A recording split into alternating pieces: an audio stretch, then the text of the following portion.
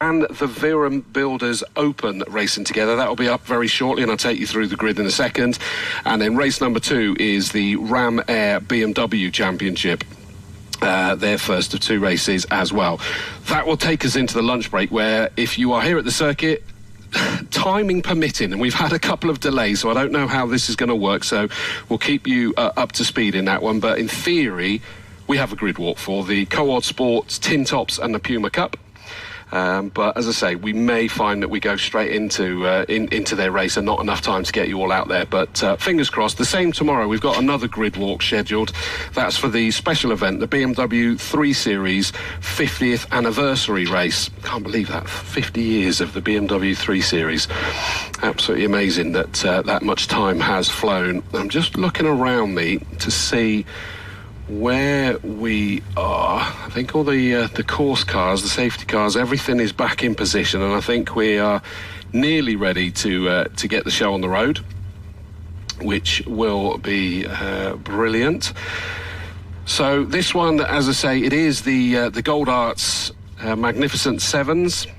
Kind of self-explanatory is that it is Caterhams. In fact, these are all exclusively Caterhams, but sometimes we have different derivatives of that out and about as well. And they're teamed up with the Virum Builders Open, which it includes some absolute monsters at times. We've got a Ginetta G50, Lotus Elise S1, but we've got a Ford Fiesta ST150, Golf GTI, but a Mark II variant, and quite an interesting one, a Volvo C30. Marcus, how many of them have you seen racing? The Volvo C30? Precisely one. I thought it might be. And it's a Ford underneath. Is it? It's got a Ford Duratec engine. It's effectively, I think, underpinned by a Focus. Okay. But Adrian Matthews has been driving it for a few years now. It's one of those ones I've always thought it's an interesting shape as well, to be honest with you. So it'll be good to see that one. Chris? I was having a chat with Adrian Matthews just before the clean-up operation, whilst the clean-up operation was going on. It's a Mazda running gear as well that is in that car. So it's a mixture of Ford, Mazda and Volvo. Oh, right, fair dues. Right, the cars have been released onto the circuit and they're going straight round on to their green flag lap because this race was due to start at 12. We're only about 9 minutes behind. So the grid is as follows. Front row, 68, Andrew Grant, and 16, Martin Ledbetter. Row 2, 42, Richard Carter, and 34, Pascal Green. Third row, 69, Stephen Collins, and 79, it will be Lou Bell at the wheel of that Lotus Elise. Row 4 is 55, Simon Lanyon behind the wheel of that car, and 5, Stephen Grove. Row 5, number 2, it will be the son, Max Petch, that will be piloting the Ginetta G50 in this race, and 28, Jack Andrews behind the wheel for this first race of their 2. 6th row, 132, Adrian Matthews, and 4, Chris Orcock. 7th row is 33, Surid Chatterjee, and 70, Trevor Harbour. 991, Darren Granger, 39, Rob Hardy in the Golf GTI on row 8. And on the 9th and final row is 37, Stephen Routledge in his Fiesta, and the 66 car of Alexander Dobrinin. Yes, he missed qualifying, Russian by origin, based in London, and he went out and qualified another couple of sessions. The session was actually stopped at one point because there was a lot of oil down, and it was the number 70, I believe, which was the Harbour car, which came back on a flatbed, having had a pool of oil underneath it at Bobby's. But it's out there, I see. I'm glad to see that. It is.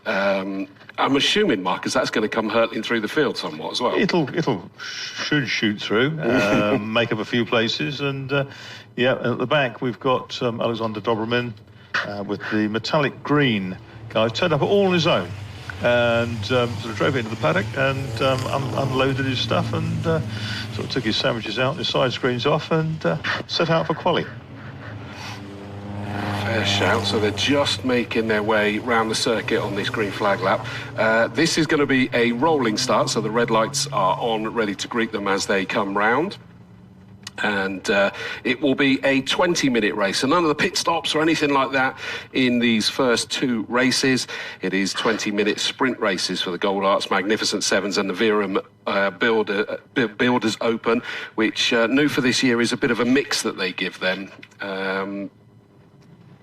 so that they mix it up during the course of this season. Here they come to Camp Corner, and it is our pole sitter Andrew Grant all on his own because Martin Ledbetter's dropped back a little bit, but the lights go out, the field are launched. Great start from 42 Richard Carter in the sort of lemonade liveried car. Started third on the grid. He's already up to second, but he couldn't get Andrew Grant. That white car with the blue stripes managed to make sure that there wasn't too much of a hole shot. Up over Avon Rise they go, and it does mean that the lead still held by a pole sitter at the moment, Andrew Grant. Yep, we're looking down there to see who appears first, and there's a whole train of Caterhams up front. It looks like Grant in the white car with the blue roll cage, who leads the way. Yep, it's the lemonade car is in second, as you say.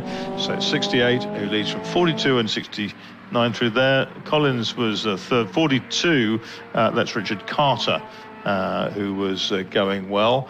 No, I think there's problems still for that Rob Harbour car, I'm afraid. Trevor Harbour car, number 70.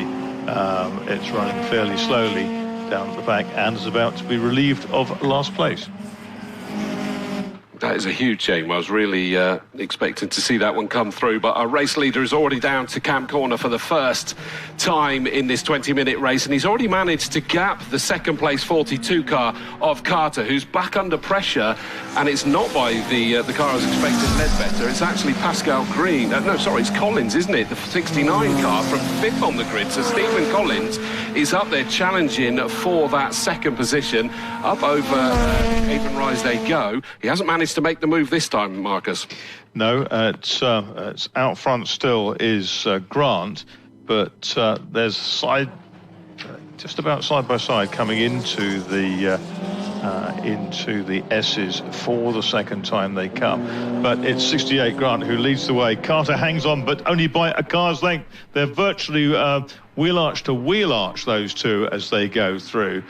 Green and Ledbetter are next up, and then first of the other side of the equation effectively is the Max Petch Ginetta, number 2, running in 6th place. So just waiting for them to come back into my views from Bobby's. Here they come, and it is still, that gap is growing. It was just over 1 second, so just outside of the DRS zone for our race leader at the moment. Grant, he's not going to be caught, but in second place it is Collins, the number 69 car from that fifth on the grid. So he's already going better than he was in qualifying, is that car. He's up into second, and he's pulled away from Carter. Ledbetter, who was second on the grid, the 16 car, drops down to fifth at the moment, with Green ahead of him, the number 34 car of Pascal Green. Yep, and now we've got that lead appears to be coming down. It was 1.3 seconds at the end of the second lap, and it's not that now, because I can see that the leader is being closed on, and it's the 69 car going really well, and that is Stephen Collins, who's on a mission, and he closes right up into the braking area for Tower Corner.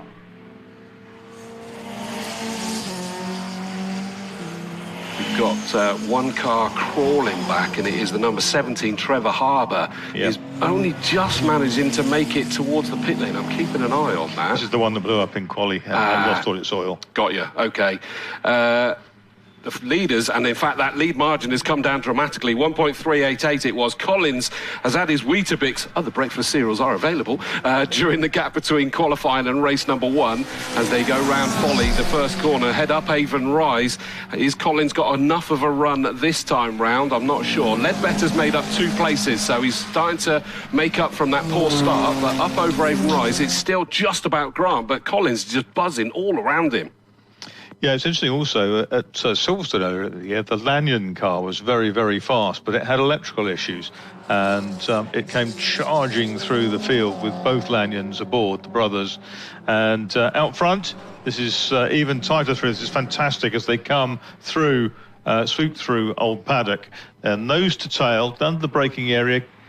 Collins brakes a little bit later. We've had one car, the black car that was running fourth, slid off onto the grass. That's Pascal Green, I think.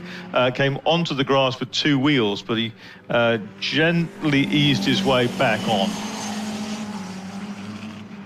was just watching. We still had the yellow flags down here as it was a struggle to get rid of Trevor Harbour's car from the pit in, which we never want to leave that in harm's way. But thankfully, the mighty Orange Army, thanks in advance for all of your hard work this weekend.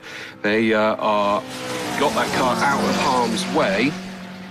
Lead 2 go through. It is the same order, but incredibly close. And we did have up into third was Ledbetter, but he's just been passed there by the sort of Lemonade 42, Richard Carter. And it looked like that car lost quite a bit of speed down the start-finish straight, but it's back up to speed again now, Marcus. Yeah, it's the resurgent Richard Carter, isn't it? And leaders now coming up to lap the tail ender, which is Doberman.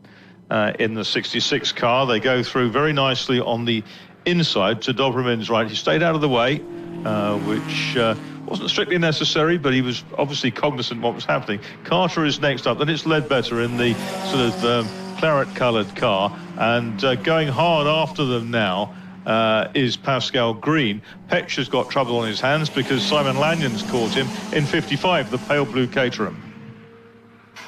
Yeah, it's chopping and changing around with this field, and we got a challenge up the inside in towards Camp Corner, and he's done it. So Collins, number 69, takes the lead on lap 5 of this 20-minute race. We've still got a lot of fight, only just under 14 minutes left to go, so most of it's still to run, but a great run through there from Collins.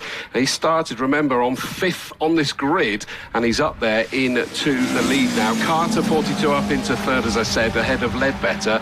Then it is Green, and then it's the first of the open cars, which is the number 2 car of Max Petch in the Ginetta G50. In a great fight, by the way, with the Lanyon car, number 55, another one of the Magnificent Sevens.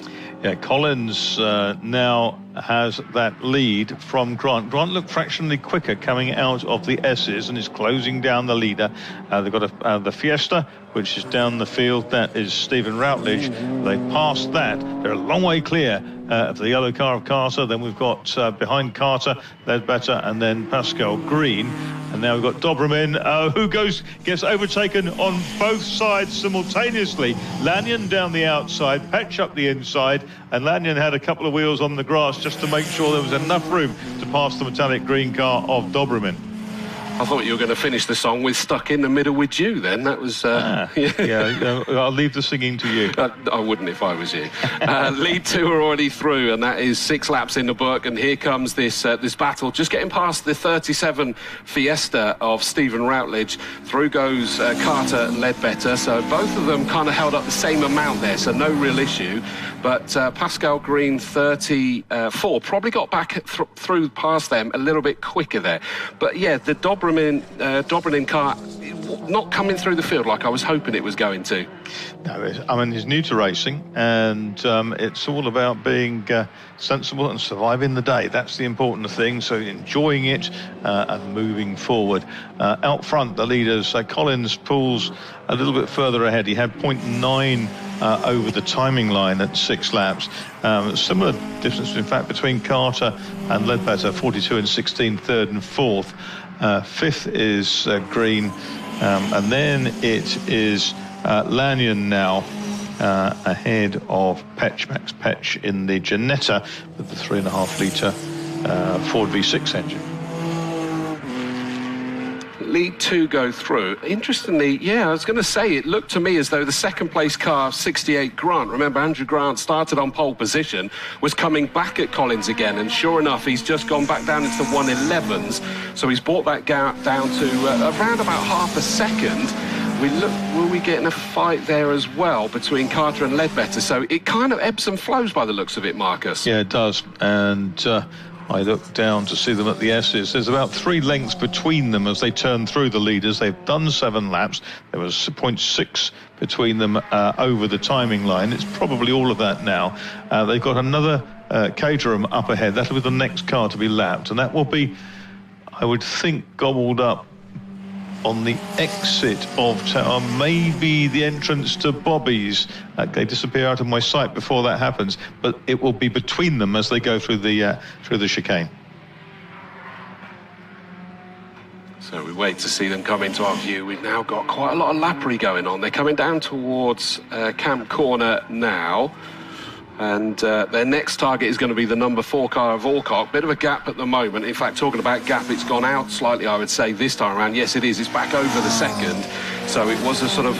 That was a slow lap, actually, for Grant. He's back in the 113s this time. Yes, that's because he was, I would think, impeded at Bobby's. Fair enough, yeah. I mean, the bank markers can't just disappear, can they? As you said, can't evaporate. Exactly right, yes.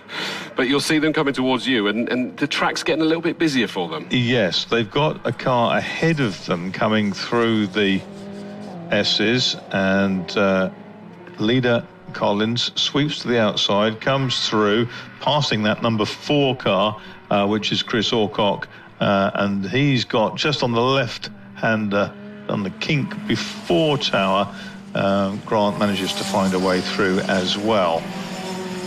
Carter is beginning to come under increasing pressure from Ledbetter, and Martin Ledbetter in the Boss Racing car number 16, closing him down. Trying to chase after them is Green. Green is being caught slowly by Simon Lanyon.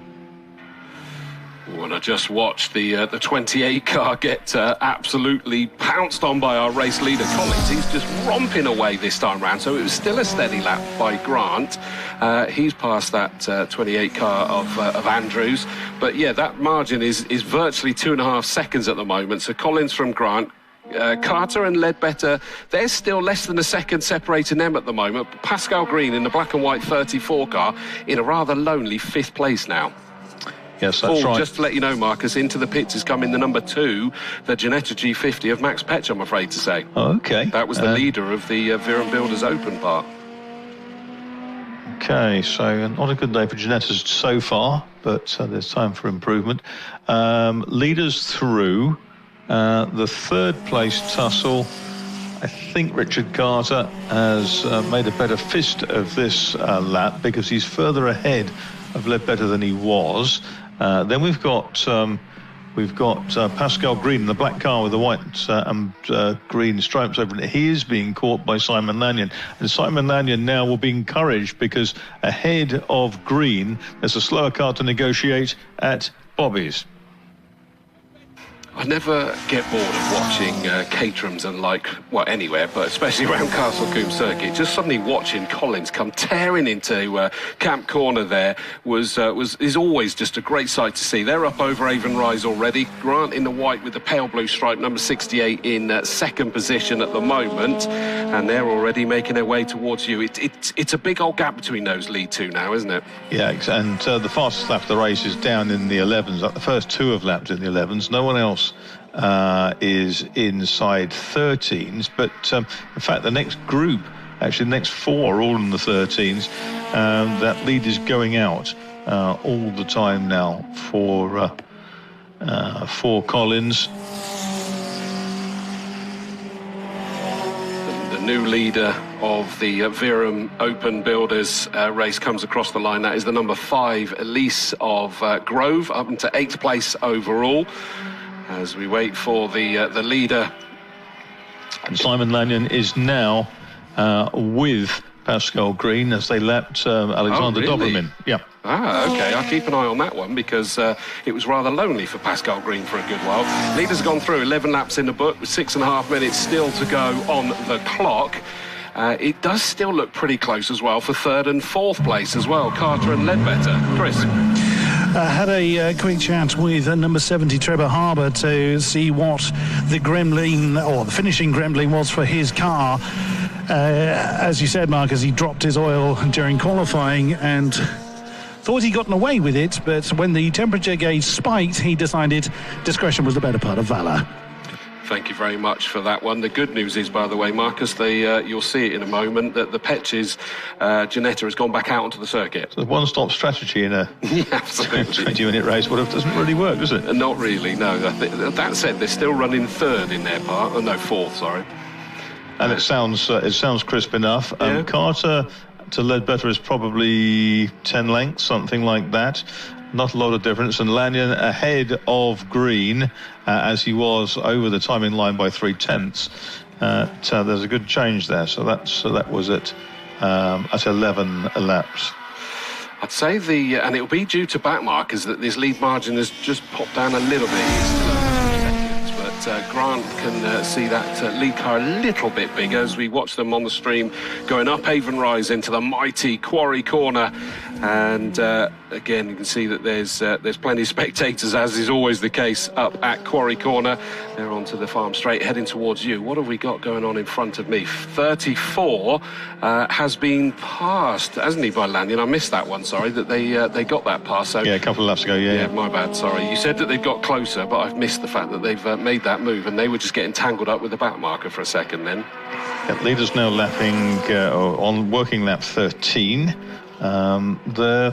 It's down to a couple of seconds, the gap at 12 laps. Where is Carter? Carter comes through now, lights ablaze. Behind him is the 16 car of Ledbetter. If anything, maybe a length or so closer this time. But the gap between them was just over a second at the timing line. Pascal Green coming back at Simon Lanyon. And a lot of these caterers in different specs. Its power to weight ratio kind of gives you the idea on a 420R or a 270R or a 310R. Lots of different varieties, but they're pretty well managed on track. Yeah, I agree. Which is great job by the Classic Sports Car Club, both in terms of how you can win the trophies, but also how we get plenty of entertainment with the fighting. Just coming round Camp Corner is this fight that you were talking about. You're absolutely right. The light turquoise 55 car of Simon Lanyon is under massive pressure from the recovering Pascal Green. Pascal started 4th on the grid, let's not forget. He's in 6th, determined to go at least one step higher. Up over Avon Rise, he's looking towards what will be the outside to do the sweep back towards the inside. Is he? In fact, I thought he was going to stay on the outside, but they were nearly side by side towards you then, Marcus. Yeah, it certainly was close. It's eased out a little bit now, and it is Lanyon who seems to be prevailing at the moment. It's good to see Rob Hardy, who's Mr. Viren Builders, out there in his VW Golf GTI. He's running 3rd in the open section. That open section currently led by Stephen Grove in the Lotus Elise S1, and in 2nd place Adrian Matthews in the Volvo. I just had a quick chat with Chris Petch down here in the pit lane to figure what is ailing the Ginetta. Answer: he doesn't know. Apparently Max thought he saw smoke. He came in, Petch Senior had a look over the car, couldn't see any cause, and on his way he went again. It doesn't look like it's at full chat. It's just about to go around Quarry Corner. It doesn't look like it's up to full speed, Marcus. You'll probably get a better idea as it starts coming towards you now. Yeah, I'll have a look. Leaders are past me for the 15th time, and they have lappery to do.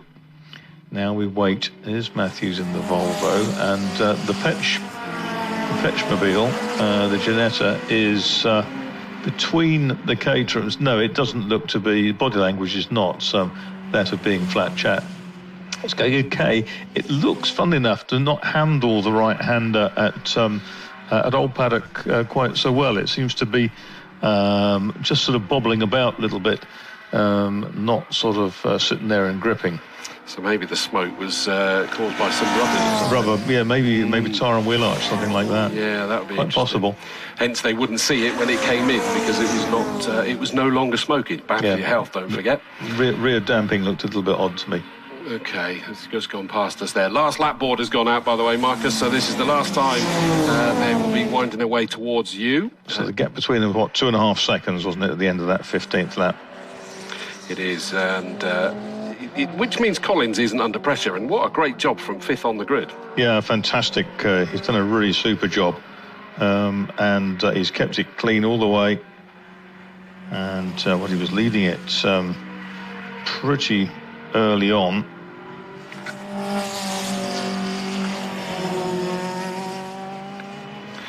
It looks like he's winding his way back towards us. It does look like he's backed off quite a bit now, because that margin, unless it's an optical illusion on the stream there, has come down. No, it definitely has come down, because he's just coasting this one home as he comes down towards Camp Corner for the final time in this 20-minute race.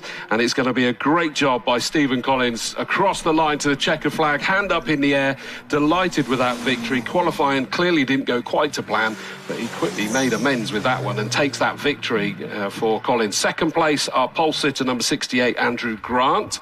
We then wait for the battle between third and fourth. They come across the line now, and it's number 42, Richard Carter, that holds on to the final step on the podium, just ahead of the number 16, the front row started Martin Ledbetter.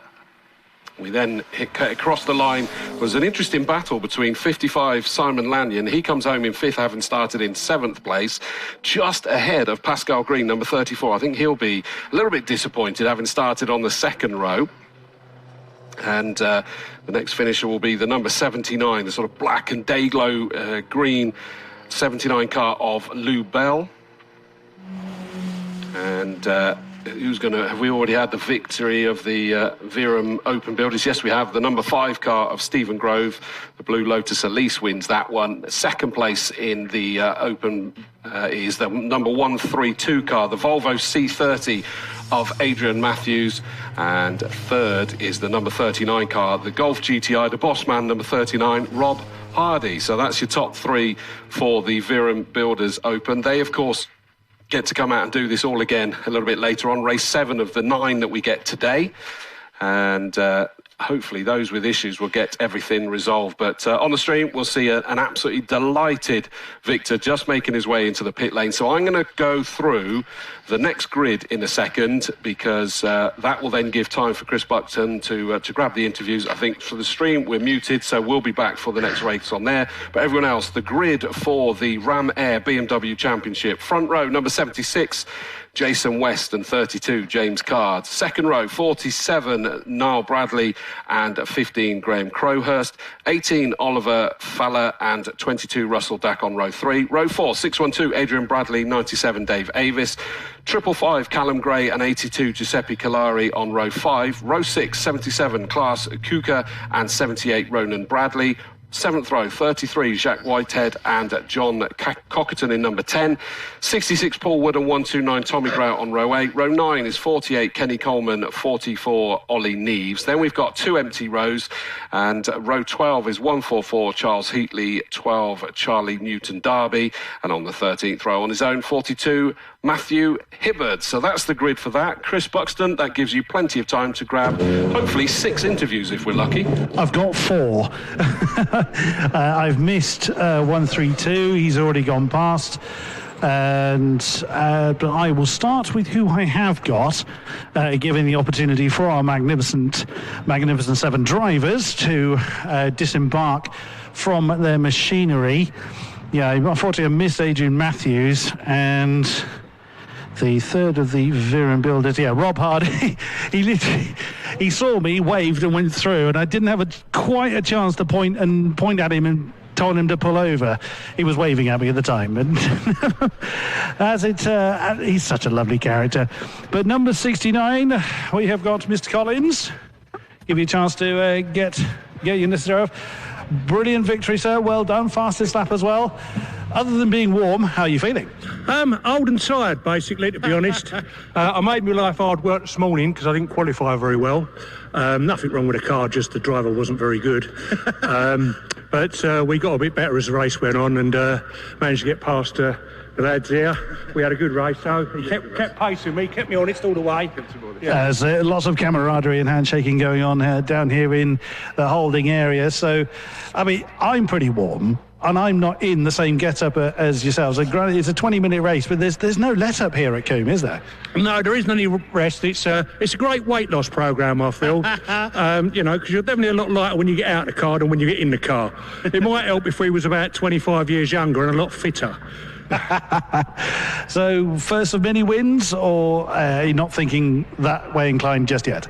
Oh, I've been racing for sort of 15 years, so I've had a few wins along the way, and not that many as yet. Not as many as I should have done, but we can always improve, can't we? Brilliant stuff. Great win. Well done, Mr. Collins. We'll let you return back to your to a drink. We will see you later on in the day. Next up is number 68. Mr. Grant, great stuff, sir. Well done. Thank you very much. How are you feeling after that? Hot and sweaty, but yeah, it's the first time here at Combe, so it's a super fast circuit and quite technical, isn't it? It is. It's quite deceptive in the sense of how much right foot you need compared to, and then suddenly braking zone then arrives upon you. Yeah, some heavy braking zones there. We had some new pads fitted for the for quali, and I had a bit of jud on them, so I was a little bit careful in the big braking zones. But yeah, no, all good. Just behind me. Excellent stuff. Well, again, I won't delay you too long because I imagine you're eager to have a drink and a rest. And we will see you later on this afternoon. Great stuff and great second place there. We've got Richard Carter also with us. He's been handed a drink. Good, another fine victory for you, sir. Yeah, thanks very much. I got a bit over-enthusiastic trying to follow these two guys on slicks and had to go straight on through the second chicane, but and then I lost touch with them. But yeah, it was a good fun race. So you've been racing Magnificent Sevens machinery for quite a number of years now. In that particular car as well, you've had for several years. No sign of changing it? No, I've had this car since about 2011, I think, and it's had a few new bits and pieces here and there, but it's still a lovely car. I love it. Wonderful. So slightly higher up the podium for next race? Let's hope so, yeah. I'm going to try and take one of these guys down. Wonderful to see you, Richard. And again, another fine podium for you, good sir. Let's have a word then with Stephen Grove in the Lotus Elise. Great, you're the Open Series victor. Brilliant. How are you feeling after that? You're somewhat red. A little bit hot. I think I'm getting too old for this and knackered. But, no, it was a good class win. A little bit of a non-eventful race for myself. The Catermans were gone, and I think there was a good gap behind me for second place. But we was a bit worried about the car, me and my son, this morning, so we couldn't get any temperature in the tyres. But I think it's a case of, obviously, he was out in qualifying at 8:30.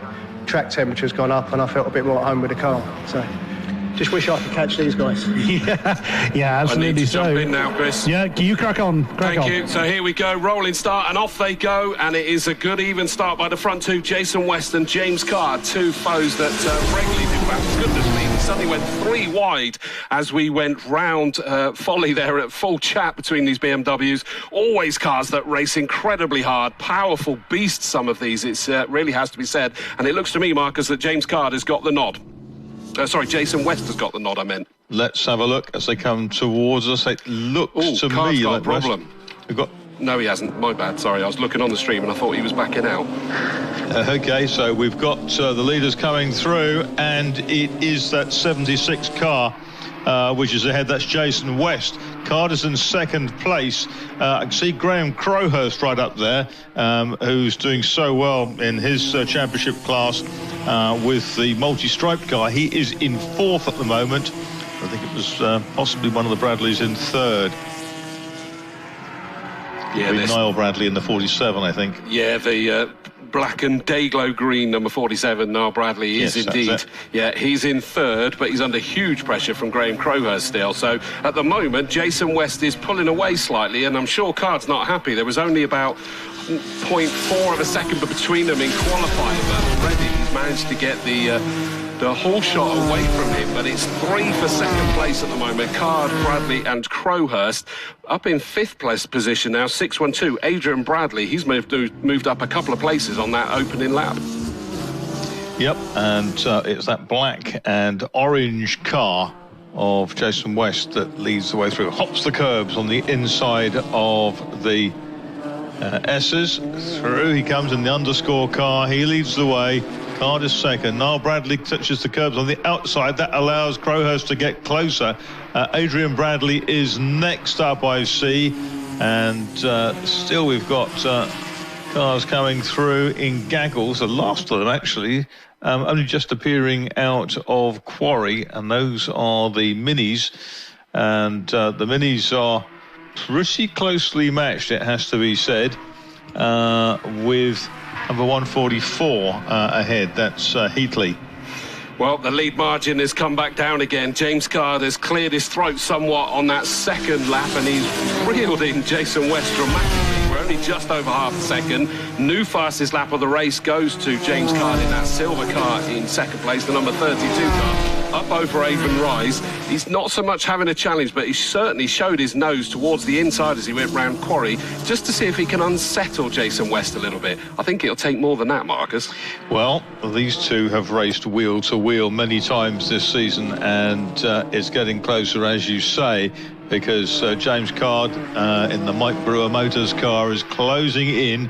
Bradley is third. The Bradley's third and fifth, in fact, with Crowhurst in the middle, who continues to lead his class, which is Class B. That's them chasing through. 33's a very vivid car. I don't remember seeing that one before. That is Jacques Whitehead in the Team Gamma BMR car. And the minis are closing up. They're getting all bit rather tighter as the three of them scuttled through the S's and out towards Old Paddock. It's 144 from 12 from 32. Heatley, Newton Derby and Hibbard.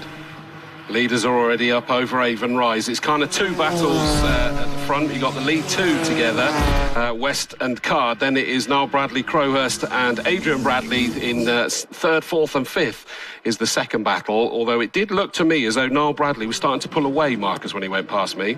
Yes, that was reflected in the last lap through here. And in fact, if anything, he got a little bit closer to James Card in second place. There's a gap back then, quite a long gap back to number 18, which is Oliver Fowler.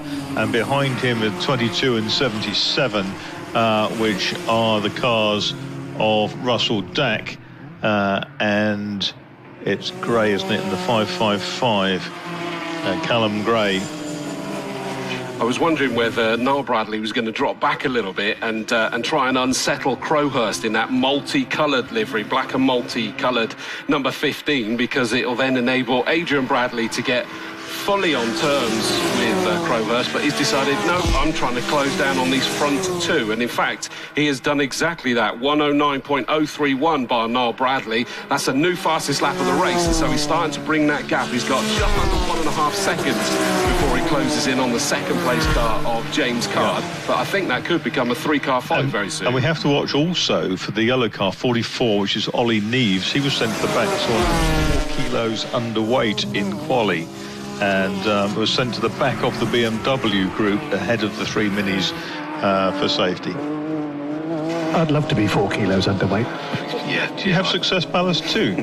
Just a lack of success to slow for it, yes, like the rest of us. Yes, it's somewhat unloading the ballast that has been my problem. It's getting closer up front. The first 3 much tighter this time round into your side, Chris.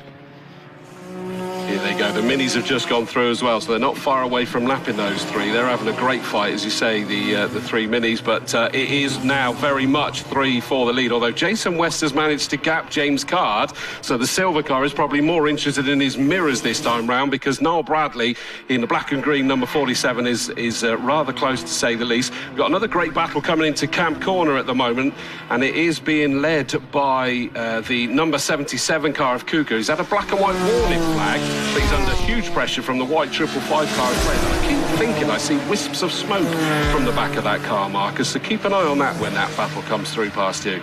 Okay, and the leader has made a little bit of an escape, but only a couple of lengths, and Card now under immense pressure from Niall Bradley, who looks down the outside going into Tower. He's not going to make it down there, but he's certainly close enough to, if he hangs back a little bit, gets a run out of Bobby's, that might be a different story. 77 I see is Klaus Kuiker, the Dutchman, having a tussle with 555, which is Callum Gray, sometime Jaguar E-Type racer, and 97, which is the very pretty car of Dave Avis. Well, in fact, the challenge is being done through the S's, and it suddenly forced Kuka to go across the grass. There was no space left, as that was a pinch point through that chicane, and it means that the 555 car of Gray did make it through. And all that came, I did see it on the stream, that just getting slightly out of shape was Kuka, coming out of Quarry Corner, and it left him vulnerable all the way from there. Some big,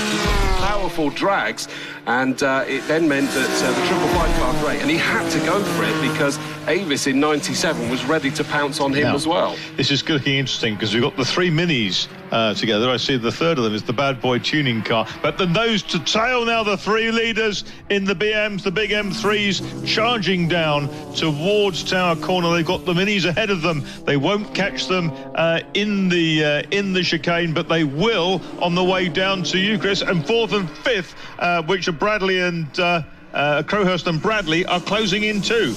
Yeah, we're not watching that battle on the stream at the moment, but I can tell you it is incredibly fraught trying to get past these minis. They come down towards Camp Corner now. James Card has got the lead. Jason West is down to fourth place, so he's lost out dramatically. So Jason West is down to, in fact, is that fifth has he gone to? He has, he's down to fifth place because it is now Card in the lead. Noel Bradley, 47, up into second. Crowhurst, number 15, in third. 612, Adrian Bradley in fourth. And Jason West clearly got massively compromised in that lappery that went on. Wow, that was heart in the mouth stuff, Marcus. And that would have been Bobby's then, I guess. Maybe he tried to lunge past the minis and found that 4 into 1 didn't really go.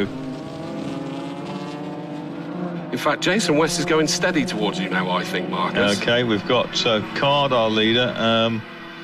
Where is West? Yes, West drops a long way back. Has he picked up a puncture or something?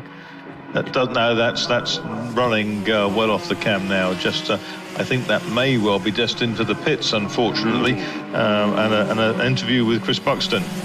Yeah, that is a shame. I don't know whether that's contact that's caused the issue. He certainly fell to the back, but he looked like he was still on the pace, but definitely isn't anymore. So James Card, number 32, comes towards Camp Corner in the lead, but he can't rest because Noel Bradley, number 47, is still with him. Tiny gap, then it's 15, Crowhurst, and Adrian Bradley, 612, sat there.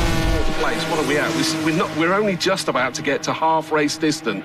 8 laps done in these very powerful BMWs. They're always immaculately presented and sound so good. Jason West is indeed into the pits as we suspected, Marcus.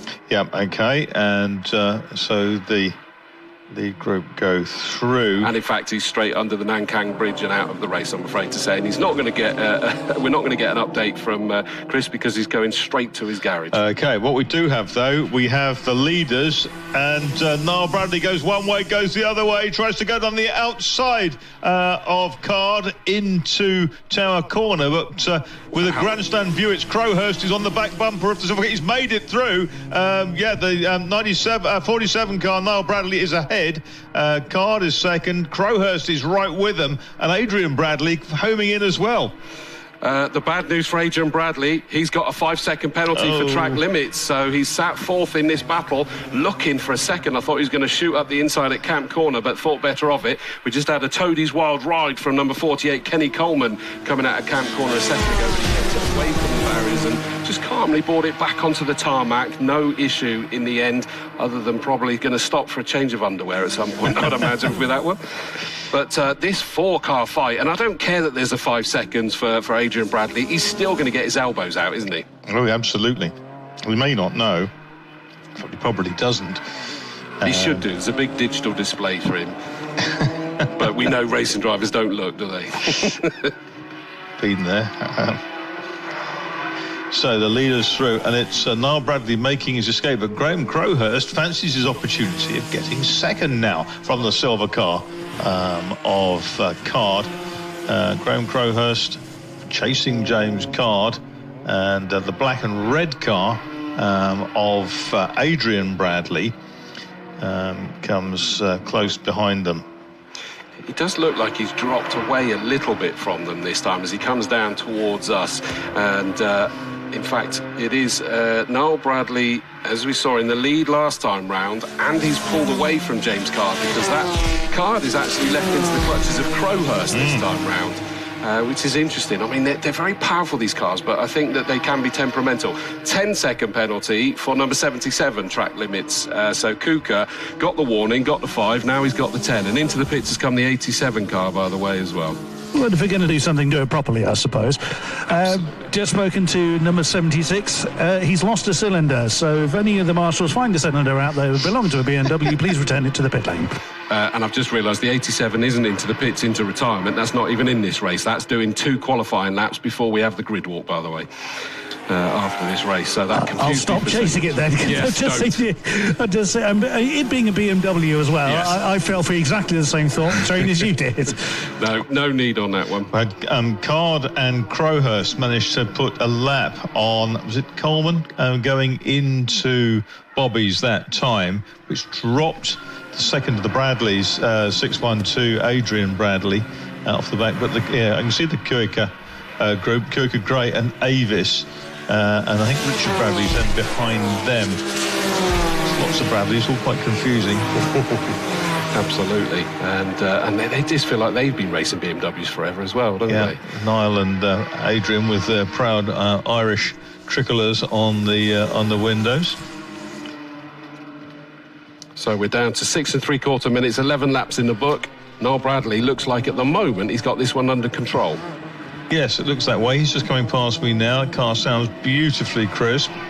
And there we've got 32 and 15. That's Card and Crowhurst being hounded by Adrian Bradley.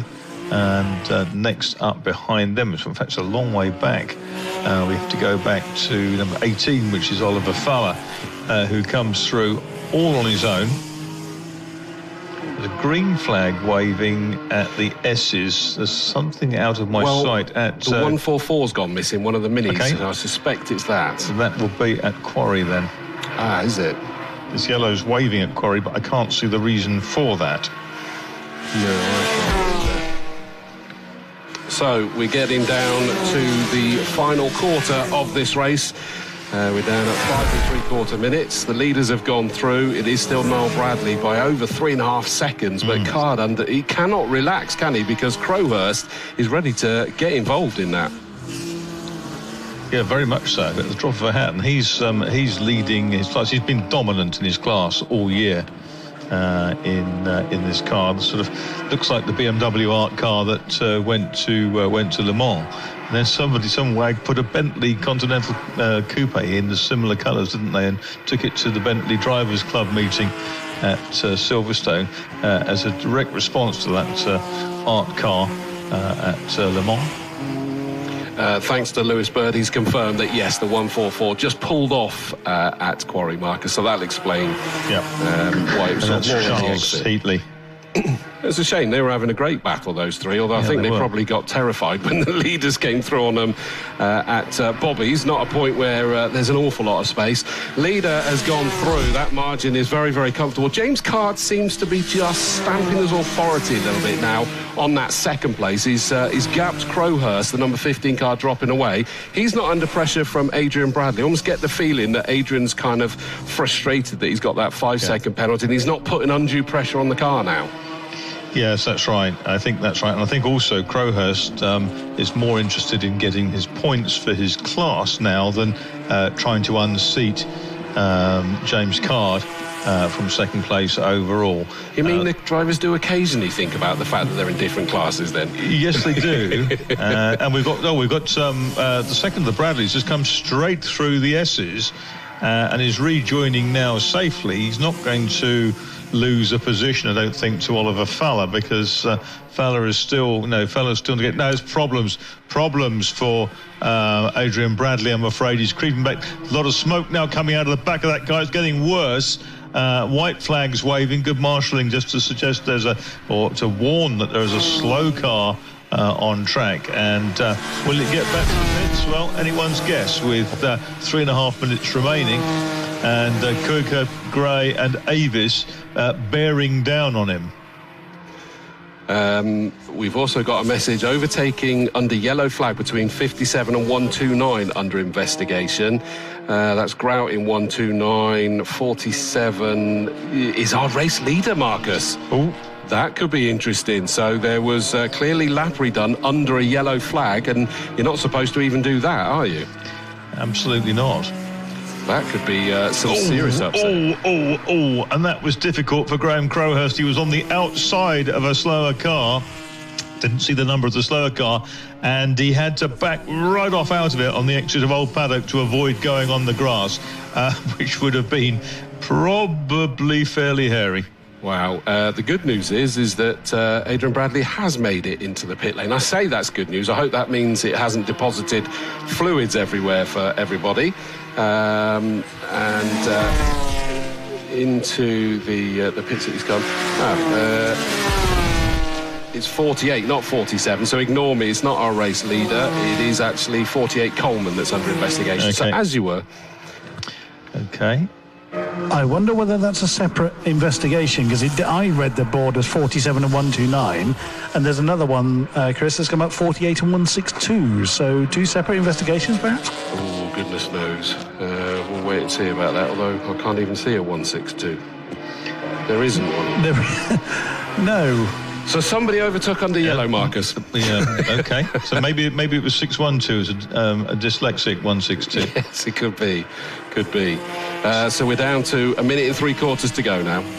It was a 10 car that was involved in that thing with Graham Crowhurst. 10 was on his line, and Crowhurst came out the outside and found that the gap he was hoping to go through wasn't there any longer. Our race leader's coming down towards Camp Corner, just putting a lap on one of the back markers. No problems there. Through he goes. Can also confirm that Russell Dack in the 22 followed Adrian Bradley out into the pit lane and out into the paddock. I thought I saw that it was Dack that's gone in. He was looking a little bit quicker down that pit lane, but yeah, he went straight under the bridge as well. Ollie Neves has made it up into 8th place, and he's very close to catching Dave Avis in 97. Kuika, I think you said, had does he have a penalty? 10 seconds, yeah. 10-second penalty, which is going to drop him well down. Yes, hanging over him like a sword of Damocles. The leader goes through, got a good lead, and a couple of cars of cushion to Card. That's on lap 17. Crowhurst is still in 3rd place. And then it's a long gap back to 18, which is Oliver Fowler. Our race leader's coming down towards Camp Corner. He's going to get the last lap board this time round. So here he comes. The 47 car, Niall Bradley, started 3rd on the grid, fought his way through, pushed people into mistakes and all those kind of things. James Card is stuck in the middle of a couple of back markers, but he's under no pressure from progress anymore. And I agree. I think that there is common sense has prevailed in keep the points ticking over. Unlike the other things with Classic Sports Car Club, traditionally is series. This is one of the championships, isn't it? Yeah, it's Matthew Hibbard in the Bad Boy Tuning Mini that leads that triumvirate, isn't it? Now he is in 16th overall, kind of a 42. There we go, 47th then through for the last time, 18th lap. And it's been a great performance from Niall Bradley in terms of pace. We have 2nd place Card in 32, 3rd Crowhurst, the class leader, championship leader in that 15 car, the stripy BM. And we're waiting for Oliver Fowler. I've got to say, Marcus, Ollie Neves has just made up 2 places on that last lap. One of them was brilliantly done on the last corner, Camp Corner. Here comes the checkered flag for our race leader. Niall Bradley takes the win, number 47. Ollie Neves, as I say, into Camp Corner, threw it up the inside, up into 5th place he goes now. James Card finishes in 2nd ahead of the number 15 car of Graham Crowhurst. Then we wait for the number 18 car of Fowler, because the Kuka car has now had the penalty applied, drops down at the moment to 10th place. Crikey. Yeah, it's a big hit, isn't it? So Neves got past Avis and Graham pretty short order, and he's now up into 5th from the very back of the grid. Just waiting for the number 18 car. Across he comes, the grey and black number 18 takes 4th position, runner-up in Class B. then it's going to be Ollie Neves. Here he comes. Great job from the back of the BMW's grid, and he comes home in 5th place, which gives him 3rd place in Class B. So a great job on points as well. 5th, 555 Gray in 6th position, runner-up in Class A. 7th is 97 Avis. 8th, number 78, which is Ronan Bradley. Waiting for the number 82 car to come across the line. Oh, our race leader's going to get a wrap knuckles because he's taken the checker flag for the 2nd time. So they normally get called up to race control and get a wrap knuckles for that one, but we'll leave that to those guys to sort out. 82, Giuseppe Calari in 9th position, runner-up in Class N. 10th, number 77, Kuka, even after the penalty, still takes 3rd place in Class N. 66, Wood in 11th and 3rd place in Class A. Whitehead in 33. 10 Cockerton, 48 Coleman, 129 Grout, and then the winner of the minis, the R53s, is number 42 Hibbard in 16th overall. 17th and runner-up in the minis class is number 12 Newton Darby, and he was the last of the finishers. I bet Ollie Neves is ruining that 4 kilos light at scrutineering this morning post-quali because, he was obviously delayed coming through the field. He's finished, 49 seconds off the lead, but I bet 3/4 of that was picking his way through the pack.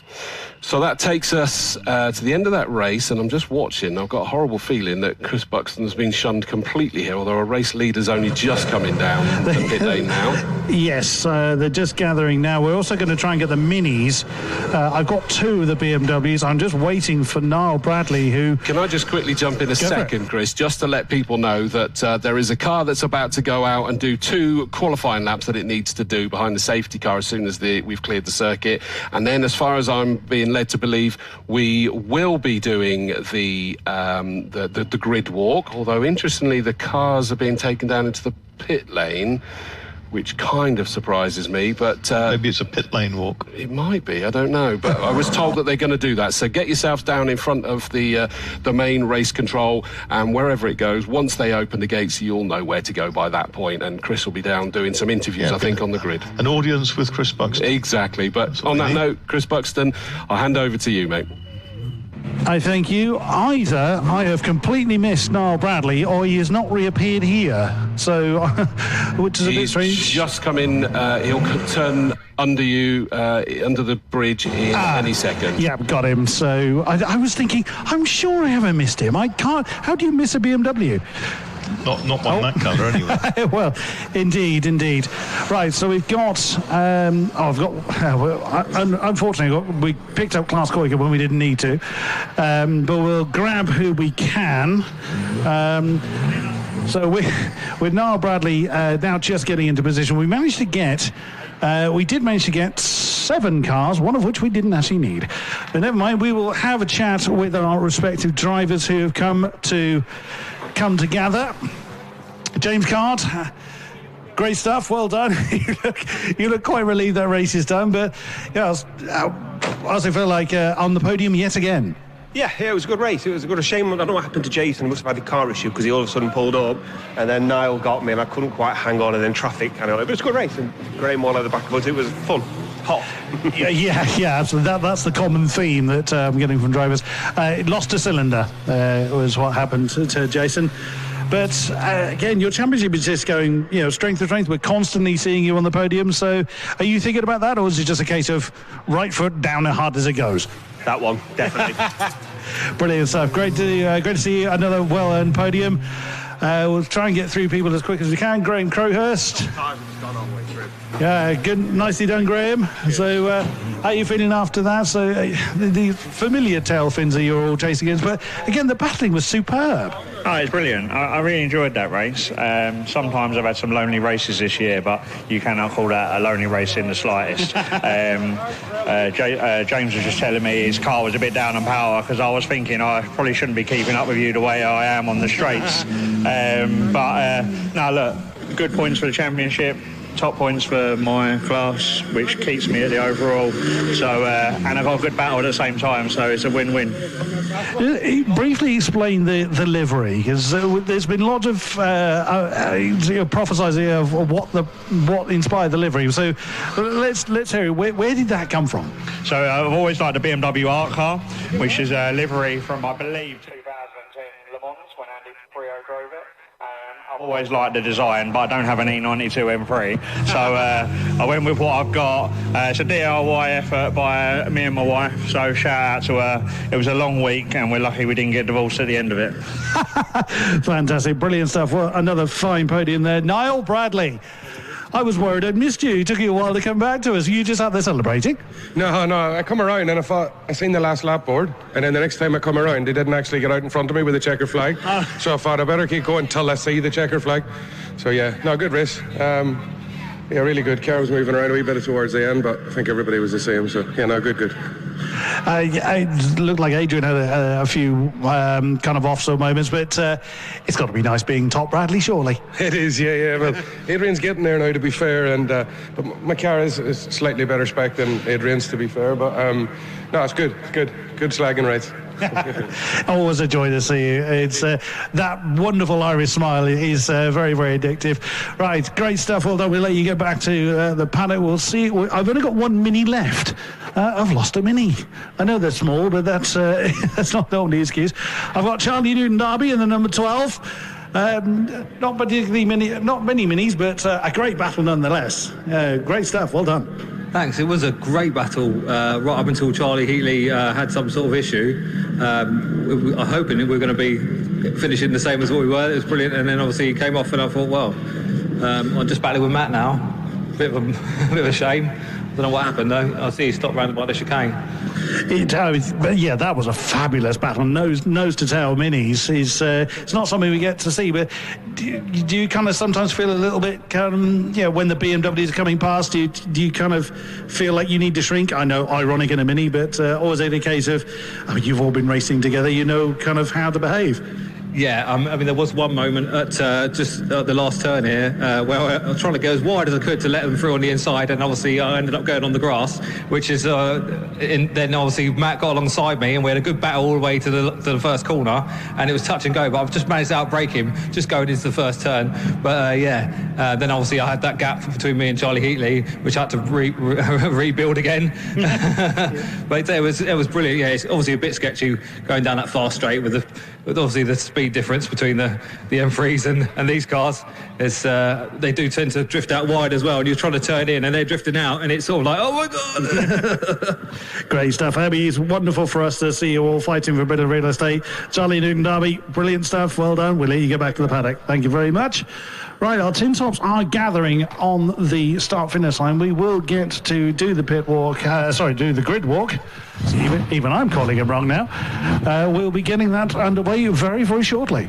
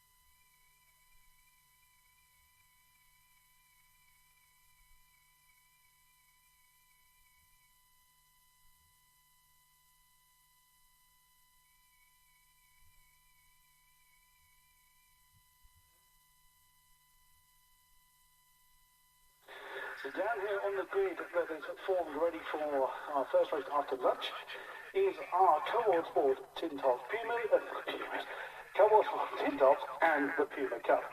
Cars, one of the biggest grids that we see here in the Classic Sports Car Club, and I must admit I am somewhat partial to this particular category, but you might hear me say that about various categories in the club. I absolutely love all of them. So on the front row are two familiar faces, or two familiar cars if you like. The number 86 Honda Integra of Danny Cassar, that is being shared by car owner Nigel Ainge, and the Ford Fiesta of Adam Brown. Now, I see Danny Cassar. Let us go and pester him. I don't often get this opportunity to actually do the grid walk and pester drivers when they can't run off. Usually I get the treatment of people see the media tabloid and absolutely leg it. But let's have a bit of a chat with, I know Danny, I know. Danny Cassar, regular peddler of this car and the 2.4 litre one that we've seen already today. Car behaving yourself, you put it on board again.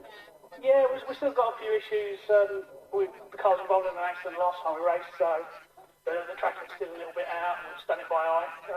But yeah, the car's always quick, it's just the finer details at this point. So you were explaining earlier the differences between this one and the 2.4 litre New Millennium spec version. So for those listening, it's kind of detail the difference between the 2 litre tin top version and the 2.4 litre New Millennium spec one. Yeah, I suppose the easiest way to describe it is one's digital, one's analog. This car is the analog car. You have to use the gearbox properly, you have to change gear, it's a proper 2 litre. The other car is bigger tyres, paddle shift gearbox, more power, more everything. Absolutely fantastic. So you're a regular up towards the top, so you've got a 30-second penalty to serve in the pit stop as a result of that. What runs through your mind when you're in that pit stop? Or is it the same thoughts and processes you go through whether you have a penalty or not? Well, for me, it's just, I just want to get in the car and get cracking, because the beauty of our system with the penalties is the race isn't over, and you have to get in the car and push. Once you can get to the front, if you can get to the front, then you can probably ease off a little bit, but it's always a fight, which makes it interesting. If you get to the front, the modesty for you. Lovely to see you as always, Danny, and we look forward to seeing you in Winners Row. So, wow, there's a lot of people. So there's great opportunity here, ladies and gentlemen, to come and stand on the grid, get up and close and personal. We're seeing lots of people having their photos taken with these cars, with the drivers. Absolutely wonderful stuff. It's great to see members of the public of all ages and families getting involved. It is great to see. Who can I find to pester? Again, the microphone of a tabard tends to make people scatter. It must be like I said something wrong. So we can, like I say, we've got 2 categories on the grid. We have our Puma Cup, which doesn't have too many participants within, but it does tend to join our Cohort Sport Tin Top participants on a fairly regular basis. The Puma Cup is sort of more designed as a cost-effective method of racing, so they can be really, good fun, a good introduction to motorsport in a number of ways. One drive that I will try and barge my way into to see if I can get a few words is the Colin and Steve Simpson driven number 62, the Peugeot 206. So we do see regular families racing in the sports car. Father and sons, occasionally father and daughter. Colin's had a look over at me. He's seen the microphone and he wants to carry on his conversation. Terrible. Sorry, Toby and Lisa. Might I butt in for a moment? I know that I know if I point the microphone at you, Lisa, you are going to run. So thank you very much. Colin, lovely to see you. Oh, wow, what a performance on the second row. Well, second row mainly down to Steve. My pace is not quite as good as his, but we'll do what we can and see how we get on. Modest, I am sure. You and your son have been peddling this for quite a while. Tell us what it's like, from running the Peugeot, but also from a sort of parental standpoint. There's going to be an element of kind of almost fear and pride when your son's in the car. Well, certainly in his earlier days, it was quite a steep learning curve, but now obviously he's more probably experienced than me and definitely quicker, and he's giving me pointers now rather than the other way around that it was years ago. So the student has become the master in that sense. Yeah, there was a real sort of thing, that steep learning curve is parental code for, there was a fair amount of clenching going on. It was quite challenging at sometimes. We started on track day and we got 2 seats in it, and you're going, oh, break, now. So yeah, learning curve for everybody. Wonderful. Well, best of luck, Colin. It's, since Junior seems to have disappeared, so... I have that effect on people, it's amazing. Wonderful, thank you, Colin. Let's see who else was a pest. I won't try and speak to everybody, because again, not everybody is here currently. So let's see who else we can find. There are several drivers I particularly want to speak to. One of which is John Baker, who is a little bit further down the grid in his number 810 car. And the reason why I want to speak to John is he is also one of our driver representatives. So those that are interested in becoming involved in the club from a driver standpoint, every category has a driver representative. So a nominated person to speak to, gain information, gain guidance, etc. So you're not just thrown to the wolves to kind of figure it out for yourself. Every category has a driver representative. And John Baker is one of our driver reps. So he's currently actually having to explain part of his car to bystanders that are, getting involved is wonderful to see again. And causing people to scatter, don't worry, I'm not pointing the microphone at you. Try and be the moment where John is coming to the end. Actually, what I'll do, I'll come back to John, because, again, we're in amongst our Pumas now. I can try to find some of our Puma drivers, which is also a bit of a challenge, because not everybody is by their cars at this point. It's wonderful to see so many people. I'm loving this, that, there's so many people taking in interest in these cars and these drivers. Always good to see. One of the crew, I spotted this earlier, one of the crew from John Glover has got the most amazing oversized cap. Isn't it? Amazing to look at. I absolutely love that. Who else can we find? Let's see if John has finished his conversation. He hasn't, as it turns out. I know what we'll do. We will speak to a car who I think is a little bit out of position. That will be Stephen Routledge. This is Odell on the Fiesta. Let's see if Steve wants to have Mr. Routledge, you having a quick chat? We usually think you're a little bit further up the field in this. Do you have a bit of a trouble in calling? No, well, I've not been to this track for 10 years, actually, so I'm trying to learn it again. It's still in the same position as yesterday. That is true. Maybe I'm not after 10 years. Now, your car's been looked after by the Odell Motorsport team for quite a number of years. So, again, sort of explaining to the listeners about different ways of going motorsport. Now, not everybody kind of maintains their own vehicles, whether yours is dealt with by Odell. What is that like from a consumer perspective? Well, it's really good. In fact, when I wanted to get a Fiesta, I went to one of your events and saw that Odell had quite a few Fiestas out, so I thought, well, why not have a chat with him? It'd be fabulous, really, and he knows the car, so it's really good, very supportive. And I can just arrive and drive, which is obviously a lazy man's way to do it, but it is really nice. It's very good. Wonderful. So yes, as you say, you turn up, you break it, you give it back, and it's unbroken again. Exactly. Yeah, so it's good. It's the way to do it. If you can do it that way, yeah. Of course. Now again, you've been driving this particular Fiesta for some years now. Yeah. Probably for about 4 or 5 years. But they're absolutely fabulous cars. It's really good, lovely chassis, and you can see there's 2 right in front. So if you do more work on the engine and be a better driver than me, you can really be front running. So. Far too modest, sir. Far too modest. Well, best of luck, Stephen. It's wonderful to speak to you. Thank you for taking the time to have a chat to us. Oh, would you believe it? John Baker has been found by Toby Harris and Lisa Selby, who we actually see out in our Turbo Tin Tops category, but are also very, very heavily involved behind the scenes.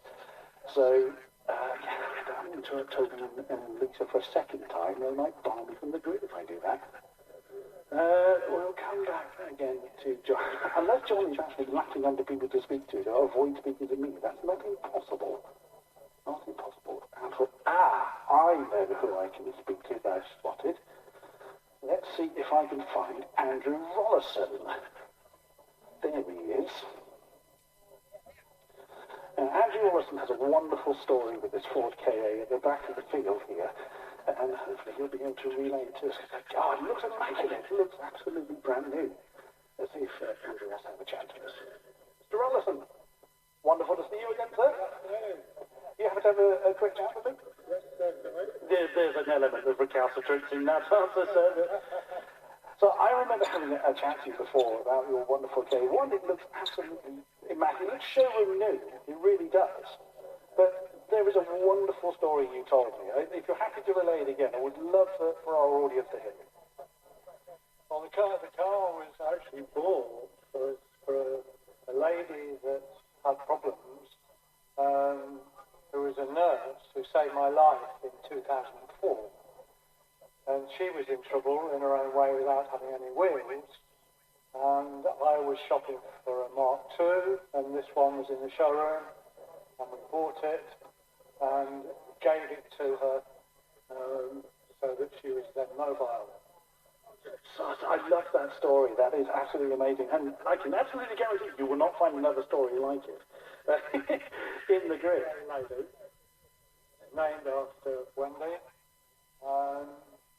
And on my 70th birthday, she gave it back to me because she was now back on her feet, because it was delivering more power than the Enduro engine did, because it's an 8-valve overhead crank. Amazing stuff. Now, you also drive a Ford Lotus Cortina, and you'll be racing, you've also raced a Ford Puma in the past. So, what is something like this, was obviously a little bit newer than the Lotus Cortina was. What is this in comparison to the Lotus Cortina? I can't imagine there's any comparison other than they both have 4 wheels. Well, the KA is special. It's been totally developed independently because you can't go and buy bits for it. The Lotus Cortina is a different story, really. I competed in one in 1966. Quite successfully sprinting and hill climbing it. I then went off racing minis and Group 2 escorts, but never forgot the Mark 1 Cortina. I had the opportunity. I've got a road Cortina at home that was an original, and we were offered the Red Lotus Cortina that I'm now racing. Ex-Gold Cup winner in 2018, and hence the reason it's now on the circuit. It's a wonderful car to look at, both the Cortina, but particularly the 4K. It is wonderful to see you once again on track. Andrew Rollison, thank you very much for your time, good sir. And yes, long may you continue to spin your wheels, sir. Absolutely amazing story. I remember Andrew telling me that before, and it's a fascinating story. I'm glad I've had the opportunity to get that. Right, I'm going to try and doorstep John Bates now. John! Gotcha! This is the third time I've tried to speak to you. Always wonderful to see you. Wonderful to see you. Now, they're beginning to clear the grid, so I don't have particularly long to say. But one, I always come and speak to you because you're a wonderful, wonderful man. I'm glad to see the Satsuma is back on his wheels. Tell us a little bit about the Clio. Right, the Clio we bought in 2019. It was bought as a Welsh racing car. We've then basically built it up over the last 5-6 years. We now have a car that is fun to drive. It is a lot quicker than I am. But, you know, we've done our personal best in qualifying, so which was a 122.9, fastest I've ever gone around here. So if we can creep that up a little bit in the race, and then by the time we get to the sprint race, hopefully we can be down into the 121s. That's where we want to be today. Oh, brilliant stuff. And now, also, you are one of our driver representatives. So, for those a little bit less familiar with the kind of format of how the club is structured, let's go through what duties it is you have as a driver rep. Right, well, basically, we look after all of the drivers. So, like Stuart would look after all of us drivers. So, what we do is we make sure that any new drivers sort of know where they've got to be, briefings, time, things like that. No, they've got to do scrutiny and make sure they're all signed on, and then we're all part of the committee, and then if there's stuff that we need to discuss with the best of the good of the club, we then sort of discuss it at committee meetings and relay that to all the drivers. Wonderful stuff. I fear I may be scooted off the grid. John, always a pleasure to see you, and we appreciate your effort nonetheless. Right, the grid is being cleared of personnel. Being that I'm not a driver, I fear I may get shuffled off the grid as well. Let me just double check that. David Smitherin, that is one of the directors of the club, coming down, making sure that people are in place, or in the correct place. Yeah, I feel I am going to be shuffled off. So it's wonderful to get a chance to speak to our drivers, and thank everybody that has come down to the grid to be involved in meeting the drivers and having the photos taken. Thank you very much to everybody that has come onto the grid, and we will get racing going back underway with our Cobalt Sport Tin Tops and Puma Cup competitors.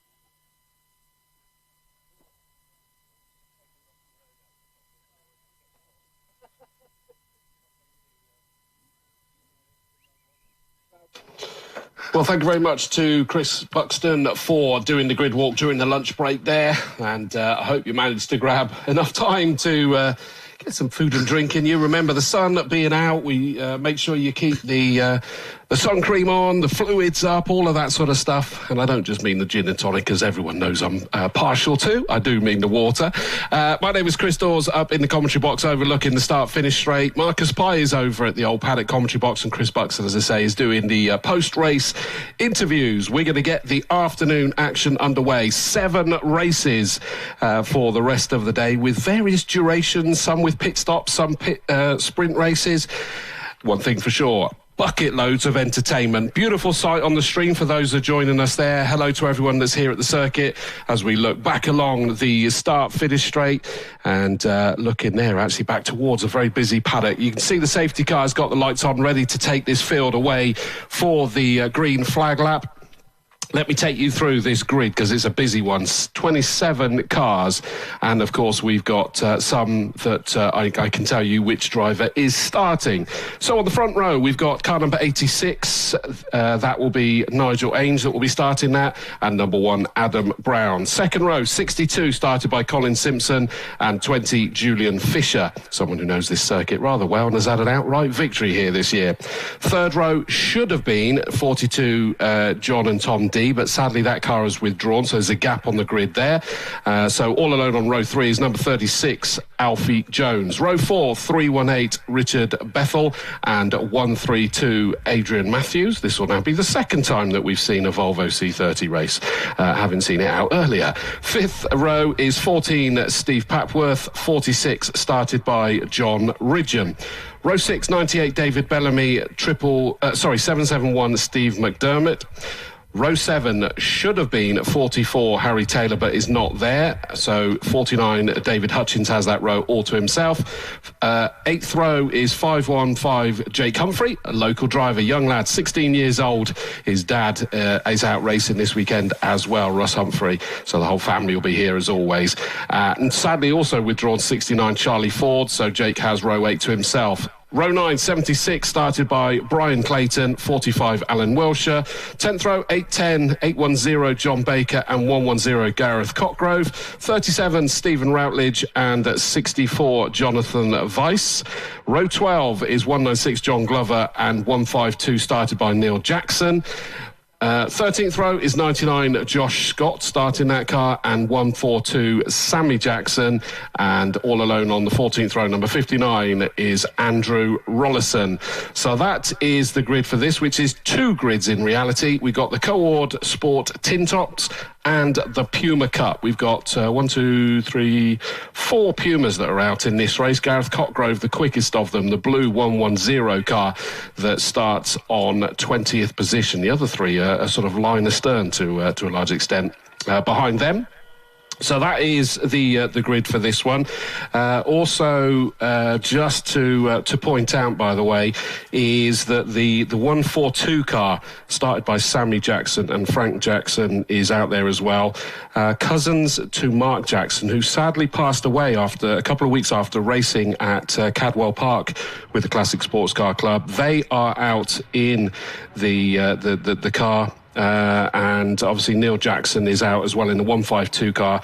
They've got a green 142, I believe, on that car just to commemorate, celebrate Mark Jackson, and the family told us absolutely happy to share that information. Not happy, but it's good message to share, because this is where they know he was very, very happy. So sympathies to the entire family, and a lovely touch that the family are out there still waving that flag.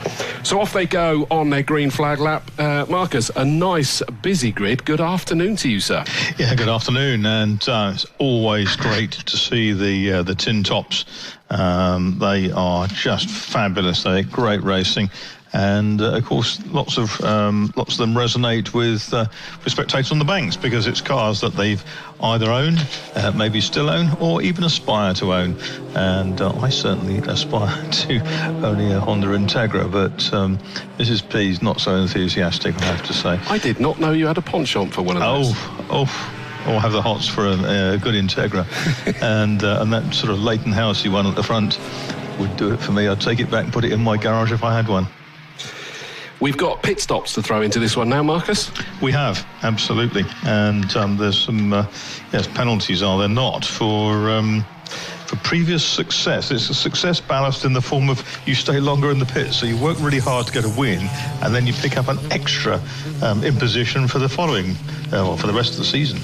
And there are a few, I think, to serve. I've got our front row. Somewhere. Yeah, our front row have got both. Both of them have 86 and 1. They've both got 30 seconds worth. It is. It's like the tax man, isn't it? Congratulations for doing so well with your business. Here's a corporation tax bill. Exactly. Yeah, been there. And but what I think is interesting is that we've seen Danica Saar make up a 2-minute penalty in the past. We don't have one of the regular front runners here, do we? Andrew Winbill, maybe who you're thinking of. Yes, not present for some reason. No. I saw him earlier in the season going very, very well. Absolutely immaculate Honda Civic EP3. And it's really cool. But the battles between Danica Saar in Nigel Ainge's car and Adam Brown have been legendary over the years. Adam Brown and Danica Saar share the other one later in the year. Later in the day, they're 2.4. They're already off, and Adam Brown's got the whole shot. He's into the lead, and he's taken the yellow 62 car of Colin Simpson with him. So at the moment, our pole sitter has dropped down, in fact, to 4th. I think that I couldn't quite catch which one's got up to 3rd. That's Nigel Ainge, isn't it? Who's starting that Civic? He's actually the Integra. He's actually about 6. He's 80 years old. He's 81 this month. And started racing back in about 1967 with a 1293 Cooper S, then stopped and has raced every year since he was 50. He was telling me this morning. So it's Adam Brown who steams through out front. In second place is Simpson. 3rd is Fisher. 4th is Alfie Jones. Matthews is 5th. And Nigel Ainge is down in 7th place at the moment, with a whole train of cars, 1, 2, 3, 4, 5, 6, 7 of them on his tail. Yeah, there's so much going on. Julian Fisher, local racing driver here in the Hot Hatch Championship, and he is all over the back with that local knowledge of the second place Colin Simpson. He's determined to make that stick, and he's really loving it. It's been such a great progress to go from track days to racing, and is doing an awesome job. And through goes Adam Brown comfortably in the lead. Then it's Simpson, Julian Fisher, the 36 car of Alfie Jones, all over the back of Fisher as well. In fact, he's going towards the inside at Folly Corner. He's got that one done. Is Julian Fisher going to come back at him? Not at the moment. He's tucked into the slipstream of that Alfie Jones car. Up over Avon Rise they go. Is he going to dive towards the inside again? We certainly had a look about it, and in fact, it looks like Alfie Jones has gone up into 2nd ahead of Simpson as well. Yeah, Alfie Jones had a good podium at Silverstone. He is 2nd, and the finish on this car is absolutely exemplary. It's beautifully painted, not wrapped, and it looks absolutely stunning close up. Alfie Jones then is in 2nd place behind Brown. You've got Simpson, Fisher, Matthews, and behind them it's 318, which is Bethel, and still being gobbled up to the corner is Nigel Ainge. He's got McDermott, I think, right with him at the moment in the 771, the MG ZR, and what he'll do, he'll run to the pit window. He'll pop his superstar in, Danica Saar, the trump card. And let's see what happens at that point. But at the moment, out front, making hay is Adam Brown in the Fives Garage. Loads has been going on during that window there. Julian Fisher managed to get ahead of Simpson. Simpson's now back in 4th position in that yellow car. And in fact, he's under huge pressure from the 318 car, Richard Bethel, as they went across the line. In fact, job done. Oh, we've got a yellow flag here because there's a car spun. I nearly didn't see that in the reflection of the window. Exiting Folly, let me just have a look. It's side on across the circuit. That's very unusual. 46 by the looks of it. That has had a spin. So that's the John Ridgeon Honda Civic Type R, and it's not moving. There's another one on the grass, Marcus. That'll be why. There's obviously been a bit of contact on the exit of Folly. So one is Volvo, I think. One is Ridgeon, is it? Would that make sense? Yes, it is. That's the 132. That's the Volvo. Wow. Okay. and it's got a big crunch on the front. I'm looking on the stream now. Driver's absolutely fine, but there's a bit of a crunch, bit of fluid running across the circuit, and I don't know whether the Orange Army are going to get this one sorted. There's the code 60, isn't there, that's run and with I think they're about to get it out. There we go. It is. It's code 60 now, Marcus. Good pre-read on that one. I was in the briefing this morning. Oh, you see, you could have gone the whole day without telling us that, and we'd have thought you were just like godlike. No. Fallible like the rest of us. Thank you to Jamie Peters-Ennis is here. He's saying Adrian Matthews was slowing and the Honda went to the back of it, so he's just caught out by the slowing car, sadly. So Adrian Matthews in the Volvo obviously had an issue with slowing and just caught that one car out. Now, this is interesting, but of course, because now to time that Nigel Ainge will fall behind Adam Brown will be limited by the fact that his stint will be shorter. And that will, with the field reunited, potentially allow Danny Cassar to get in with less of a gap to make up. But Code 60, run by the Classic Sports Car Club. Yeah, most kind of abandoned it pretty quickly, didn't they? Yes, yeah. I think it was largely because people just weren't disciplined enough, were they? There was another one we used to see. This has sort of like a pink flag with 60 on it. We used to see the Battenberg flag come out, didn't we? Which was most bizarre, the sort of pink and yellow one. Well, we've got Adam Brown through here doing about 4 miles an hour, and Alfie Jones is doing 4 miles an hour coming out of the S's. Yes, we've got the flatbed truck currently running 6th behind Simpson, and that will be making its way round to the scene of the incident. I'm not sure what category the flatbed truck will be in. I'm not sure, but we can be fairly certain it's leading it. Very true. I must admit, the first time I saw the Code 60 flag, I actually thought it was a spectator cheering on car number 60. Oh. I just noticed, by the way, Richard Bethel, 318. I didn't have that on my entry list. Safety car now, Marcus, so they go in the other way. So, yeah, just safety car. I think largely that's because they're just double-checking that everything is okay with Adrian Matthews on the infield there, because obviously he was static and took the thwack to the back, and they'll just make sure that he's A-OK, and therefore we just need to be a little bit more disciplined, I think, is the easiest way to say it, with a safety car rather than the Code 60 and leaving it up to the discipline of the drivers. Yeah.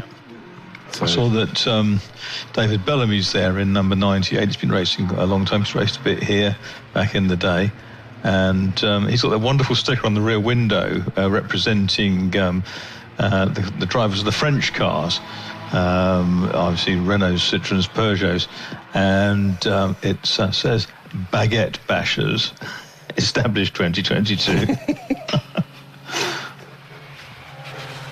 Right, so safety car is now collecting Adam Brown, and it does mean that now, unlike with the Code 60 Marcus, his lead does now evaporate, doesn't it? It does.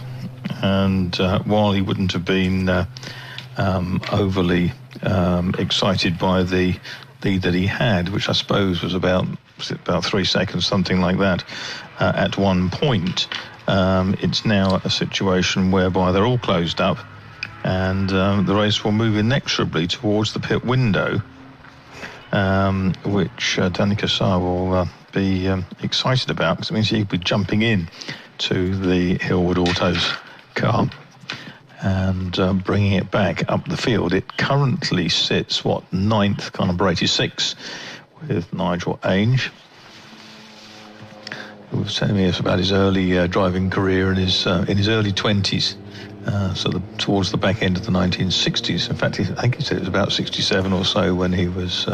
We've gone red flag, Marcus. Okay, and that's when I first came to Castle Combe in July 1967. So Nigel Ainge has been racing pretty much throughout that time, although he did stop when sort of family and building his autos business came along. Okay, so we've read it now. And I think, actually, just to make sure that there's no unnecessary ways, I actually think Murphy's Law, I might be misreading this, but I got the impression that there was a mechanical issue with one of the medical vehicles, but that ambulance has got going again. It was stopped on the exit of camp, and it was kind of that universal symbol of hand across the throat at me as it stopped there out of harm's way. It was going really steady, but it does look like it's managed to get going now. But it was just all too risky, Marcus, wasn't it, to keep it going when there's too many unknowns just happening out there. And Race Control did the sensible thing of just, right, neutralise it, let's get this sorted, and then we'll get the race back underway. The other thing, I think we're also short of flatbed trucks this weekend, because I think one of the other drivers is indisposed. Yeah, it's one of those ones that I got the impression that marshals as well, that, you know, thank you to those that are here, but they're sort of a little bit short-handed, which is not something that is very often the case here at Castle Combe. But I suppose, Marcus, it's kind of in the height of that holiday season, isn't it? So it can get a little bit tricky. I can't remember the last holiday I had, but yes, I know exactly what you mean. It's in the school, it's all in the school holidays. Mine are through that now as a university holiday for a couple of them. That's even longer. Yeah, absolutely. And they still have to eat. Well, yeah, and I used to spend that whole time going and doing various bits and pieces of work to earn my beer money. I mean, my book money. Your G&T money, surely. Yeah, stop it. Actually, no, not when I was at uni. I think, you know, that was too expensive for a student. It was, you know, shots of all sorts for £1 and things like that in the student union. I'm glad my dad's not here. He paid for most of that, to be honest. So. So the cars have just stopped at the sort of just before the pit in, so that they're able to make decisions of what's likely to happen, and whether they have to sort of bring them in, whether they're going to then determine what the starting grid is. And I'd say, Marcus, enough's been going that it will start in the order they are now. Yes, I would have thought so. Unless they go back to their original grid, but there's not a lot of point in doing that because they're already there in the order that they're there. And it's sort of, you know, it feels like enough has gone. Right, Adam Brown has pootled on to join the back of the safety car. Of course, it's not a standing start, so he'll probably just, when we're given the all clear, they will trundle up behind with the safety car and get things going.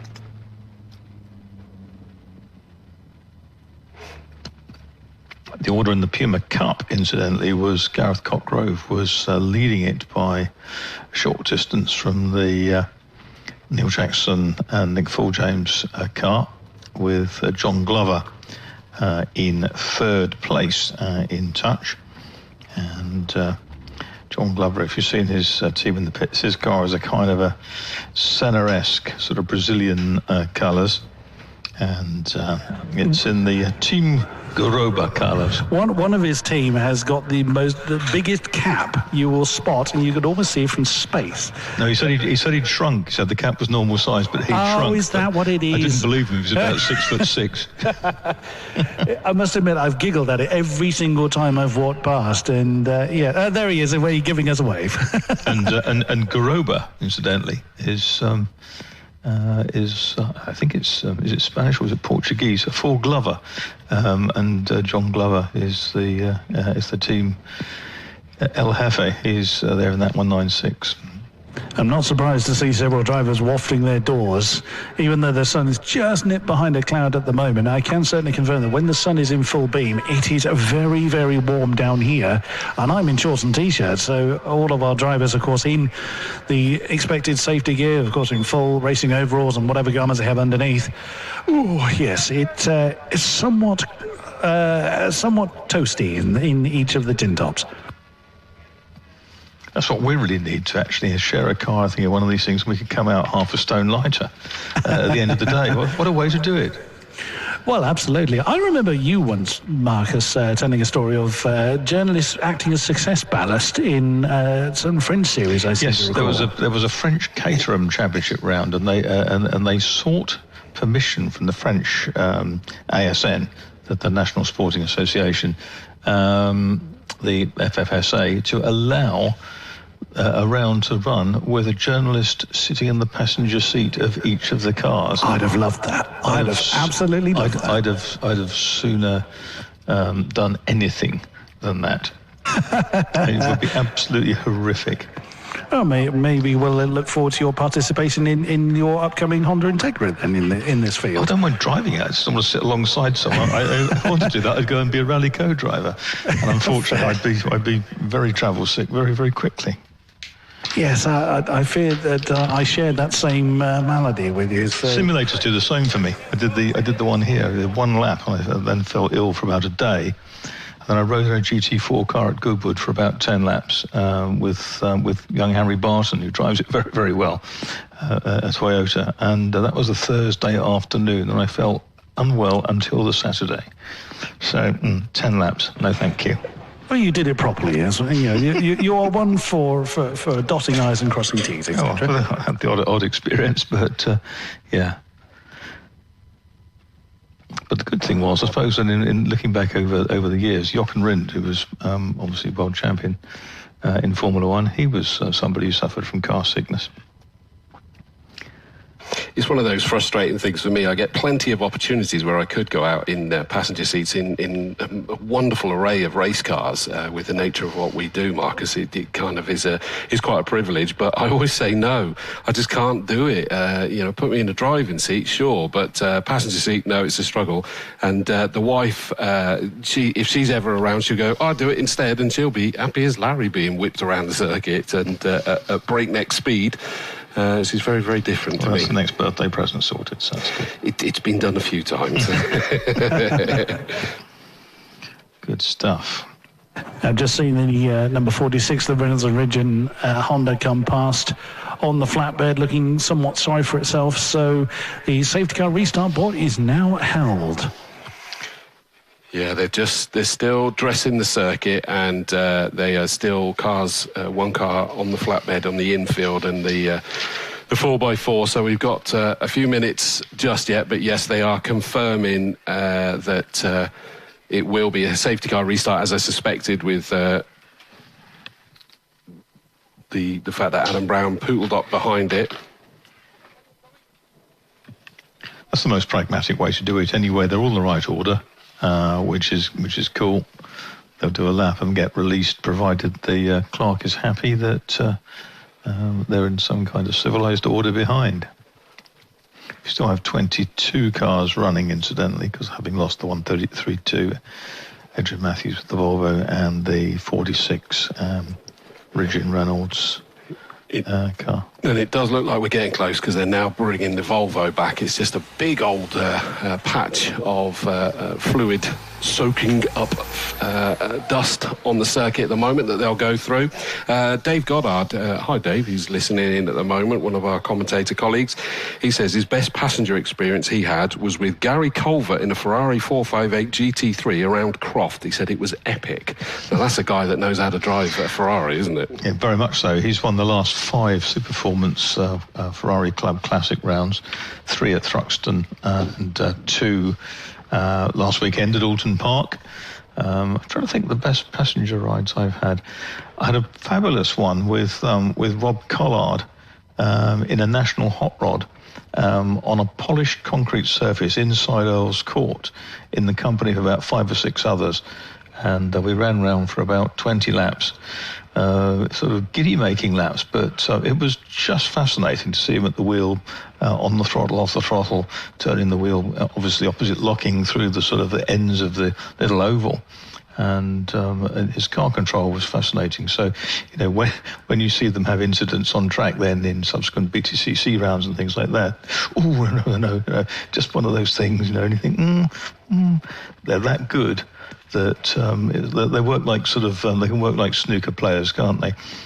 You know exactly which angle to touch the ball to fire it off in a certain direction, and the best drivers, I'm sure, when they picked up their skill sets and developed them to such an extent, know exactly what they're doing. So I'm just watching now. The cars have all been recovered. Everything's now off the circuit.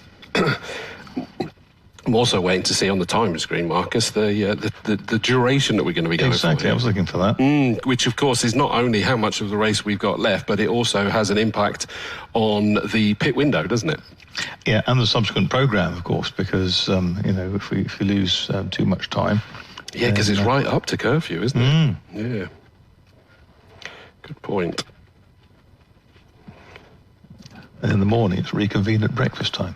It's quite an unusual one, isn't it, that we have that one race at 8:30 a.m. that we'll be commentating on, albeit that the speakers will be just dropped in volume a little bit, and then we'll turn them off again when we do the rest of the qualifying, which then takes us through to the first race. Actually, isn't until after lunch at 1:13, and that's when we'll get going with everything again at that point.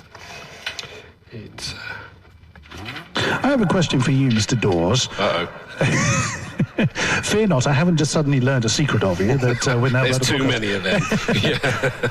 Of the field that is now lined up behind the safety car, if you wanted the keys to one of them, which stallion would you choose? If I was to do what, sorry? If you were to drive any one of these cars ahead of you, which one would you pick to drive? Well, I mean, I've always seen Adam Brown go incredibly well in that Fiesta, and whilst it's not necessarily a car that sort of lights the spirit fully, I've just always seen it go phenomenally well, and so I'd love to have a crack in that one, to be honest. So that's sorted. So I'm in the Integra, you're in the Fiesta, and I'll have the Renault then. Yes. Hooks me every time. Absolutely. 32 minutes, incidentally, is the race duration. Oh, that's good. So we've still got a big old chunk of that. And I guess the clock will start ticking when the safety car sets off, which it might well do. Yes, that would make sense, wouldn't it? So, I think they were just the mighty Orange Army were just wandering up and down and just making sure they were letting the drivers know what was going to happen, because of course they would be in there going, don't know, not a clue. The digital gantry hanging over the start-finish straight, as well as saying in big bold letters, safety car restart. It also now has the clock in the bottom right-hand corner that tells them 32 minutes. I'm assuming they can see that, Marcus, as they go whipping past. Depends where the sun is glinting off the stand, isn't it? Yeah. That's a good point. I think that they'll be largely okay coming down the start-finish straight. First of all, that was, of course, the one thing that does have to happen is that the flatbed is making its way to its stationary point, which I'm guessing, is it up by you, Marcus, in the gap by the bridge? I think it came from. I'll tell you in a second. It's just sort of hove into view. At Quarry, so it's coming along at the moment towards the SS and peeling off right. Yeah. So it's hiding on the inside of the circuit. It's hiding in plain sight. Which means that we've now got on that gantry the big SC safety car flashing, the yellow flag with the word safety car above it, the safety car board held by the marshals at the top of the famous Castle Combe Tower. And off goes the safety car with the field. So they'll be round, presumably just the one tour. The safety car will exit stage left into the pit lane. And the clock is ticking. As we suspected, yeah. I mean, it had to, didn't it, Marcus, really? I reckon so. We're blessed that they've given us still plenty of the fight to enjoy. I love seeing these Pumas out there, Marcus. It's a shame that it's not sort of had the traction that it deserves, really. The race at Silverstone earlier in the year was absolutely fantastic. There were 5 of them, and I think they were nose to tail for a fair old proportion of the race. And I think the one at, I'm told the one at Cowboy Park, which I wasn't at, was even better populated. It's one of those things that, it has some appeal, and when they come out, they are very closely matched. Yeah, it's a wonderful car. I tell you what, Marcus, I went past a quote-unquote Ford Capri yesterday, the new one. It's not a Capri. No. It's not even anything within my conscience. No, I just went past and felt absolutely offended. But there we go. That's just a Ford story that I experienced yesterday. Bring back the 3-litre S, or the 2.8i. Well, I've seen some lovely photos, presumably AI, where they've put together sort of almost a concept version of what a new Capri would look like. And oh my word, it looks so good. But this boxy electric car called a Capri is like, no, that's the wrong name in every way. You put one word in the sentence, it's just left me south of cold, and that's the electric bit. Well, there is that, yeah. But the 2.8i's are fantastic sort of run-out models at the end. If they'd have been equipped with effective brakes to cope with their acceleration and power, they'd have been rather good. But splendid things. Good old limited slip diff. I've been chatting to Mr. Hatt from Team Garoba, and he's enlightened me that the translated phrase is from Japanese. Japanese, okay. Aha, there we go. Right, safety car is in. List. The race pace is back. The green flag is waved. Adam Brown tries to reassert his dominance as quick as he possibly can. He knows that he needs to do this over a few of the drivers that are going to start catching him. They're whipping across that cement dust. I know it isn't cement dust anymore, but it's still the easiest thing to call it. Trying to sort of just disperse it somewhat. But Adam Brown, he's sort of pulling away from the rest of the field already. Yes, he is. Adam Brown leads. Alfie Jones is in second place in the orange Honda. Third is Julian Fisher. Fourth is the car of Bethel. And then there's a little gap back. Then we pick up the next of them coming through. That's a later model Honda Civic. That's the number 14 car, which is Steve Papworth. Behind him, it is Simpson. They're all quite spread out, in fairness. And I'm looking to see where Nigel Ainge is up into 8th place at the expense of, I think, and young Humphrey is up into 9th. Watch out, there's a Humphrey about. And then 771, McDermott up into 10th place. Into the pits has actually come the 49 car of David Hutchings, and I can't believe that that's a legitimate pit stop at the moment. It looks to be, because there's no hurried action around the number 49, and I've seen one of his crew check the tyre pressures, and he's standing up the driver. The engine is still running, so that looks like it's scheduled. Okay, and in fact, we've got plenty more coming in now, and they are coming in thick and fast. The first of those is the yellow Peugeot number 62 of Colin Simpson. Who'll hand that over to Steve Simpson. Also in has come the number 86 car. That is Ainge, that is going to hand that over to Danny Cassar. That's going to be the key story here, Marcus, isn't it? Yes, very much so. Watch for that white and turquoise Honda coming out. So Brown, Jones, Fisher, Bethel, Papworth, that's the top 5. And who is next? It's Bellamy is behind them, and behind Bellamy is McDermott in 771, and it's Humphrey in 515, and then it's 64, which is Wies,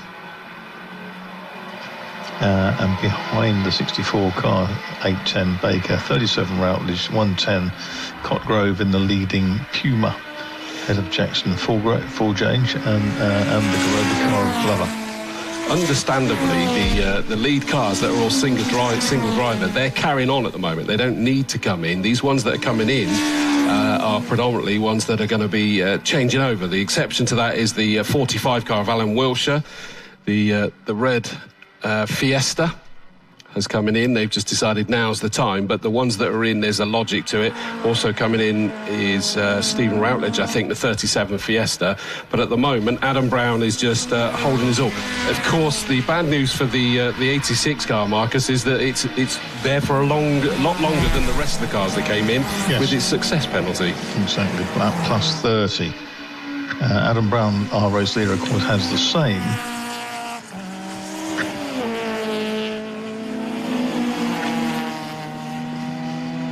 There's a few more coming in. There's a Puma making its way in. That's the green one of Sammy Jackson. Frank Jackson will take that one up. That was the one we were talking about earlier, where we sadly lost Mark Jackson after the Cadwell Park round.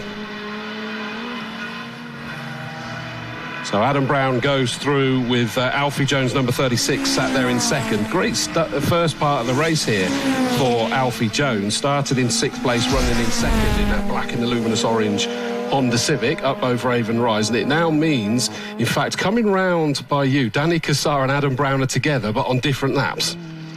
Yes, I shall watch for that. Yes, it's... Start looking for a way around. He looks up the inside of the edge, looks to the outside, goes in a bit too deep, comes out compromised, but he's of course got cold tyres, which don't help, and he comes out over the curbs on the exit of Old Paddock, and probably very happy just to sit there and just sort of cause a bit of angst for the race leader, who's yet to stop. Sowing that seed of doubt in Adam Brown's mind. Which to me sort of almost says Adam's best thing to do now is just dive for the pits. Yes. He doesn't need to be sat there. We can see on the stream he's just being hounded like mad by Danny Cassar. Other than the fact that race is gun race, let's have a look. He's carrying on at the moment, so he's kind of knowing Adam, he's probably there with a huge smile, almost chuckling in that car. But Danny Cassar's now diving towards the inside at Folly. They're getting past a back marker on the start-finish straight. Through goes Danny Cassar, and then he just sort of like tips himself in front of the Fiesta and just sort of makes sure that it was unsettled. Those two have raced together so many times that it'll be great fun. In has come the 36 car of Alfie Jones, so that's the second place car into the pits as well. That's at 5 laps, yeah. Correct, yes, absolutely. Yep. And I missed that Julian Fisher, number 20, and Patworth in number 14, they pitted from high up in this battle. They're now back out onto the circuit as well. So they went last time round, yeah. Yeah. So there's Adam Brown. He's still battling, isn't he? Chasing down Cassar. He's thinking, well, okay. If nothing else, then we'll sit there and get some good lap times in. In fact, that time round was a 1:15.940, about half a second away from his own fastest lap. Oh, that was Chris coming in, but he's been zapped by the speaker. I'm in the wrong place. If I try and put my back to the speaker, we'll hopefully get around the particular problem. I've got Sammy Jackson, who's just got out of the 142. How's it running, Sammy?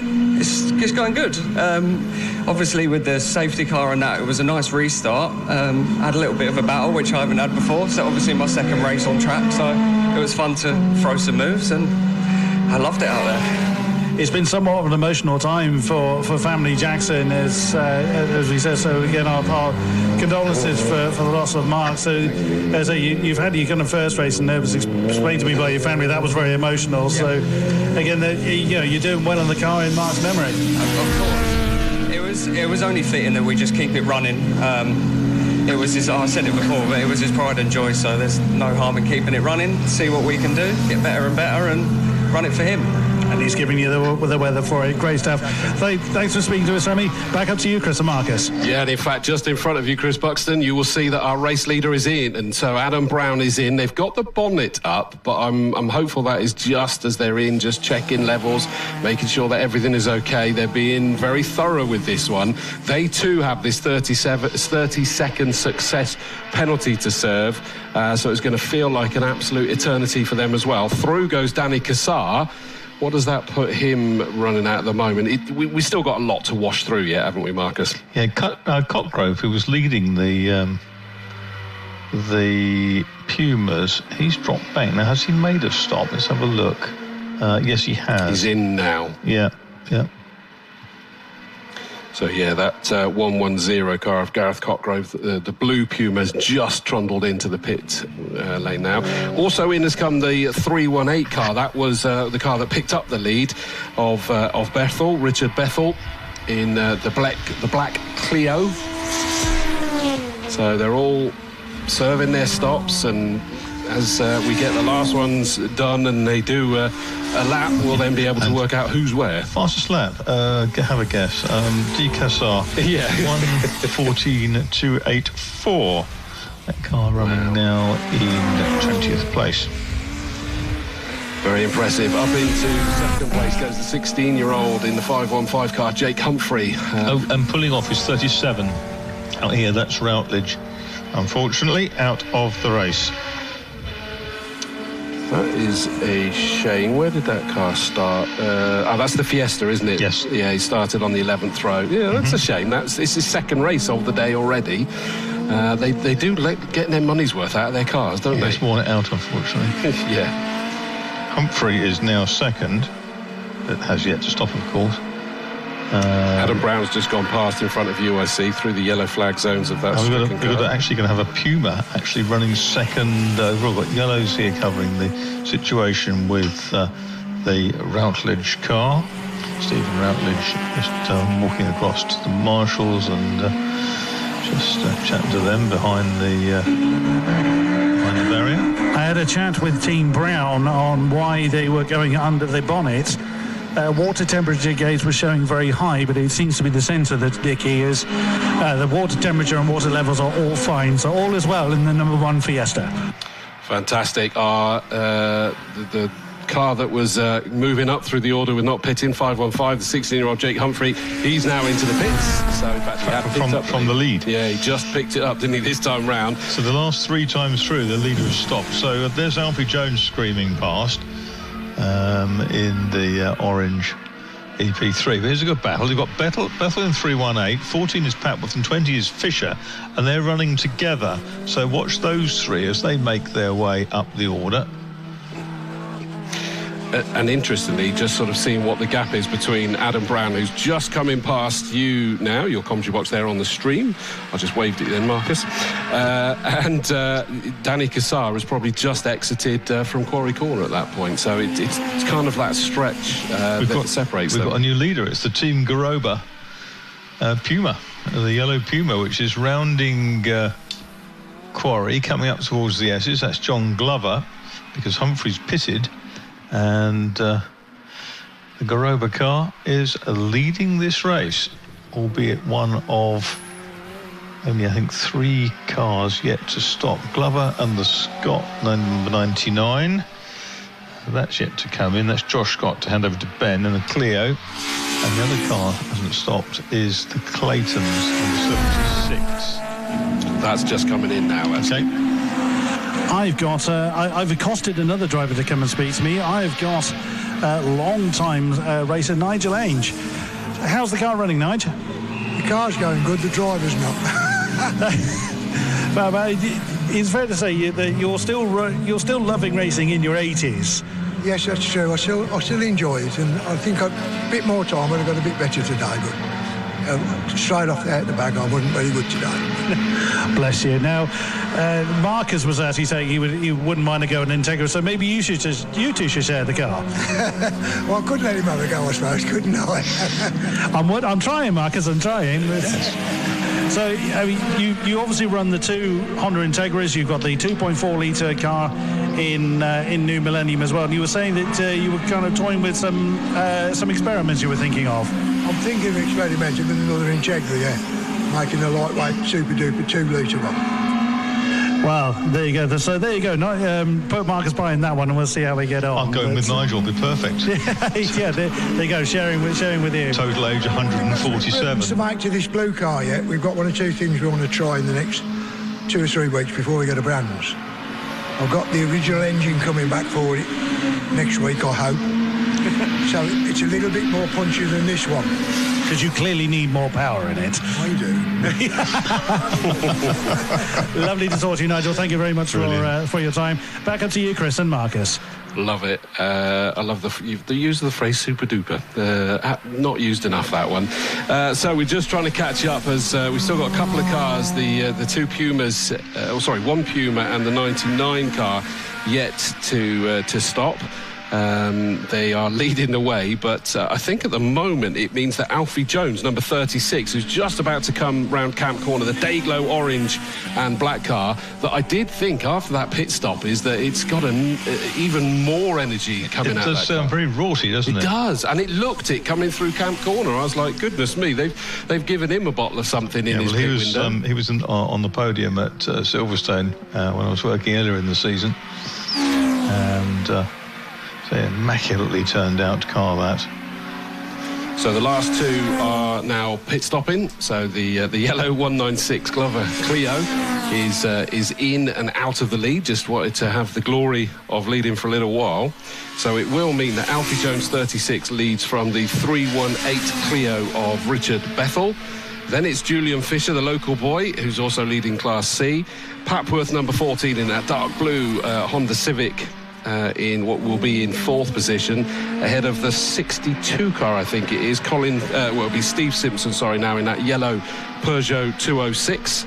And then it's Dan Brown, McDermott in the MGZR, as he always is, and then Danny Cassar in the number 86 Integra.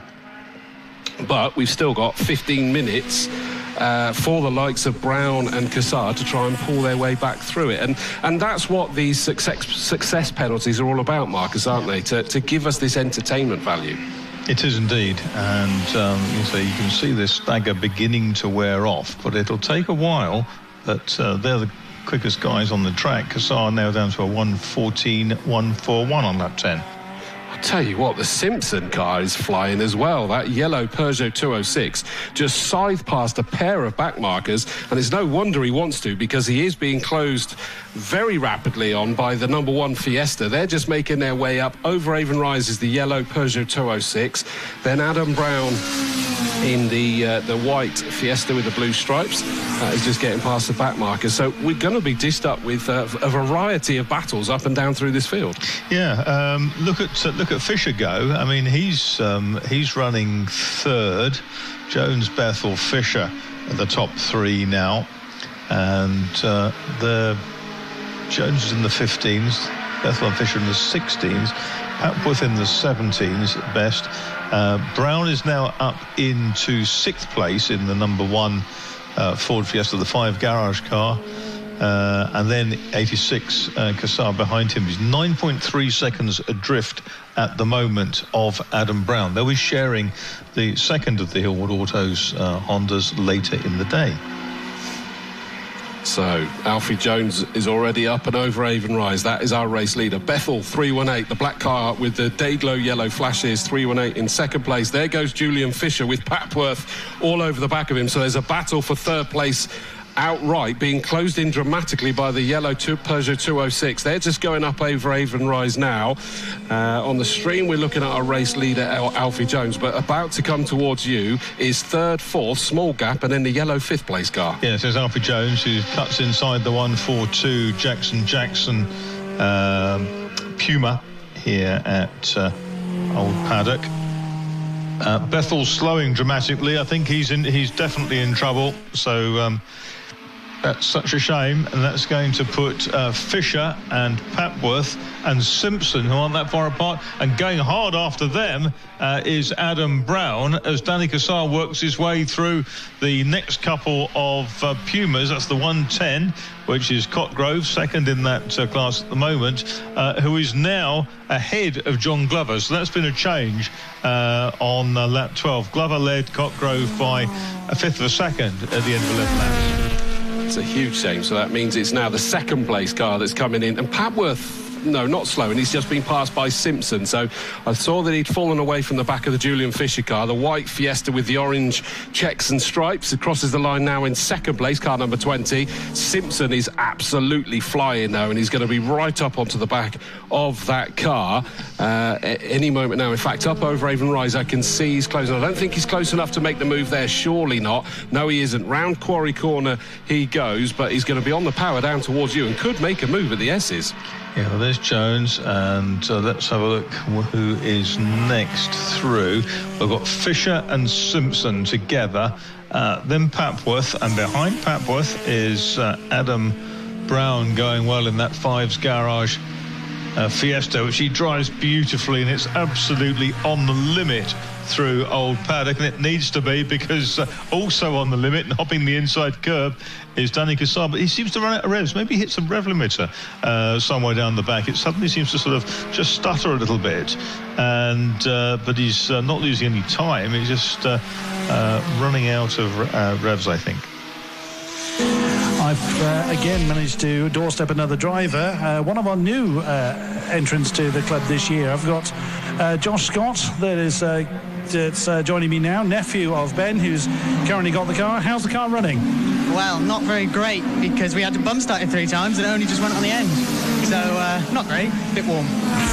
But when it is running, it looks like you were sort of, really getting the grips with it. We see the novice cross on the back. So how are you finding your introduction to motorsport with the CSCC? Pretty good. Everyone here has really been they've been great, loving it. What was the question again, sorry? No, your answer was absolutely fine. So, you've had a couple of races with this, so you're already getting to the grips with everything. How long have you had the car for? I think we've only had it about 6 months. So it was when this started. Well, we just thought this would be great to come and because we watched it.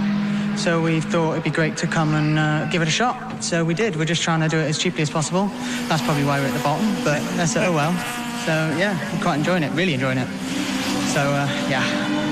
Brilliant stuff, and we welcome you along to the CSCC ranks. Thank you very much for your time, Josh. We'll let you go out to Washington trackside. Thank you very much. Back up to you, Chris and Marcus. Yeah, I think, Marcus, we're getting a few that have got penalties pending, which we often see, don't we, sadly, where they'll have gone a bit short on the pit stop. And that does include the number 14 car, Papworth, that sat running in 5th place. Oh, and he's just run very wide here at Camp Corner, which means he's going to be pounced on by Danny Cassar. Through goes Danny Cassar. That's going to put him up into 5th position. His next target is Adam Brown. But, yeah, that Civic has got a penalty pending of about 30 seconds. OK. Here's Alfie Jones then, screaming through in the orange Honda, number 36. He is in the Civic EP3, and he's down through Tower Corner on his way to Simpson's Bobby's. Past Fisher, I just noticed. Yeah, Simpson in that left hooker Peugeot. Now past Fisher, and Fisher coming under pressure from Adam Brown, but all the while that Integra is getting bigger in Adam Brown's wing mirrors and rear view mirror. We still have 8 3/4 minutes to go. I think Danny Cassar, with some use of some lappery, will reel Adam Brown in. It's great to see how this works. On the stream, we're looking in one eye shot. We've got 2nd, 3rd, 4th and 5th, all in a line there. They're coming across the line to me now. And, in fact, 6th as well, because down to 6th has gone Papworth, and he was still in the background there, although he's fallen away from them. But the lead is just under 17 seconds, and they're just not lapping quick enough to be able to make that up before the end, Marcus. At the moment, I would say that Alfie Jones is looking very strong for this one. He's just gone hurtling through. We got the challenge coming towards you now. Simpson's at the S's. He's in 2nd. Fisher's just got there, and Cassar's come up the inside of Adam Brown, snatched the place away. And as they go through, Simpson in the 62 Peugeot, Fisher, Cassar, Brown, and Brown tucks into the slipstream of Fisher that tried to go round the outside of Cassar, tries to go around the outside of Fisher, down into Tower. Cassar up the inside, he's made it through, and Adam Brown follows suit. Yeah, nicely done by both of those, and nicely done by Julian Fisher. I think it was, he knew full well that there was a bit of a David and Goliath there, and it wasn't worth getting himself in any kind of trouble. He's still leading the B1 class. Sadly, into the pits has come the 99 car with a bit of an issue by the looks of it. But Jones through in the lead, 17 laps completed, just over 7 minutes left to go. The margin is down to less than 16 seconds, but it's really now. Danny Cassar is Class A. Adam Brown, let's not forget, we always talk about the battle between Brown and Cassar. They're in different classes. So yep. Adam Brown's in Class, what's he in, Class C, and he's leading the way there by getting past Fisher. Yeah, that's right. There's our leader through, and the car looks very, very planted. 18 on his 18th lap now. Simpson still holds on.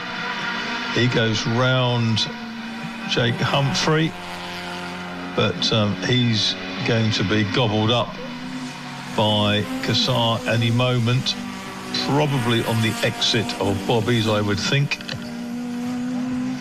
Well, let's have a look as they come back into my viewing. Not yet, so Simpson's still got it, but I feel that is there a challenge coming in camp? He may just be a bit too far back, Danny Cassar, and he doesn't need to do it just yet. No, he's closed right in, so he's going to get on the power. He's been able to take the full speed through the apex. Oh, last lap board's gone out, Marcus, so it might say 6 minutes, but the last lap board has now gone out.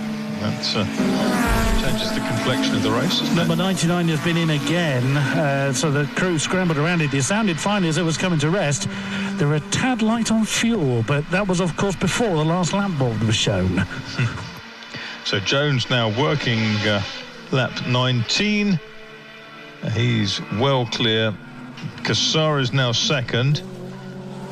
He has gone through on the inside of Simpson at the S's.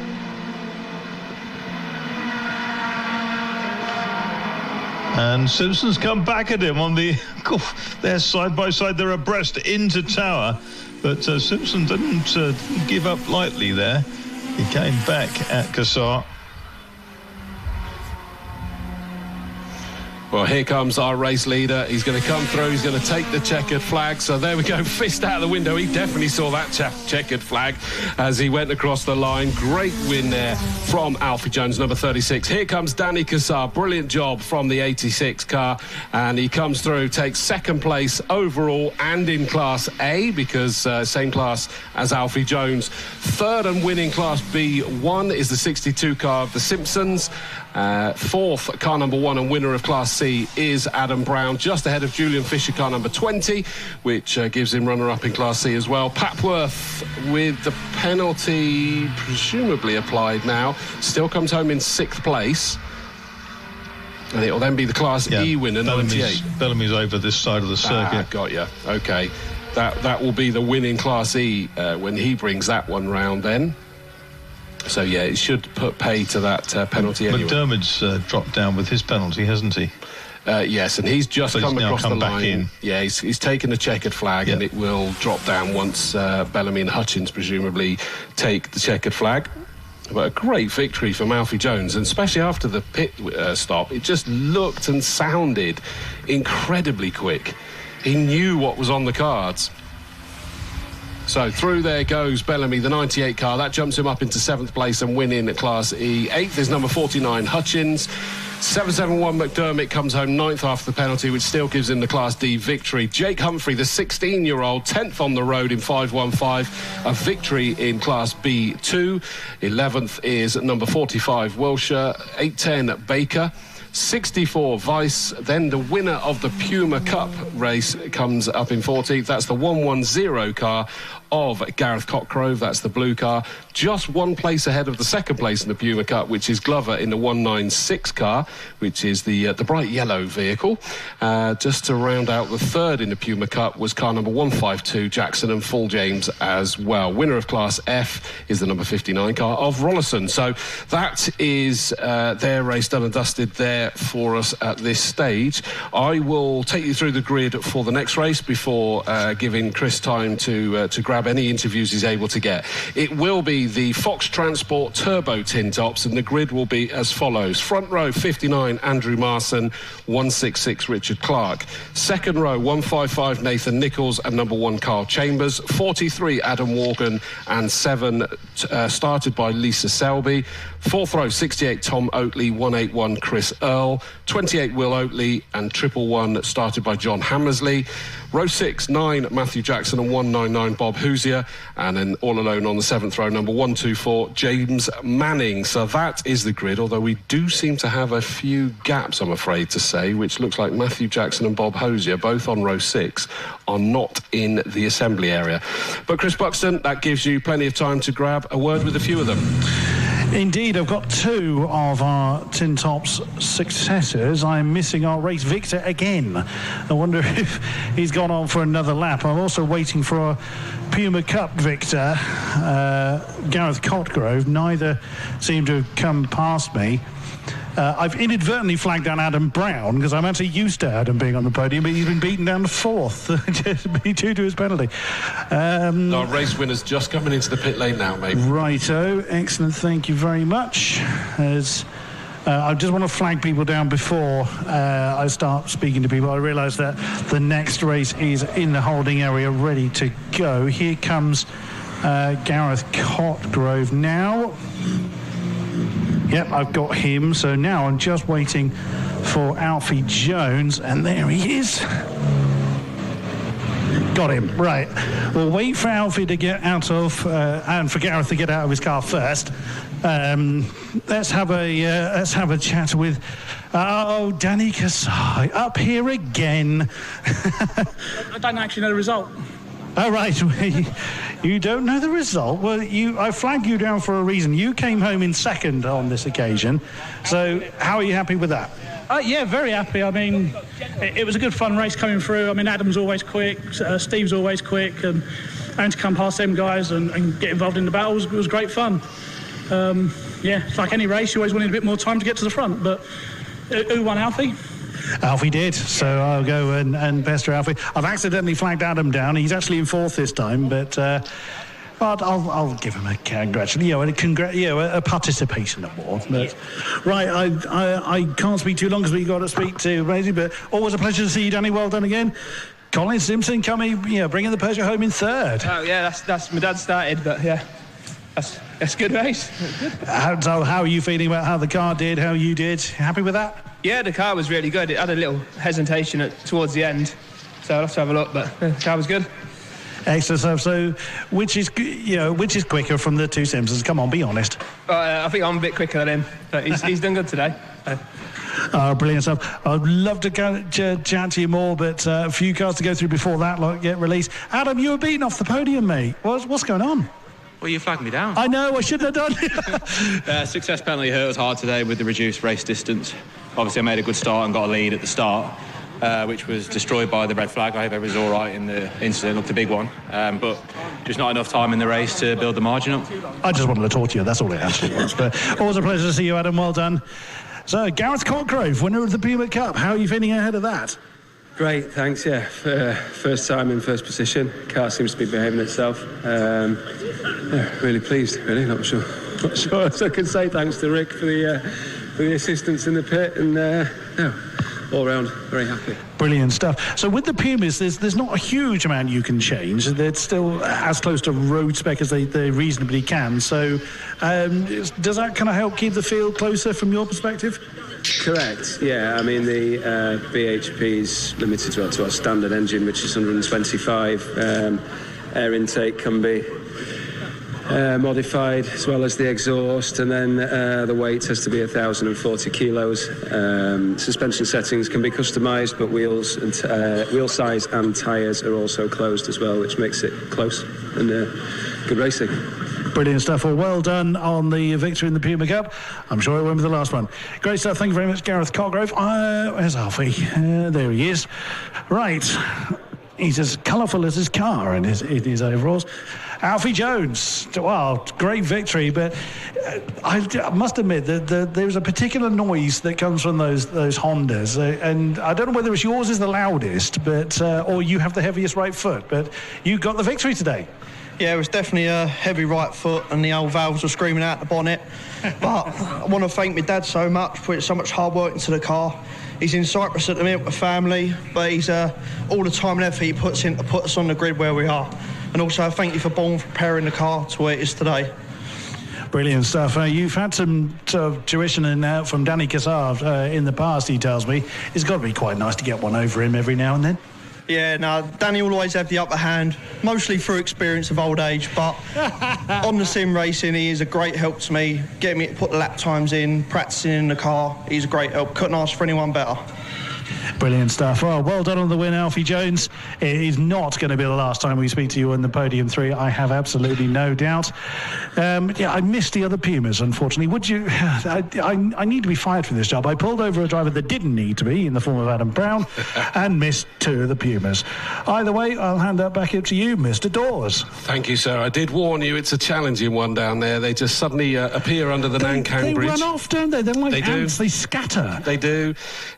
Some of them, of course, understandably, because they may be needing to prepare that car for other events. We talked about the fact that some of them, not only their second race of the same series, but they do manage to enter in more than one in some cases as well. So you get a little bit of that. They just don't want to speak to me. I've done this often enough. They take one look at me and think, nope, I'm off. Yeah, absolutely.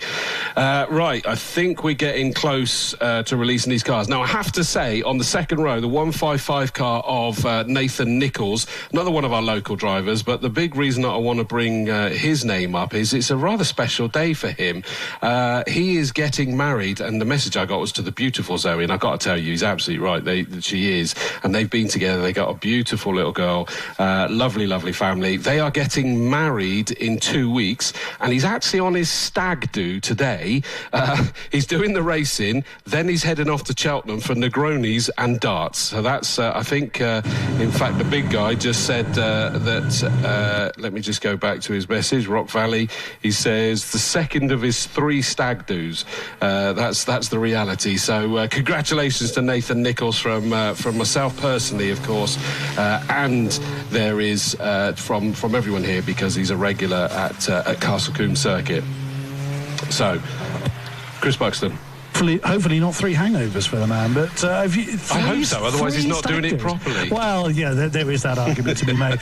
But what a way to spend your stag do by blasting around Castle Combe. Absolutely, it is incredible. I think it means that we don't see him out. When would they be? They should be racing at the end of today. He's not going to be out in that one because he'll be off having a few sherbets, and well deserved. And congratulations, Nathan and Zoe, for in 2 weeks' time. So fantastic work. Marcus, we do indeed have both 9 and 199. Matthew Jackson and Bob Hosier are withdrawn officially, so that leaves that 6th row empty. But it's still a wonderfully eclectic mix of cars, isn't it? It is, and the little Abarth goes so well out front. I don't know that I've seen the VW Golf Mark IV before, but that's a really cool thing. That's Adam Morgan, isn't it? That looks really good, but it is a super mix. We've seen that here, haven't we? I'm sure he's raced at Combe before. It rings a bell, that one, with its sort of dark turquoise, isn't it? It is. Yeah. It is dark turquoise, and it looks really fine. I had a couple of those, and they're great handling cars. These days, a Golf Mark IV doubled in value in the last, a really good one, doubled in value in the last 2 or 3 years.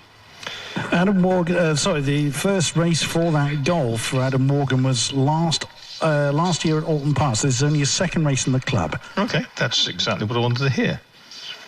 Right, safety car has got them dramatically slowed down. This is another 40-minute race for the Turbo Tin Tops, and we got quite a few with penalties. Andrew Mason, 59's got 30 seconds. Number 1, Carl Chambers with 30 seconds. The 111 car of John Hammersley, Nigel Tongue, and the 166 car of Richard Clark. So plenty of them will be stopping. We've not got the tidiest of starts, because at the moment Andrew Marson in the 59 car is miles ahead of everyone else. That is the worst rolling start I've ever seen, and I don't know whether that was Marston's fault being so far ahead or Richard Clark kind of slowing them back down. But the rest of the cars, they don't care. Nathan Nichols, the soon-to-be married guy, he got a cracking start there, but that little Fiat of Andrew Marson did manage to accelerate away, albeit secondary phase, really. That was a very messy start, that one. Okay, well, it is Marson who leads the way. Nichols is in 2nd place in the Mini, and that's Morgan in 3rd place in the Golf. We've got a real scramble next up between the 2 late model Clios. They're coming through ahead of the Chambers Pug Sport Peugeot. It's 68 ahead of 166 in the Clios, and that's Tom Oatley ahead of Richard Clark. And they go ahead, and I can see John Hammersley, and accustomed to being so far down the order in the Sirocco, and is resolutely penultimate place at the moment. I like that, resolutely penultimate.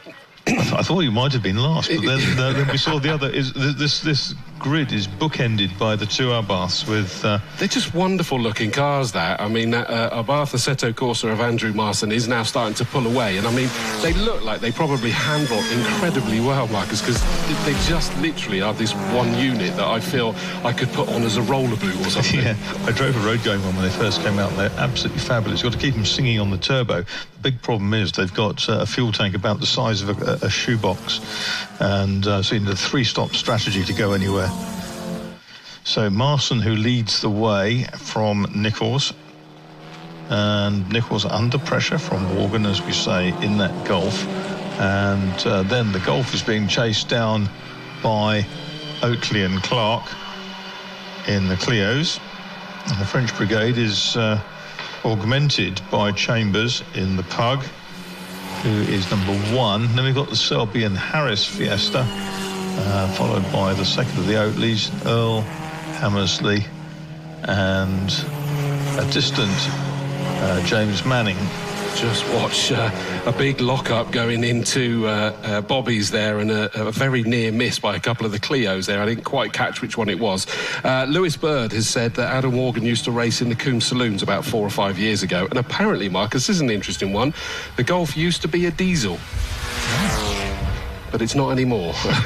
Ex-diesel. Yeah, it's an ex-diesel. That sounds like some kind of sitcom sketch, doesn't it? So Nathan Nichols is under huge pressure from that diesel as they went past me that time round. But it is Marson, new fastest lap of the race, just pulling away in these early phases and just leaving those two to have their fight. And we also wonder whether Richard Clark's going to come back to them, because he started on the front row. He's down in 5th position, didn't get a great start. I don't know whether there's a small issue with that car, maybe. Yeah, Marson charging on. It sounds really, has a sort of a low kind of sound to it, doesn't it? It's a low sort of resonance, a bit like listening to a Ducati motorcycle on the run. There's sort of twin cylinders, but this sounds really deep-throated. And it's running very well. He's 3.5 seconds up the road from Nathan Nichols at the moment in the Mini. Mini, of course, a supercharged R53. And I've just noticed that it was the 166 Clark car was the one that locked up and nearly hit the back of the 68 car of Oatley, which, of course, is normally piloted by Janot. And good to see that Dad's out in that car this time, whilst Son is in their normal car.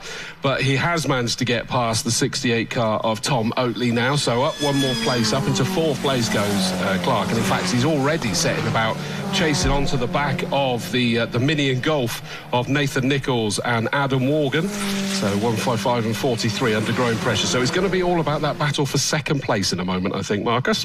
Yeah, so 1:16.185 is the new fastest lap to the race leader. He's quite distant. He's charging up the road, but then again, he needs to. He's got a 30-second penalty to serve. As has Carl Chambers in the yellow Peugeot, who currently runs in 6th place. Richard Clark in 166. He's got a penalty as well. And the Hammersley Tongue car is another. So 4 cars with a half-minute penalty, and that's going to hit them hard. So we can see why Andrew Marson is making a bid to escape. Helps if I turn the microphone back on again, but our race leader comes round Camp Corner. We got the challenge coming down in towards Camp Corner, the white with the blue flashes on the 166 car of Richard Clark, the Clio trying to look up the inside of Morgan's Golf. Not been possible. What that has meant is that Nathan Nichols pulled away from that Golf because Morgan had to go defensive through that fast right-hander at the end of the, the end of the 4th lap this time round. Clark looking towards the inside as he goes up over Avon Rise in towards Quarry Corner. He's not managed to get himself quite alongside, so he just has to tuck back again behind that Golf. Yeah, it's got some grunt, the Golf. It's certainly been driven well. And holding the best of the Clios at bay. You can hear the wail of the supercharger on Nathan Nichols' car, 155, above the engine noise. Most of the cars in this race, I think all the rest of them are turbocharged, but the Mini has a mechanically driven supercharger rather than exhaust-driven turbo, and you can really hear it whine.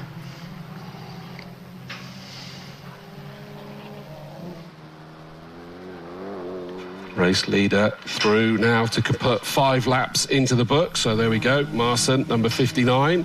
Nathan Nichols in a slightly more lonely 2nd place as it stands at the moment.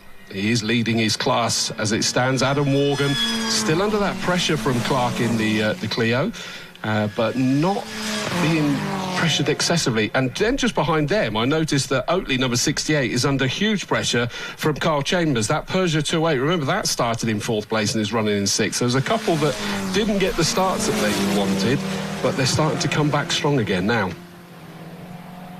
Now, of course, Nichols and Oatley and Morgan are among the drivers who do not have to stay put for an extra 30 seconds in the pit window, and that is going to be interesting. We've got Clark now bearing down on Morgan. Morgan's just been outrun by Nichols in the Mini, number 155, and behind that pair we've got Chambers still trying to get past 68, which is Tom Oatley in his Clio. Interesting point about Nathan Nichols, the soon-to-be married man. His previous car was actually a Citroen Saxo that we've seen a few years back. He was often in a two-car team with John Lannon, so somewhat of an upgrade. Yes, just a little bit, but although that was a phenomenally quick Saxo, so it's not as much of an upgrade as you might think, to be honest with you. It's a slightly bigger roller skate. Yeah, it was such a lightning quick car, there's no question about it. The changes happen, by the way. Clark is up into 3rd place. Okay, and be quick with the cameras, ladies and gentlemen, because the two Abarths are together, because Andrew Marston's just lapped tail-ender James Manning. So Marston through on his 7th lap. Nichols 2nd, Clark is 3rd, Morgan is 4th, 5th and 6th Chambers and Tom Oatley.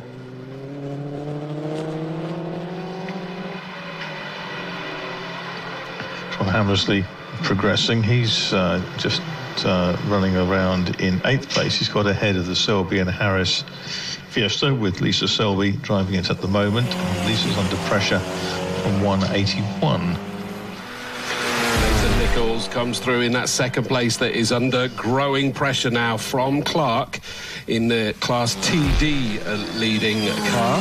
He doesn't need to battle if he doesn't want to sort of worry about the class side of things, but he's going to try and hold on to it if he can. They're up over Avon Rise. Clark's Clio is flying up there. They're getting past the back marker. That's done. And now it means that he's going to focus on the back of that Mini as he comes towards you. Yep.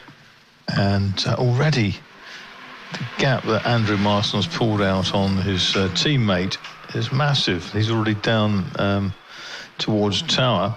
Manning hasn't arrived yet with me, but Nathan Nichols now having to work hard to repel 166, which is Richard Clark.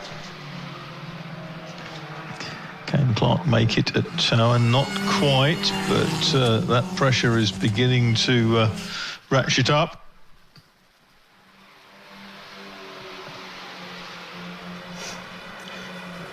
Race leader comes towards us. Pit window is open, so they can make their way in. There's only a couple that are going to be doing driver changes. Lisa Selby handing over to her hubby, Sophie Harris, and John Hammersley, the chairman of Classic Sports Car Club, is going to be handing over to Nigel Tongue. Into the pits comes the number 1 car. So the first one to blink is Carl Chambers. He had just got past Oatley last time round, but he's relinquished that now. He got it done. And into the pits comes that fabulous looking Peugeot 208. There's always been that same livery, hasn't it, that he's had? And I think it works. Colours, yeah, it just looks brilliant. So in comes that car to serve his pit stop. No driver change there, of course. So it'll just be all about the time. And that does, don't forget, include a 30-second penalty for that car. Yeah. So 8 laps down for Marston in 59. 155 is Nichols, and then Clark. And Clark this time looks to the right-hand side, goes round Nathan Nichols at Hammerdown, and has grabbed the lead, under braking into Tower Corner.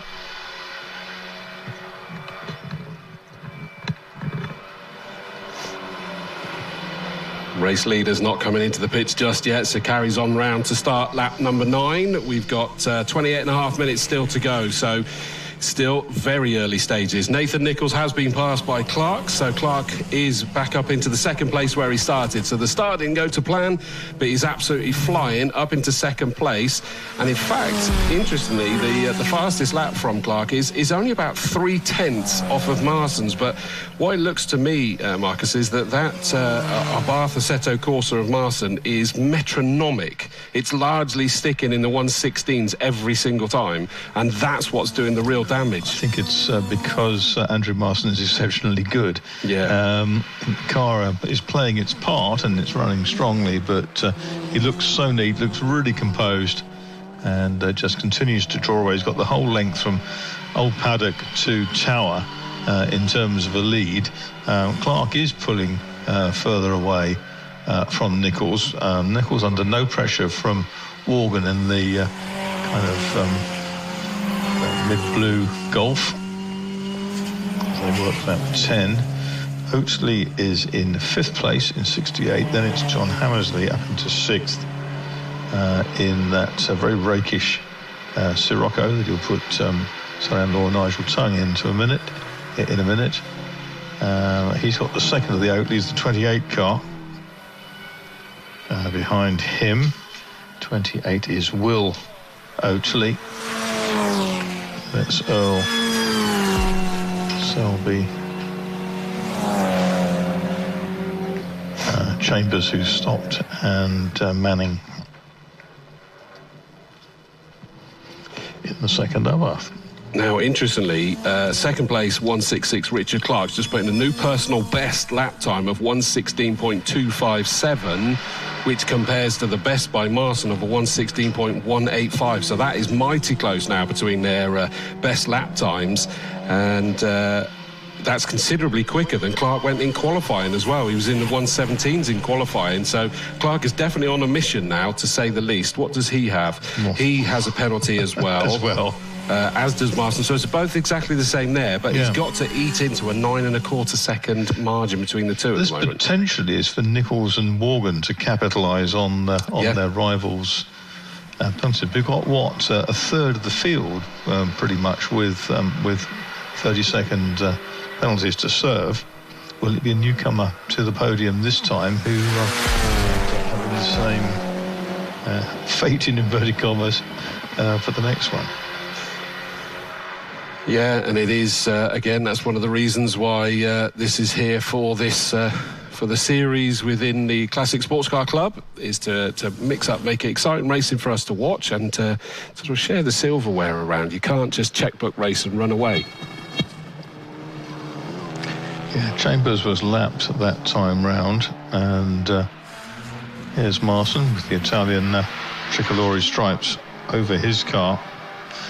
We've often seen the three Marston cousins out racing. Andrew David and Richard Marston. New teammate this time round. I can see that we're starting to get a few more getting the... suddenly see another one with the helmet, gloves and hands device going on. So that's either Toby or Nigel that's getting ready down the far end.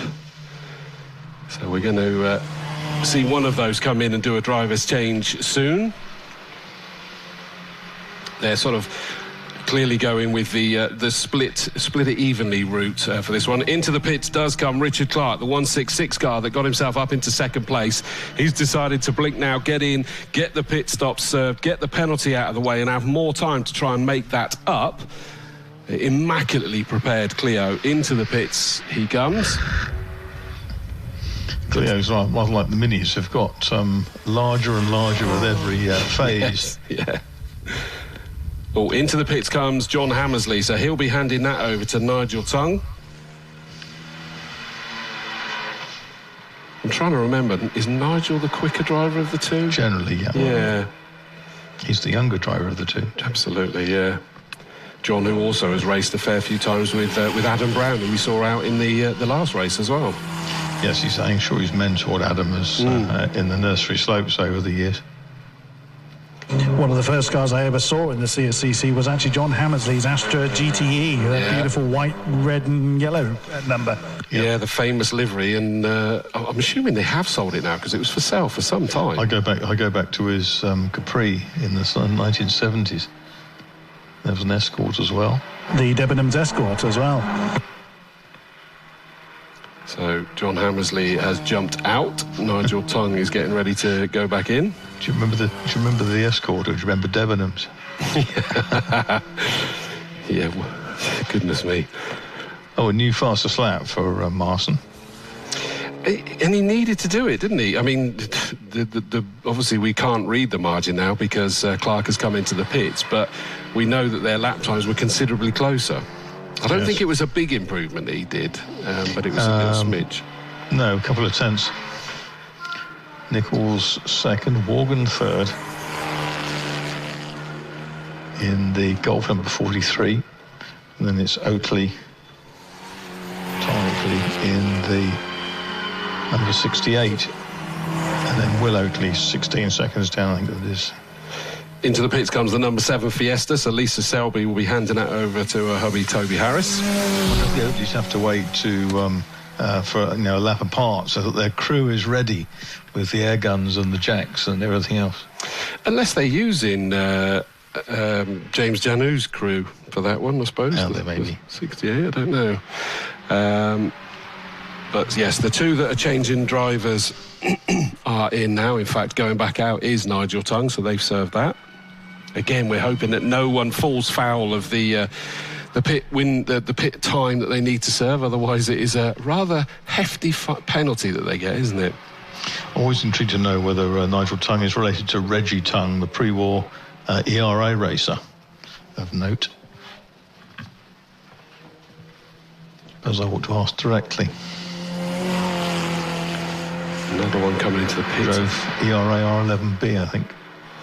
Into the pits comes number 28, so Will Oakley in the white Clio is in. Which means the 181 car of Chris Earl goes through. It's a change of number to the programme. It was down as 126, is now running as 181, the Peugeot 208 GTI that has moved up a place there to 5th. Race leaders just put another lap on the James Manning Arbath.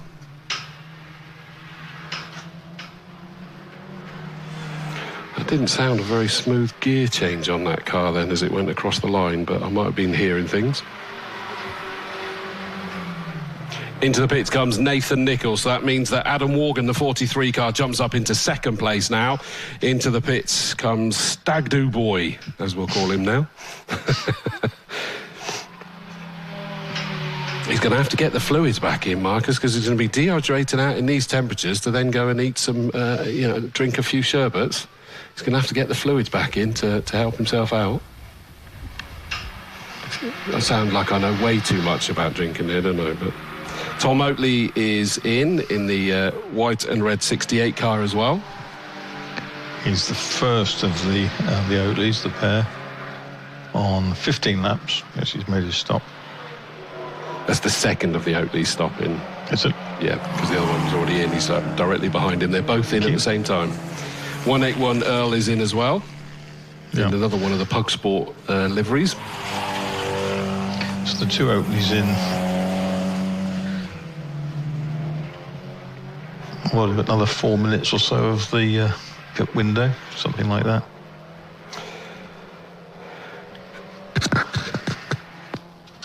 And we've already got a penalty being served to the number 11 car of Hammersley and Tongue. 30.3 seconds. Now, that means that they were 0.3 short, I believe.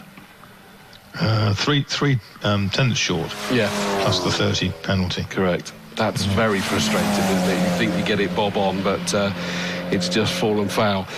In comes 124, the second of the Arbaths, Manning.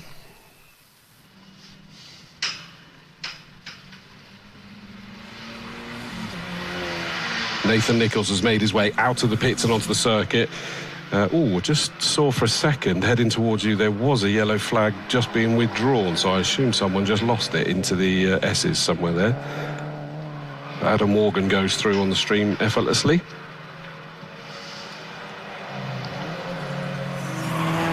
I think I remember when that was diesel, actually, because it did do the age-old black smoke belched out the back as well. Not that it ever seems to slow them down, though. 17 seconds adrift. Race leader's in. Yep, race leader in now at 17 laps then. I just had a chat with Team Oatley because I noticed both Clios were serviced by the same pair of individuals. James Dooney was going to be racing that car, and the Oatleys were going to be sharing the white one, but James unfortunately hurt his wrist, and so actually gave the drive to Tom. I'm loving this giving drives to people. You sounded like you could be on for one of those from that conversation earlier, Marcus. I'm on the wrong side of the circuit. Chris has got pole for that. He's lurking in the pit lane. Now, I know for a fact I won't Kimbo. fit. So, yeah, I wouldn't fit. I actually had a bit of fun at a previous meeting trying to get into, more fun getting out of an Alfa Romeo from the swinging 60s. Let's just say I needed help to get out. It's not a problem at the end to drag you out, put the other driver in. Yes, but no, I know where my talents lie, and for safety of all, it is not behind the wheel.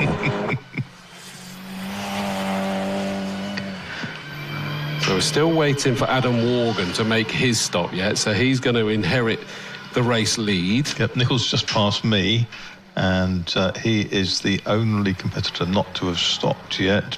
Sorry, he stopped. Morgan's the only one not to stop.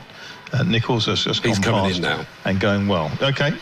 That's quite a late call, because we were just watching on the stream as he's coming towards us, and it looked like a relatively late call where he suddenly went, right, in we go, and so they do. And I noticed from when Nathan Nichols was in the assembly area before qualifying, they're allowed pits to car radio, which is they were enjoying that part of it as well.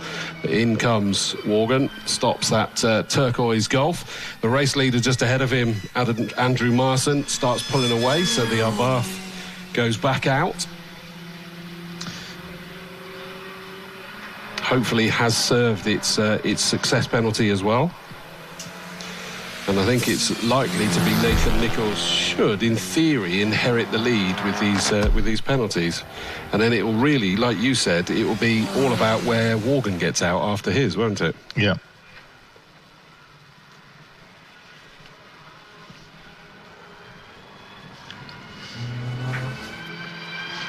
I don't even have to look to see the Mini coming. I just hear that supercharger and I think, yep. So Morgan's on 18. Is Morgan on his way yet? Because no, he's still here. Marston's just coming through the apex now of Old Paddock in the 59 car, the erstwhile leader. 15 and a quarter minutes to go.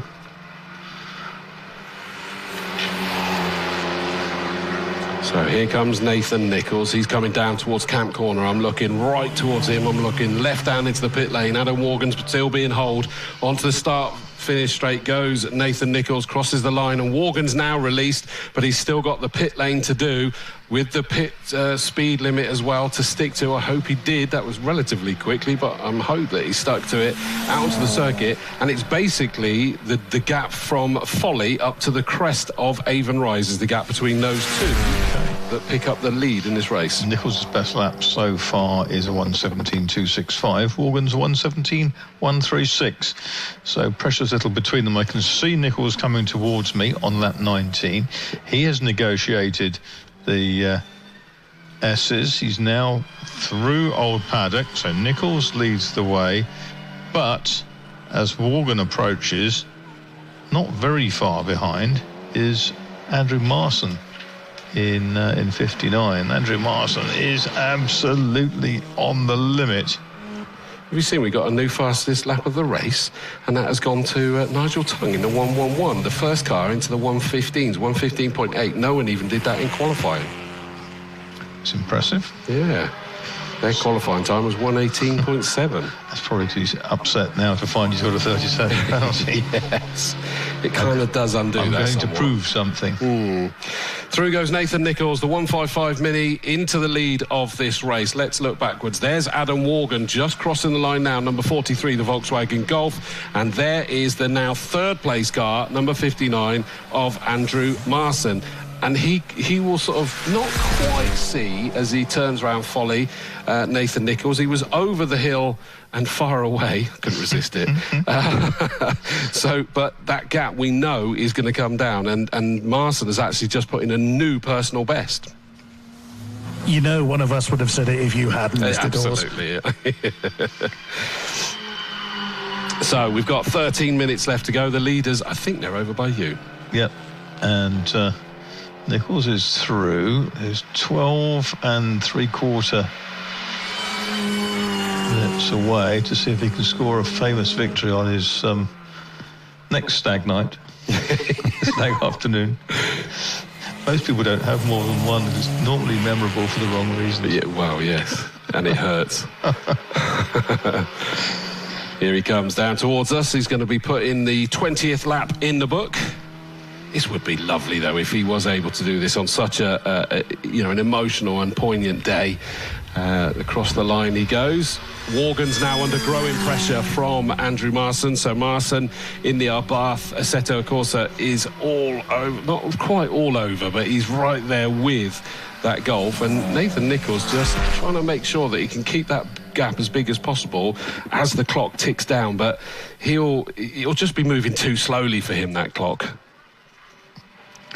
Yes, it's interesting to see, because what they're lapping in 1 1/3 minutes, that's going to give them, 3 laps in 4 minutes. It's going to give them another 9 laps. And I reckon at this rate, Marson could potentially, because no, he's not ahead of Morgan yet. Morgan's pushing really hard in that very pretty Mark IV Golf, and Chris Buxton told us it raced once last year with the club. I've not seen it before because it wasn't Alden Park. So we'll see how that works, but at the moment it's still the same order. Nathan Nichols needs to sort of make his best effort to escape and not trip over anybody with 11 minutes and 11 seconds to go as I look up at the clock. Well, it looks to me as though he is trying to put in qualifying laps, although he did lose about a second off of his best that last time round, so maybe just pushing a little too hard. We've got a Peugeot rally crossing over here, which is Carl Chambers out of the S's. That's one that's lost out dramatically in these pit stops, hasn't he? He's down in 10th place, having started on the second row. I think he was running in 6th before the pits window. He's now down in 10th.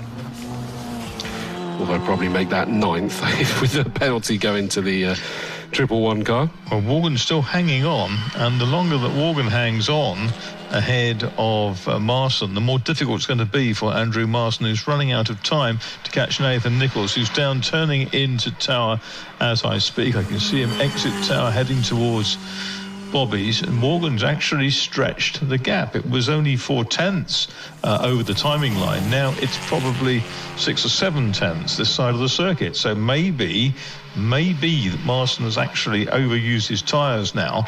It's just hanging back a little bit and just going to try and get a little bit more life out of them. And I wonder, I mean, like you were saying, that's got one hell of a lot of grunt, that Golf, and it's that age-old strengths and weaknesses at different parts of the circuit, and it means that he's got there, but to actually make the pass is another thing. And it might be struggle. I just got a chuckle, is that we've had the black and white warning flag going out for track limits for the number 1 car. And if that's for what he did in front of you, I don't think he got an advantage from it. I don't think he meant to do it. Although actually it does say driving standards, so whether that's different, and they went, oi, get it under control, son. He's not under standard, it isn't a Peugeot. Right, so Morgan in the background is still holding Marson at bay, and that's a really, really good battle. Marson is closer this time and is within probably 3 Abarth lengths of the Golf. But up ahead, Nathan Nichols is still steadfast in the lead. Morgan accelerates hard out of Tower and but he's got the little Abarth with him as they go through the flick-flack.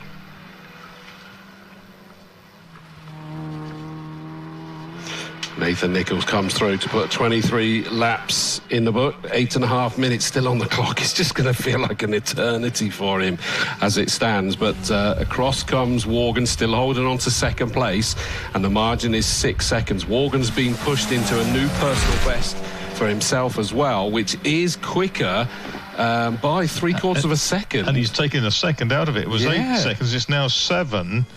And Morgan looking very good, and he's still resisting that sort of half second behind Marson in the up. I think Marson looks up the inside towards the chicane. Surely he's not close enough to have a go. He's not. And all it really does is puts him on the wrong line to go through the exits, and it slows his exit. So I think that was a psychological move, wasn't it, to try and unsettle him? It was look in your mirrors rather than ahead of you and see what happens. Oh, you've gone off. No, you haven't. I mean, it's really impressive because you now look at that personal best for Morgan, that 1:16.5. That's only half a second off of the best of Andrew Marson. And in fact, what did Morgan do? I mean, he did a 1:17.5 in qualifying. He's just done a 1:16.5 now. So it's really pushed him onto great things. Yeah, Clark's catching Oatley at a rate of knots, a second that last time round. And that's the battle for 4th place. 68. Is Tom Oatley. Oh, and we potentially got the look towards Follin. Marson, no, it wasn't quite, just ever so tiny little bit wide coming out of Camp Corner from Morgan, but it's unsettled him enough that Marson's now gone up Avonrise into the lead, and it was the drag race up the hill in towards Quarry, so he's done it, and it was just that fractionally wide. It didn't even touch the grass, but he made the noise of the rumble strips coming out of Camp Corner, and Marson was like, got it. Yes. He's now got 6.5 minutes to catch Nathan Nichols, and he's stretching away from Marson, from Morgan. There's Morgan. Gap probably at 6 or 7 lengths as they go out of my sight. Now, can Morgan come back at Marson in the Abarth? They're working about 25. Nichols should be with you very shortly. Yeah, he's just coming round Camp Corner. That margin is definitely coming down considerably, well, visibly, should I say. And it's less than the start-finish straight now, and that's the kind of telltale that we're able to see here. Yeah, 6.5 seconds has been taken out. That was another second whipped out of it by Marson, and now that the road is clear, although they're going to have some back markers, Nathan Nichols is just trying to get past the back marker through Quarry Corner. Yes, he is, and he accelerates up towards Clark's the made the move past, by the way, as well, so he's past Oatley. Okay. That was at Camp? Just before it, I think, actually. So I think it was under acceleration out of Bobby's, I would suspect. Okay. Leader through, and he's put the second Abarth between himself and the 59 car of Marson. Now, Nichols last time round, 1:17, 5.76, 3/10 off his best. Marson 1:16.59, so about a second, and the gap was 6.5 seconds at 25 laps. So he needs about 6 laps at this rate, but he hasn't got 6 laps worth of time. I think he's probably got about 4 laps worth of time. Yeah, 5 at a pinch. Yeah, it's going to be close. It'll be tight. That was an important move for Richard Clark, getting past the 68 car of Tom Oatley, by the way, because they are in the same class, Class D, if you will. So that means that up into the lead of class again goes Richard Clark. But across the line, big, bold display of respect track limits, which basically means they've had enough of doing individual warnings and they're just telling all of them now. Morgan's fallen off the pace. Yeah, Morgan's down in the 120s in that Golf, so it does look like a slight issue for that car, and I hope it still gets it to the end. Okay. At 120, you could have just made a little sort of slide off somewhere. Okay, so here, working lap 27. Is Nathan Nichols in the Helix Mini, who leads. Marston's going after him, looking very determined. The gap was down to 5 seconds at the end of that previous lap. Lap 26. Morgan, what was his lap time? Watch it next time round. Hammersley, another fastest lap, 15.657. It is great on the stream. The guys with the cameras are getting a cracking shot at multiple points where they're able to show Marston sat there in second, and you can just see in the distance that is getting less of a distance. Now coming towards us is Nathan Nichols, and you can see how that margin is coming down. But we are sat at 3.25 minutes left to go in this race, so it just feels maybe not enough time.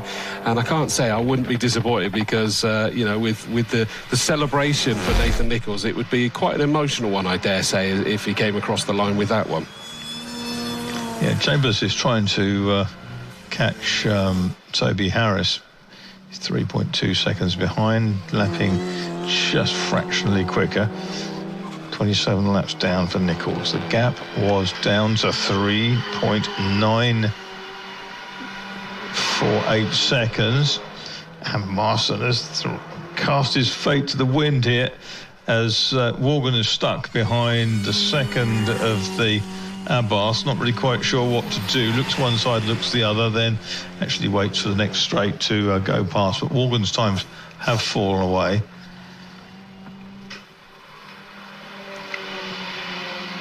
Here comes Nathan Nichols down towards me. He's got 2.25 minutes left to go. So that's 2 more laps, isn't it? I think it is, yeah. He doesn't want to be looking in his mirrors too often.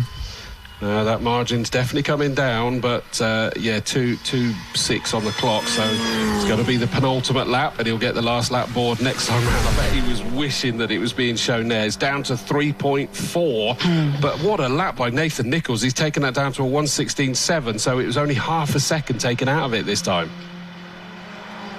which would not be enough for Marston as it stands. They're both leading their respective classes, of course, but I don't feel that that's coming into it this time because it's not a championship. Exactly. And through comes Nathan Nichols in the Helix car. Oh, and I think that hit the rev limiter, or certainly the turbo wastegate sort of cut in there on the Abbas for second place. Great effort. There's Adam Morgan. I think I just saw the sign that you were talking about, maybe sort of punish those tyres. It just looked, coming out of Tower and through Bobby's, it was just struggling a little bit, whereas traditionally that is a car that looks incredibly stable. Round Camp Corner, Nathan Nichols is going to see the last lap board. Through he goes. Can he hold on for this one more lap? It's gone down that margin to 2.5 seconds, so that's another 3/4 of a second taken out, and if he can just even maintain that, it's going to be enough for him. It's a great dice, this, and let's just see as they come back into my sight. And there's not that much between them. It's probably, I don't know, a couple of 100 metres, 300 metres maybe, with a foreshortened angle. Into the S's goes Nichols. Through he goes safely. The Abarth comes hurtling through behind him. This is going to be super close because the gap is down to maybe 150 metres, something like that. And Andrew Marston is closing in on Nathan Nichols. Nathan Nichols has 2 corners and a chicane between himself and a memorable and emotional victory, but he's got to get there first, and Abarth is looming larger and larger in the mirrors. He is. They're through Bobby's though, and he's into the drag down to Camp Corner, and I don't think that he's going to be close enough to launch a challenge. It doesn't look like it. So 2 weeks away from his wedding, on his second of his 3 stag do's, here comes Nathan Nichols to take a very emotional victory. His hands out the window. A cracking job, an outright victory for Nathan Nichols, the big Nath as we call him. Marston, great fight back, really dished up some wonderful entertainment. He comes home in second place. Nathan Nichols has slowed right down, and I would imagine, despite the big guy normally being an absolute man mountain, that there's going to be some emotion in there. Oh, and I've just noticed there's a car stopped on the grass heading up Avon Rise. Who did we Hammersley? Tongue? Hammersley? I think Tongue? it is. It's dropped right back. Let's have a look. No, it doesn't look like that colour. It looks more like that might be the Selby and Harris car. It's the penalties that drop Hammersley. Yes, it will, because that's coming across the line now. I think it may be the Selby and Harris car that has just pulled off on the grass to the right-hand side as they go up Avon Rise. Adam Morgan came home in first place, gives him a win in Class B, 166. Richard Clark comes home in fourth, that gives him a win in Class D ahead of the 68 car of Tom Oatley. Sixth place, number 181, which is Chris Earl.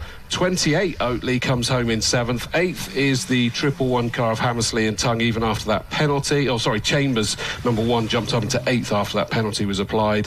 And yes, it is the Selby and Harris car that has sadly pulled off. And the 11th and final finisher, 124, which is James Manning in the other Bath. But Nathan Nichols with a fantastic victory.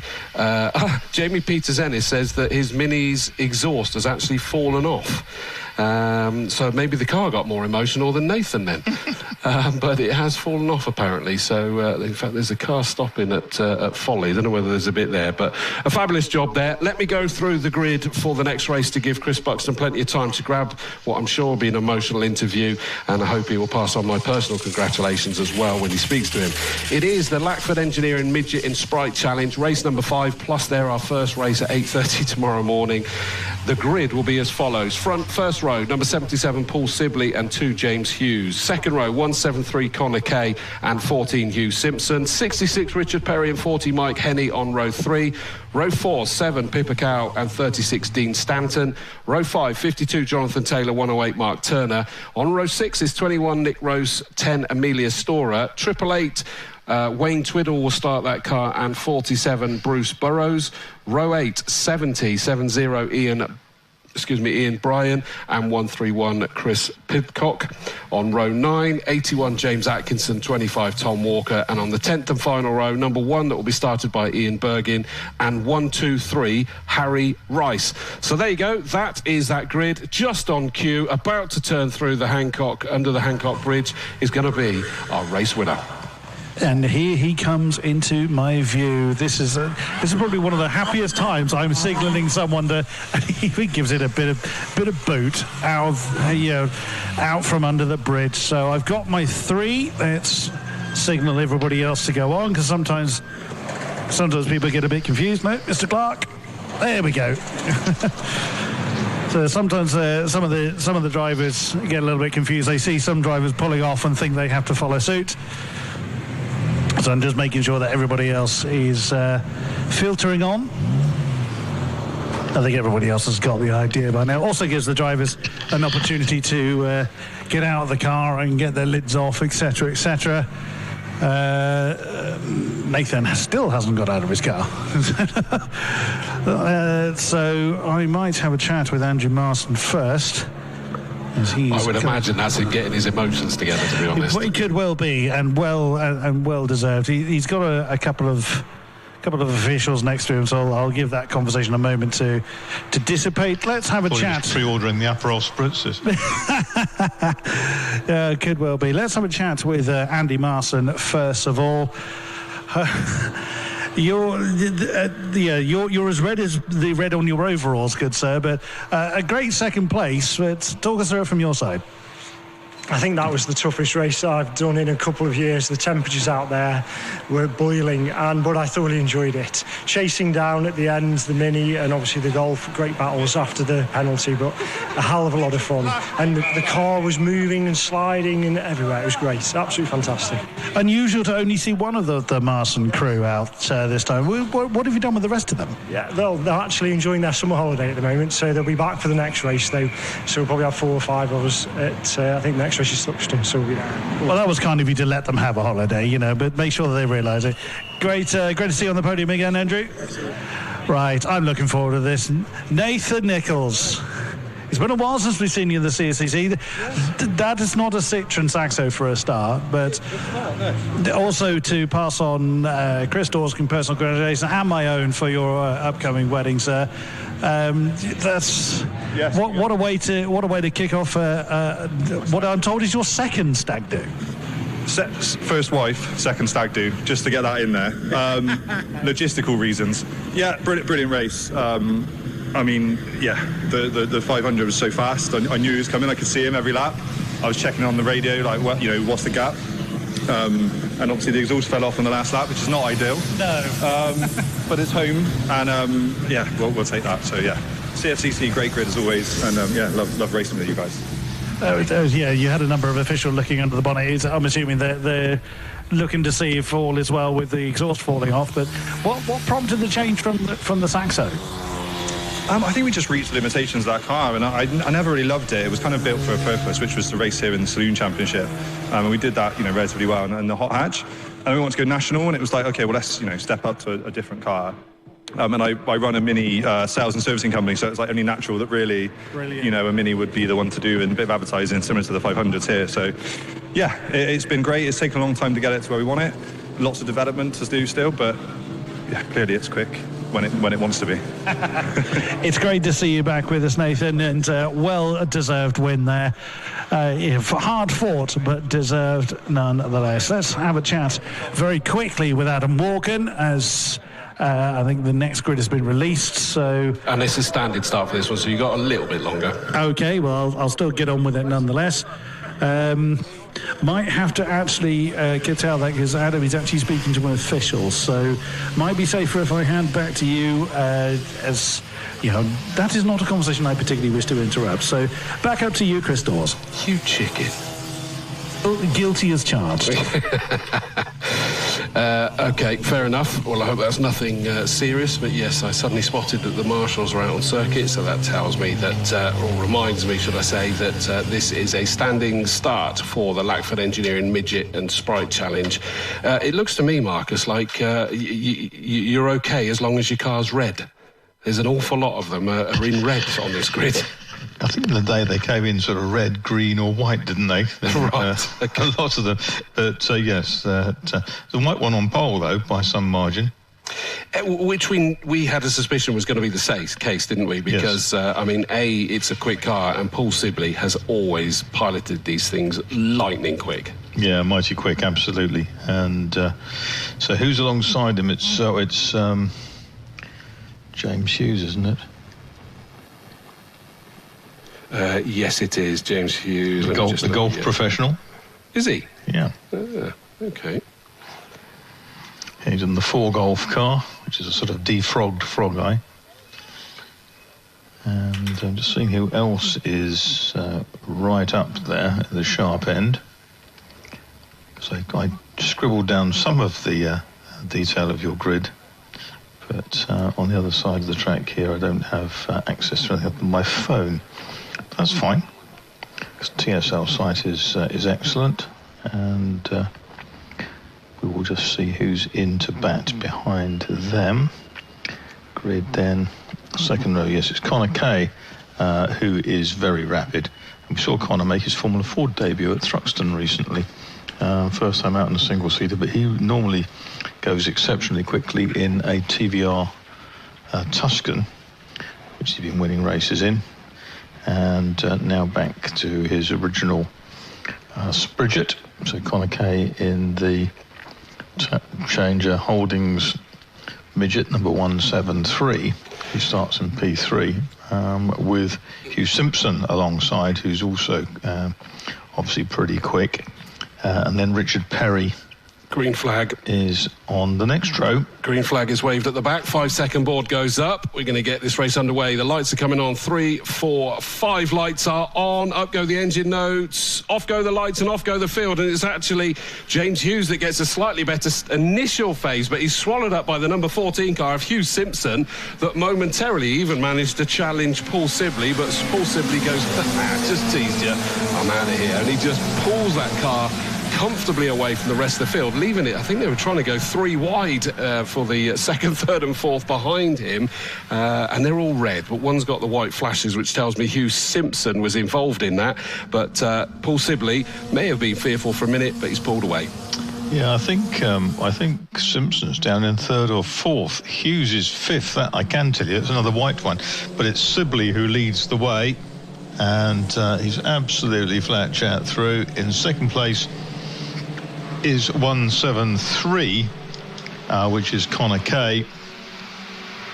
And behind Connor Kay, as they go down into Tower, I'm just trying to pick up which number it is, and I think it is, I won't prejudge.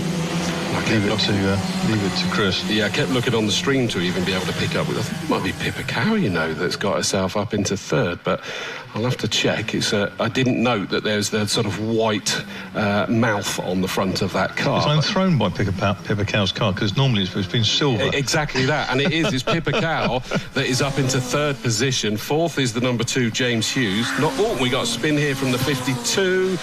And he's kept it all on the tarmac. It's sort of side on, but thankfully everybody has avoided that car, and he's just going to spin that round and get going. So, as you were. I believe Pippa Cow actually changed car recently, so it was in that sort of silver and blue colour, right, the previous car. So that might be what's confusing you. I'm easily confused, but I'm not confused about the leader, because that's Paul Sibley, who is already the distance from the S's exit to Old Paddock clear of the field. Second place then is 173, it's Connor Kay. Third is Pippa Cow in the 7 car, but she's under attack now from James Hughes, who comes up the right hand side and tries to go down, just makes it, didn't really even get to the braking area, just shot through on the inside down to Tower. So he's made his way through, and that's going well. I think we spotted on the stream as well that Richard Perry, 66, managed to scythe past Hugh Simpson, the very quick start in Hugh Simpson, number 14, and up the place was regained. Just having a look to check that is indeed the case. Through goes our comfortable race leader. Then it's the 173 car of Kay. Third now James Hughes, as we know. Pippa Cow, and yes, it is the 66 car of Perry is up ahead of Simpson. So a few kind of do-si-do-ya partners on that opening lap, as we'd expect. We've got a newcomer in the field, 888. That's Wayne Twiddle, the Cornishman, driving the ex-Ian Hewlett car. It's a beautiful looking car, that. Yeah, Ian Hewlett bought it in 1991, sold it many years later, and 2 owners on, it's with Wayne Twiddle. I think Ian Hewlett bought it from Richard Sadd, he was telling me. And a very successful car in his hands. And Connor Kay now has his work cut out, because James Hughes is right with him, and James Hughes is very rapid off Old Paddock that time, and he tries to go down the inside where he deposed Pippa Cow and he makes it. He dives through on the inside into Tower. So what's that? That's Hughes up into second place. Yeah. Okay. So not the start that he wanted, or the second phase. Like I said, he got a great initial pull away. As he went to snatch second gear, it didn't work. Possibly just the speed that thing comes round Camp Corner is incredible. But here are these two, and although Intercamp, as you rightly say, is that the white car of James Hughes, number 2, has got up into second, as they came down, was still under huge pressure from Connor Kay, but the 173 just couldn't launch a challenge into Camp, and now as they start powering back up the hill towards Quarry, is that it looks like that's now comfortably signed, sealed and delivered. Then there's a gap to Pippa Cow, who's not under pressure from the 66 car of Richard Perry yet. That's right. I mean, the other A car, which is Tom Walker, that's the same sort of kind of spec as Paul Sibley, effectively, is down in 10th place, and Sibley just charging into the distance. Hughes comfortable second now, Kay third, and fourth is Pippa Cow in the 7, and then it's 66. Which is Richard Perry ahead of Hugh Simpson. That's a pretty little sort of little coupe sprite, which is Mike Henney just ahead of Dean Stanton. And then the next pair come through, and that very, very fat arched sprite, number 25, which is festooned with aero and all kinds of stuff all over it. That is the Tom Walker car. So 4 laps now in the book. This is a 20-minute sprint race for these cars, and we're already down to less than 14 and a half minutes to go in this one. We've had one pull off, by the way. That's the yellow number 31. It's pulled off on the exit of the S's, and is a long way off course. 81. On the right. Is it 81? Yeah, it is. It's James Atkinson. Oh, James Atkinson, yeah. Yes, nice. I can see it now, because he's opened the door, which obligingly reveals the number. Nice and safely out of the way, yes. Which is good to see. Some sensible parking there. He's just trying trotting across the Greensford towards the Portaloo, TARDIS, but he's going to the Marshal's post.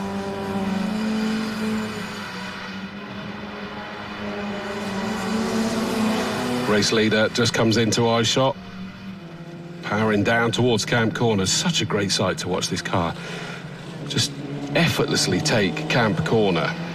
A beautifully engineered piece of kit, that as well, isn't it? Which one's this? Paul Sibley's. Oh, it is. It's a no-holds-barred car, and he drives it accordingly.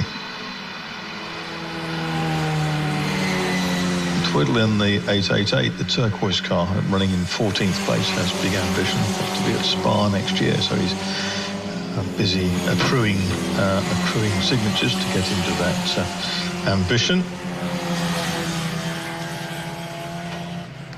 Just looks like we've got one going steadily, presumably about to aim for the pit. That is 25, I'm afraid to say. Tom Walker was working his way back through this field, but the other Class A car, the same as Paul Sibley, is out of the race. Let's just see, is he going to turn left? Crazy looking car, that, isn't it? But yeah, it's pulling under the main crank. It's got kind of a patio under the nose, hasn't it, for a splitter? It really does, but sadly he's into the paddock, so he's out of this race. The cow's behind Richard Perry, but he's she's trying to get back into that slipstream, and down towards Tower has got pretty close.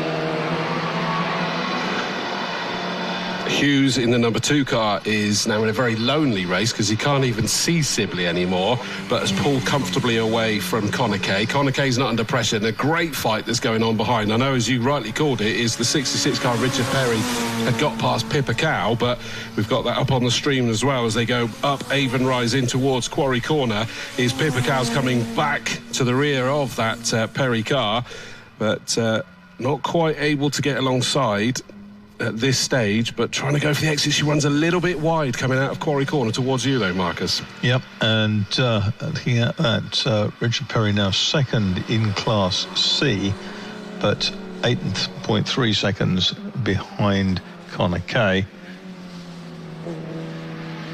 66 and 7 still scrapping, and that is Perry and Cow. They're 4th and 5th. 6th is Hugh Simpson, ahead of 36, which is Dean Stanton. Then we've got number 40, which is Mike Henney. No one for a very long time. Art Turner next through in the 108 car. Lead 3 have made their way through. Still Sibley, Hughes and Kay. Dodgy firm of solicitors, if ever I've heard one. But through they go. And it is this fight between the 66 car of Perry and Pippa Cow. Pippa really strong over this side of the circuit. She comes it brilliantly into Camp Corner, through the corner, onto the start-finish straight, and is challenging as they rise up. Not enough to get alongside, but certainly applying that pressure.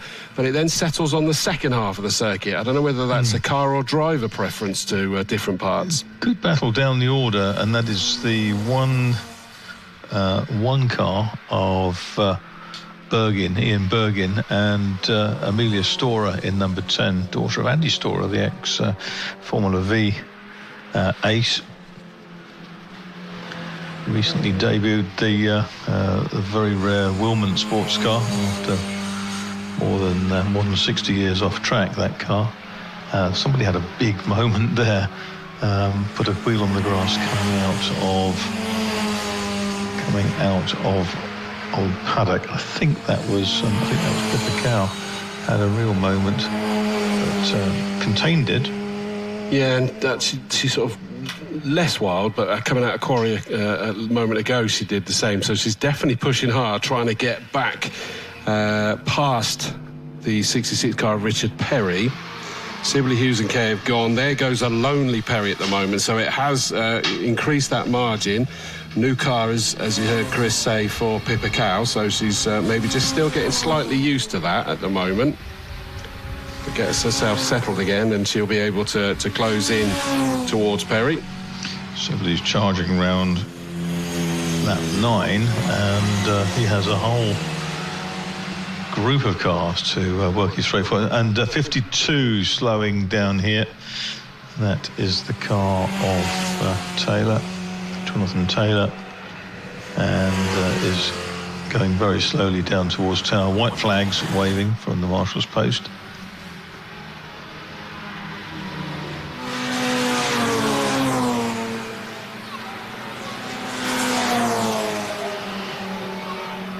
Sibley goes through. That's 9 laps in the book. We've got 8 minutes 10 left to go. I love that number 10 car as well that goes through. Amelia Storer, the sort of green and yellow BP livery. Yep. And it's even got the BP stickers on it as well, hasn't it? Into the pits comes, excuse me, I think that's Ian Bergin who's bringing that number 1 car in. Yes, that's the car that John Foe is due to drive tomorrow. Yes, that is indeed in. The 52 car is also creeping in, so yeah, as you called it, that was the one that had the spin over here coming onto the start-finish straight, and also got a warning thereafter for track limits because it was obviously pushing itself hard to try and make amends, basically. Well, I've seen Hughes go through in number 2. That's James Hughes. He is Pippa Cow's rival in Class E. Up ahead of Pippa Cow. Kay and Perry, they're 15 seconds apart in their class tussle. 10 laps down for leader Sibley. Here comes Hughes in his lonely second place, the number 2 car, leading Class E as well as being second on the road. Next up will be the 173 car, crosses the line, running 3rd overall, leading Class C, and actually the 66 car of Richard Perry that's running in 4th place, quite a long way back. That is running 2nd in the same class as Connor Kay. Pippa Cow is now back onto terms with Perry again, so she's certainly able to get up there and involved. We got yellow flags on the exit of Quarry by the looks of it. Let's see what yes, and that looks to be there's been a problem for Twiddle. I think Twiddle has twiddled and is going again. Yeah, there's an awful lot of smoke that was up in the air there, but presumably that was a tyre screaming spin. By his own admission, he called himself, and I quote, a menace. So read into that as you will. Fair shout. Can't fault that. Here comes Paul Sibley flying through to put 11 laps in the book. 5 minutes 40 still to go. And Pippa Cow is right in the slipstream now of Richard Perry in 66. Oh, and the next one through, that's Stanton. Sounds like he's got a misfire now. I'm afraid not. Is it Mark Turner? No, it's not. It's one of the pale blue cars that is coming in. Turner's a silver one. Is that? It's 1, 2, 3. Let's see. So it's Harry Rice. Rice. And it's actually coming into the pit lane. So here comes this battle around Camp Corner that I've been enjoying now. That is Perry and Cow. Through they go across the line. Triple Eight's just got a black and white warning flag, either for driving standards or track limits. That's the spinner. Yeah, quite. And I often think it's like, really? That's harsh. They've just had a moment. Which is why sometimes it is driving standards. What do they sort of say? Driving without due care and attention almost. 21 handout to the cockpit. That is Nick Rose. I think it was more to let the quicker cars through than anything else. Well, they missed the flag going out because there was 3 numbers to put into the board, but it was on a digital display. And as the 888 car of Wayne Twiddle went through, is that he just did the symbol. I spun. I don't need a warning flag. I spun them. Yeah, 36 is on 3 cylinders now. Well, really. And yet still running in 7th and 2nd in class. So he's going to want to try and keep that one going. Don't blow it up. please. Top 3 have already gone through and put 12 laps in the book. And it's this battle that's still raging in towards Camp Corner that Perry still has the nod in the 66 car. They're in different classes. One's in Class C, one's in Class E. But they're having a great tussle. In fact, is Simpson getting closer to them? No, just an optical illusion. Yeah, E is a race-modified class. Class C, if the swinging 60s set, means you can drive the same car in 2 races without worrying about other regs.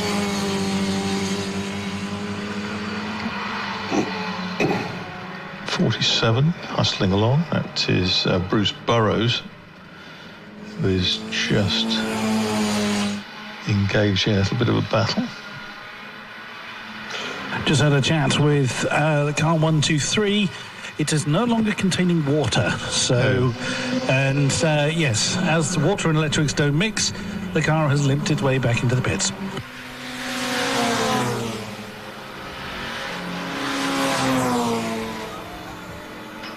The misfiring 3-cylinder car 36 sounds worse, but with another, 2.5 minutes to go, I guess driver's taken the decision that he knows what it is, and provided he cuts the revs right back, we'll get there. But I'll look at the gauges and temps and pressures. Yeah, I mean, he's still lapping comparable to the cars behind, and certainly would still bring him home second in class at that. He is about 3 seconds off his personal best, so yeah, that's it. It's just gone past here. It does not sound pretty, does it, at all? So the traction control is taking a plug lead on. I didn't know they had pit limiters on these cars.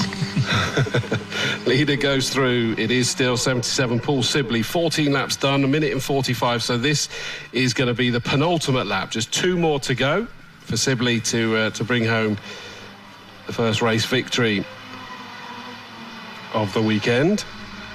It's Pidcock and Burrows who are enjoying a good old tussle.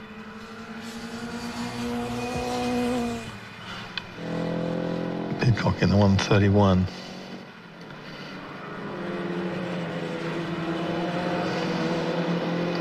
If you back off now, Mr. 36, you might be lapped again by the race leader, but it's not going to help you. It's not going to save you a lap. Because our leader on lap 15 is already down to Tower, and that is Paul Sibley in 77. Pippa Cow just came through and nearly ran wide coming out of Camp Corner and was actually looking down into the cockpit of her car. I hope there's not an issue, because she's fallen away from Perry and into the clutches to some extent of Hugh Simpson, the number 14 car. In fact, they're just heading up Avon Rise in towards Quarry. You'll see them coming out in a second. The red car with the white stripe front to back, you'll see, is an awful lot closer to Pippa Cow now. Yes, and getting ready to pounce, I suspect. Looking down to the cockpit, what's that about? Well, Pippa Cow takes a lot of speed out of the S's and is certainly not stinting on the loud pedal. The car sits quite tail low. She was 3 seconds off of her personal best last time, so yeah, something she wasn't too happy with. Sibley, though, is just... is that past you? No, it's Tower. Going past me now. Ah, there we go, for the final time. Last lap. Just lapped the 35. Sorry, 36. Which is Stanton in 7th place and 2nd in class. That's good news. That's a lap less then for that Stanton car, isn't it? Yeah. James Hughes passed us as well. Here comes Wayne Twiddle. Simpson's about to make a move on Pippa Cow. I can see that happening up Avon Rise. There's a puff of smoke up there. I think someone just locked up a little bit. Simpson's through, so I think something is slightly wrong with Pippa Cow's car, I'm afraid to say. Checkered flag has gone out. Paul Sibley, that was a lot slower that time round, but he's taken the victory as the number 77 car. Now here comes the number 2. and that is James Hughes. He had to work his way back up into that second place, but he comes home, takes second overall, and the win in Class E. I guess he was second by lap 3. And Pippa Cow coming back at Hugh Simpson. Simpson in D-class car, leading that category. Pippa Cow second in E to James Hughes. Connor Kay's just taken third in 173. Here comes, in fact, what's going on here then? I know it's the 66 car getting past another red one that but was black marker. So through in fourth place, runner-up in Class C is 66 Richard Perry. Here comes the number 14 car, Hugh Simpson, just finishing ahead of number 7 Pippa Cow. In fairness, Hugh Simpson was trying to make those up, and he was from the second row originally, so it's sort of fighting them back again. 7th, number 40 Henny, 36 Stanton, winner of Class H in 9th place, 108 Turner, and rounding out your top 10 is number 70 Brian. So that is their first of 2 races. As I say, they're back again tomorrow morning, first thing 8:30, so that they're then freed to be able to carry on their merry ways, etc. And we look forward to the entertainment of that one. So we now move our attention to the Liqui Moly Slicks and the Wasp New Millennium. So 2 series on the combined grid, and it will be as follows. Front row, number 9, Dylan Popovich, familiar name round here in his Ginetta G50. Alongside him, another familiar name, 771 Jordan Billington in his Lamborghini Huracan Super Trofeo. Second row, 22, Archie Butler in his Ginetta G56, and a familiar BMW, familiar pairing, 98. Russ Humphrey will start that, Mark Wyatt will take it over. Third row, number 85, Integra Type R, Danny Cassar, and Adam Brown with him this time, but it's Danny starting that one. Alongside them, the M3 BMW 77 Class Kuka. Fourth row, 5, William Garrett and Tim Crichton. We don't know who's starting that one. That's the beautiful Lotus Emira, and alongside them, number 2, Sam and Max Petch. Max will start that Ginetta G50 again, and I hope it is there. Can you see into the Emira? Not from Probably here. No. Can't. No, maybe Chris can. It's a blue crash helmet with a red stripe over it. That'll be Tim Crichton. No, tall figure. Fifth row, 25, Andrew Maynard starting that wonderful Jaguar XFR, and number 10, John Cockerton, 129, Tommy Grout, and 66, James Kembry, 555, Michael Gray, and 115 started by Mark Bennett. And on the 8th and final row, 87, Andrew Marshall starting that BMW 130i, and at the M3, number 44, Richard Longdon. That's the grid. So, Chris, who have you got for us? I've got them all. Would you believe I've actually got the right 3 this time? I'm learning, look. Right, let's have a chat with our sole Group A finisher, Paul Sibley. Paul, good to see you again. The car looks absolutely clean. It doesn't look like you've turned a lap, not even many flies on it. You had a bit of a lonely one. That's because my boy Ayrton's been polishing it all afternoon. It even smells nice. It smells of polish. So fair game to him, yeah. But I mean, it looked absolutely flawless and untouchable yet again. We're used to seeing you towards the sharp end of Group A. So again, what's the? I guess it's just keeping it going and where it is, or is there plans to push it further? Well, we're short of numbers in Class A. There's not a lot I can do about that. These old boys behind me are pretty quick. But ultimately, it's getting it to the end that's a hard bit, so we do all right at doing that, and hopefully some more A cars will come out and play soon. Absolutely so. Look forward to it. Look forward to seeing how they stack against you. Thank you very much, Paul Sibley. We'll let you crack on. Right, number 2, James Hughes.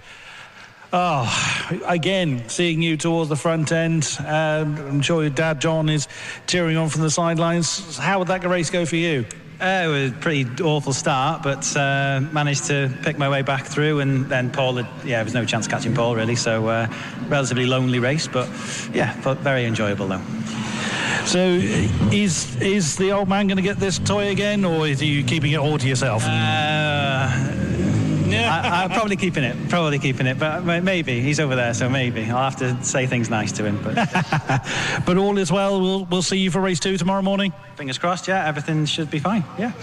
Excellent. Great stuff. Well done on the podium. Yeah, and we'll see you again, James Hughes. Let's come over and chat to Connor Kay.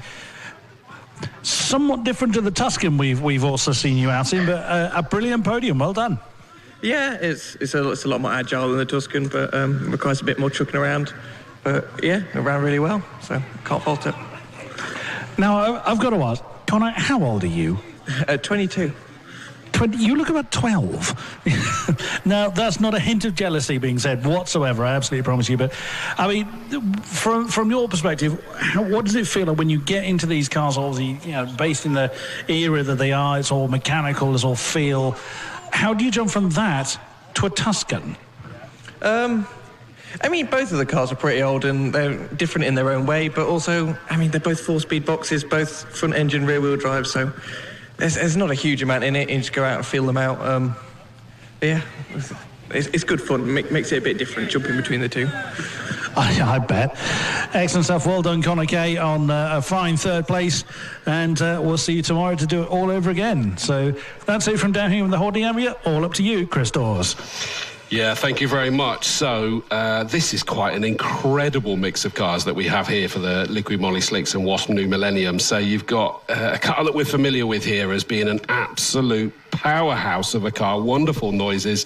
Dylan Popovich, the Ginetta G50, runner-up in the one of the local championships here at Castle Combe last year, came down to the final round and virtually nothing in it. It was a point at the end, wasn't it? It really was, and that all came down to actually one defended move at Tower Corner from memory as well at that.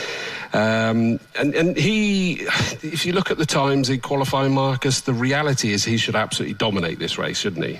Yeah, absolutely. I mean, he set a personal best at the last Castle Combe race, and he's flying this year. It's a 7-litre Chevy. The car's looked after by himself and an old buddy from his Marlin days.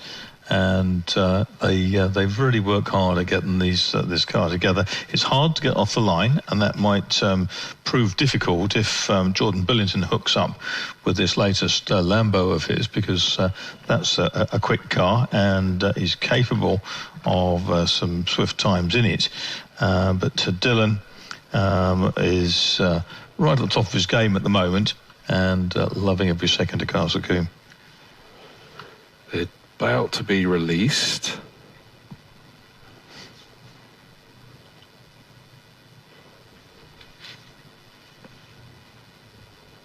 They are on their way from the holding area. One of the marshals actually had to extend the turning area as they kind of do this 180 out of this area under the Nanking Bridge. Some of them don't have the best turning circles.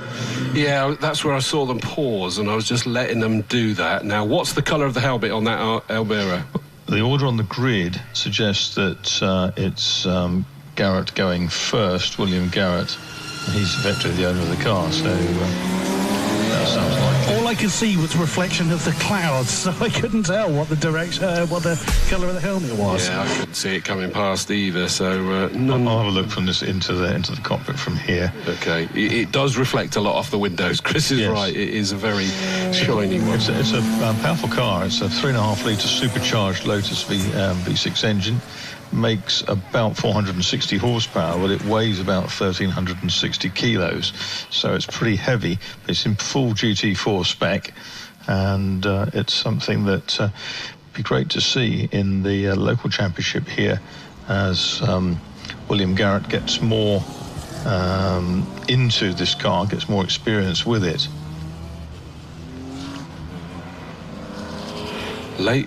That delayed everybody. The 555 car of Michael Gray's only got out, which means that there's various other cars behind him. This wonderful X-Type Estate with that almost Silka-esque livery on it is behind them. So, yeah, that's an 87 Andrew Marshall, 44 Richard Longdon. So they're going to have to really back up this field by you, I'd imagine, Marcus. Yeah, I'm just looking into the Lotus, seeing what I can see. And that is William Garrett in the car. William Garrett's in the Lotus.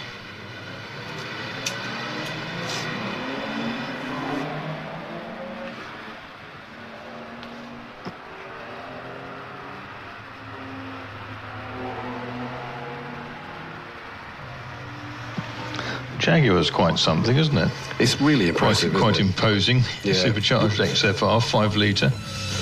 Yeah, I mean, I stupidly thought it was a Beamer when I saw it go past this morning, like a 6 Series. I thought exactly the same thing. Yeah. And I was looking and thinking, I'm sure you're a Jaguar, but your centres do say Beamer. It looks like the 6 Series or something like that, but no, it's a rather impressive Jag, and that's 2 impressive Jags if you include that Estate X-Type as well.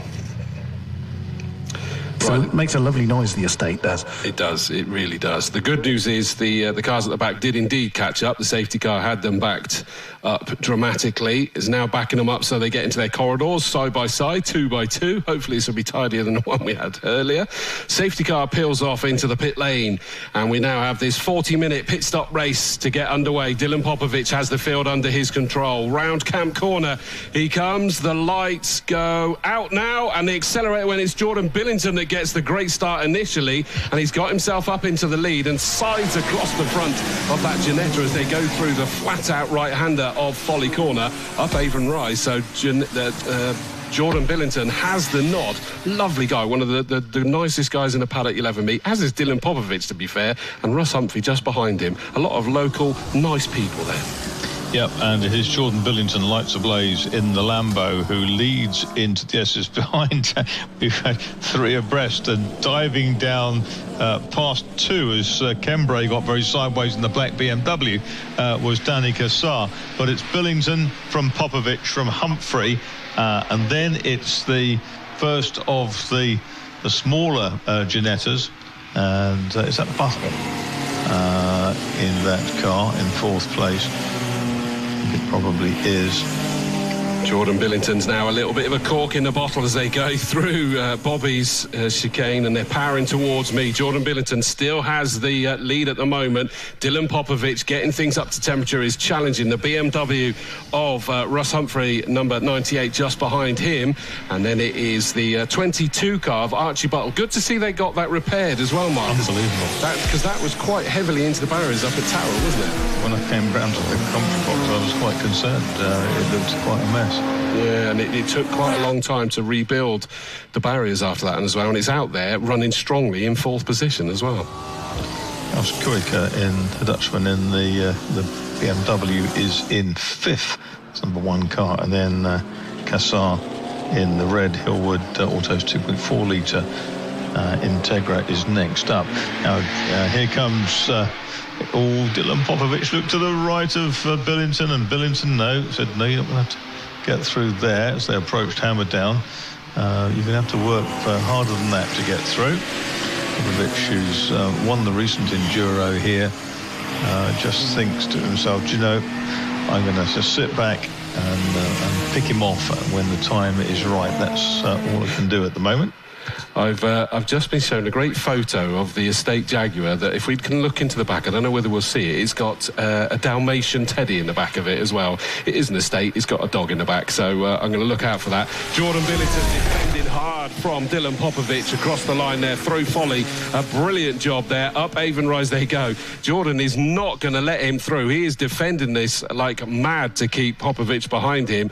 We know that Ginetta is quick, but he's defended brilliantly. Ginetta's got best time in the 9s. I mean, this is the car that's lapped in the 5s. Into the pits has come Combe, by the way, the lovely 66 BMW Yeah, M2. it's all over the place. And Popovic this time came out of the S's much quicker than Billington. Looked up one side. Again, the door was firmly but fairly closed on him. And these two scorching ahead of Humphrey and Buttle. Then it's Kuiker, Cassar. Behind Cassar is Cockerton. And then Max Petch in the second of the Ginettas, second of the smaller Ginettas is next up. Here's the Emira, the belch from its exhaust.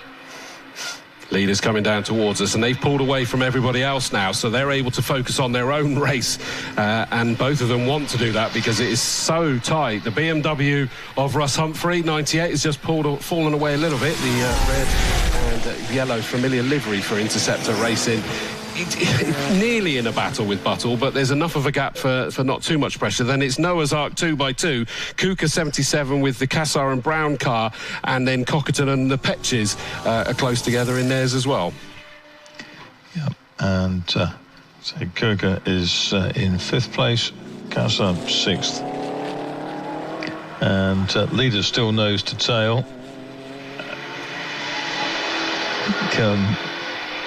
Dylan Popovich giving Jordan Billington quite a workout up front. Kirker and Casa having a really super scrap, and John Cockerton hanging on to them as the Petch car is slowing. Petch in 2 is slowing. That's not long for this race. That'll be into the pits. Had problems in the earlier race, didn't it? It did, and we wondered whether, because it said that there was smoke, didn't he? But there was no report of this, and we wondered whether it's one of the corners not quite right. Well, it again, this looks a little bit out of sorts. I mean, see the Silk Cut Jaguar Estate, the shooting brake is comfortably outrunning the XFR. Just had a look in the Combe BMW. They keep filling it with water, so all is not well with the water holding capability of the 66 BMW. What we're trying to say is either it's cooking it or it's incontinent. And we have a new leader, and that is Dylan Popovich in the avocado and mango coulis liveried Ginetta Chev. I'd never heard it described as that, but that is perfect. I know exactly what it looked like from that description.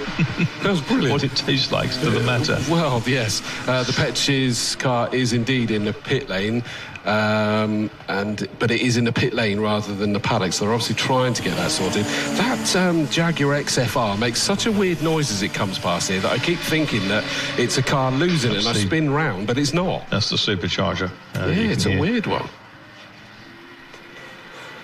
The Jag Estate came out at Silverstone earlier in the year and was involved in an incident in the first race. I don't think it was their own fault, but it was I think got involved and got tagged. This is the Auto Reserve parts car. They ran 3 very, very different cars in the Jaguar series. They had no commonality of parts whatsoever.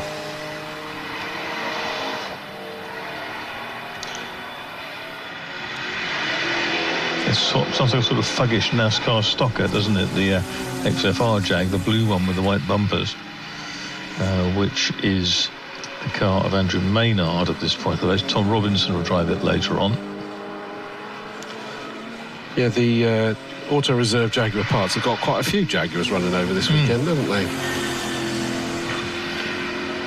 Also, 22, Archie Buttle managed to get his Ginetta G56 up past Russ Humphrey in the 98 BMW. Back into the pits, sadly, comes that beautiful, monstrous-looking BMW M2 of James Kembry, so they're still not happy it's come back in again. The Petch's car is still in there as well. Jordan Billington just made it past the Jaguar XFR, putting a lap on that one. And now that Dylan Popovich has made the move, he's just stretching his legs up front, isn't he? James Cambray, clever engineer, does repairs CNC machinery for Rolls-Royce. So I guess the Aero Engines division. He's based locally. Popovich now finding his way past the Longdon number 44. BMW, the bright green car, Viper green colour, looked after by Chris Snowden, very familiar in these parts, so is driving in Alphas and other cars.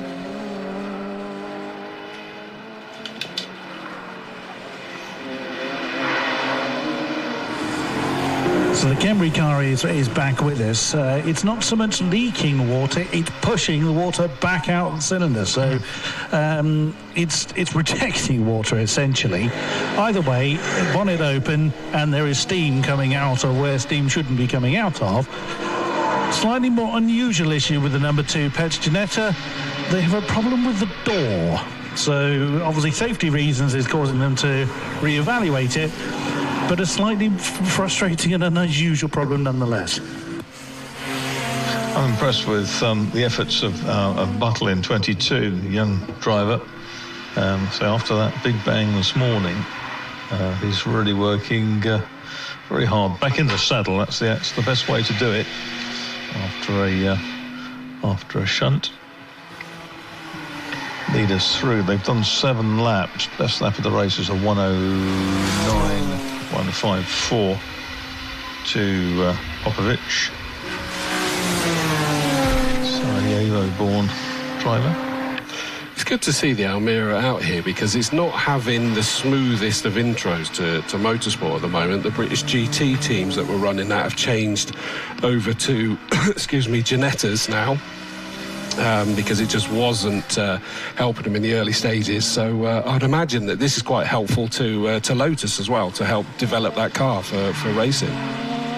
I think that Will Garrett, who's driving it, because it's a kind of a car that's looked after by the owning company, has done some sprints and hill climbs, I think mainly sprints with it. This is his first race in it. And with Tim Crichton and no doubt Tim's dad, Andrew, and 1 or 2 others helping out, they will make some progress, I'm sure. But we need to see it out more often. That's the point. Get more mileage on it. Yeah, it is. I think it's just one of those things with British GT. When I was covering it at Snetterton the other week and chatting to them, they go, and they love it. They wish they had it. But they just couldn't go any further into the season without being competitive because it's big bucks in the British GT, isn't it? And things are flavour of the month, aren't they? Or flavour of the season. And it's sort of and there's the money around to be able to say, actually, I'm not progressing with this at the moment. I'll go to what the others have got. Well, and especially with the backing that Ginetta have given them now, and they were getting out with Lotus, but it's just that sort of development stage for the car. I mean, it's absolutely beautiful. I think, but heavy. Yeah, exactly. So it's one of those watch and see. Through has gone Popovic in the lead, Billington, Buttle, and Ross Humphrey in the 98 car. There is, who did I say, is Danny Cassar's starting that 85 car this time, isn't he? But then again, that's handing over to Adam Brown, so it's from fast to fast for the handover of that car. That is leading their particular class, which is NC, which normally means not classified, but presumably it's not that. Where are we looking? Danny Cassar and Adam Brown. Oh, yes. The Almira has got past the 129 BMW of Tommy Grout. Yeah, it's a New Millennium Class C against the 130i of Andrew Marshall and Dan Garrett and the X-Type Jag. Here comes the Petch Ginetta again. It does tend to pogo through Old Paddock. Works across the car, front right to left rear. You can see it sort of moving. Whereas the Popovic car just sits absolutely flat through. Dylan did the best lap, 1:09.131 last time round on lap 10. But he can go about 3.5 seconds quicker. Yeah, into the fives in the GT races. And as you said, the Petch car went past, and it is a lot softer on its suspension in general, isn't it? Just watched it bouncing down the start-finish straight. Pit window is now open. Now, Grout 129 is coming in, but I have to say, that's very steadily coming in, so I'm not convinced that's a normal stop. In has also come the fabulous Jaguar XFR. Andrew Maynard started that one, and Tom Robinson will be taking over behind the wheel this time round. Now, the Grout car has indeed come into the pit lane, so maybe it was, and he just took it deliberately steady.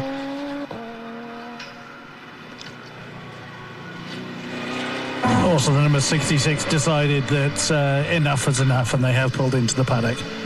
And I did just notice that Grout was pointing to something. He had his hand out the window pointing at something, so no, he isn't happy with something on that car. They're going to have a look. I wondered whether he was indicating a spin, because he was doing a circular hand motion there, but either way, his team are going to it. Front left. He was pointing towards the front left, and that makes sense. Nearly had a spin there from the number 10 car of John Cockerton. The BMW screeched out of my sight and had it collected back up again, but not necessarily on the racing line. Into the pits has come number 87. Andrew Marshall will be handing that 130i BMW over to Dan Garnett. That was one that had to get second. 77's going round, and that's the Kuoka car. He's done a 360, and he's got going again at the loss of a place, because Danny Kassar had a grandstand view of that unfolding. He basically came out wide out of Old Paddock. The tail had already broken away, and he just dropped it. There was no way he was going to catch it at that point. But went back across the track to the inside, kicked up a divot in the grass, and he found a lower gear and came back into it. Popovich has just lapped the belching Emira. And the 5.2-litre V10 engined Lamborghini of Jordan Billington's ME7 team is through as well. He's done his personal best, a 1:08.998 is Billington, which is half a second shy of Popovich's best. Ooh. So that's much better. Yeah, he's still getting to grips with that car, isn't he, Jordan? He's constantly impressing me with what he's doing. Well run car, that one as well. Into the pits comes the Almera, the number 5 car, which means that Will Garrett will be handing that over to Tim Crichton. Yeah, it's an all-black helmet, that one, isn't it? Yep. And then the stripy helmet's getting in. Is that what you... the blue and red helmet yes. getting in, yep. That's Tim Crichton. Cool. Into the pits has also come Archie Buttle. So the 22 car running in 3rd place makes its way in.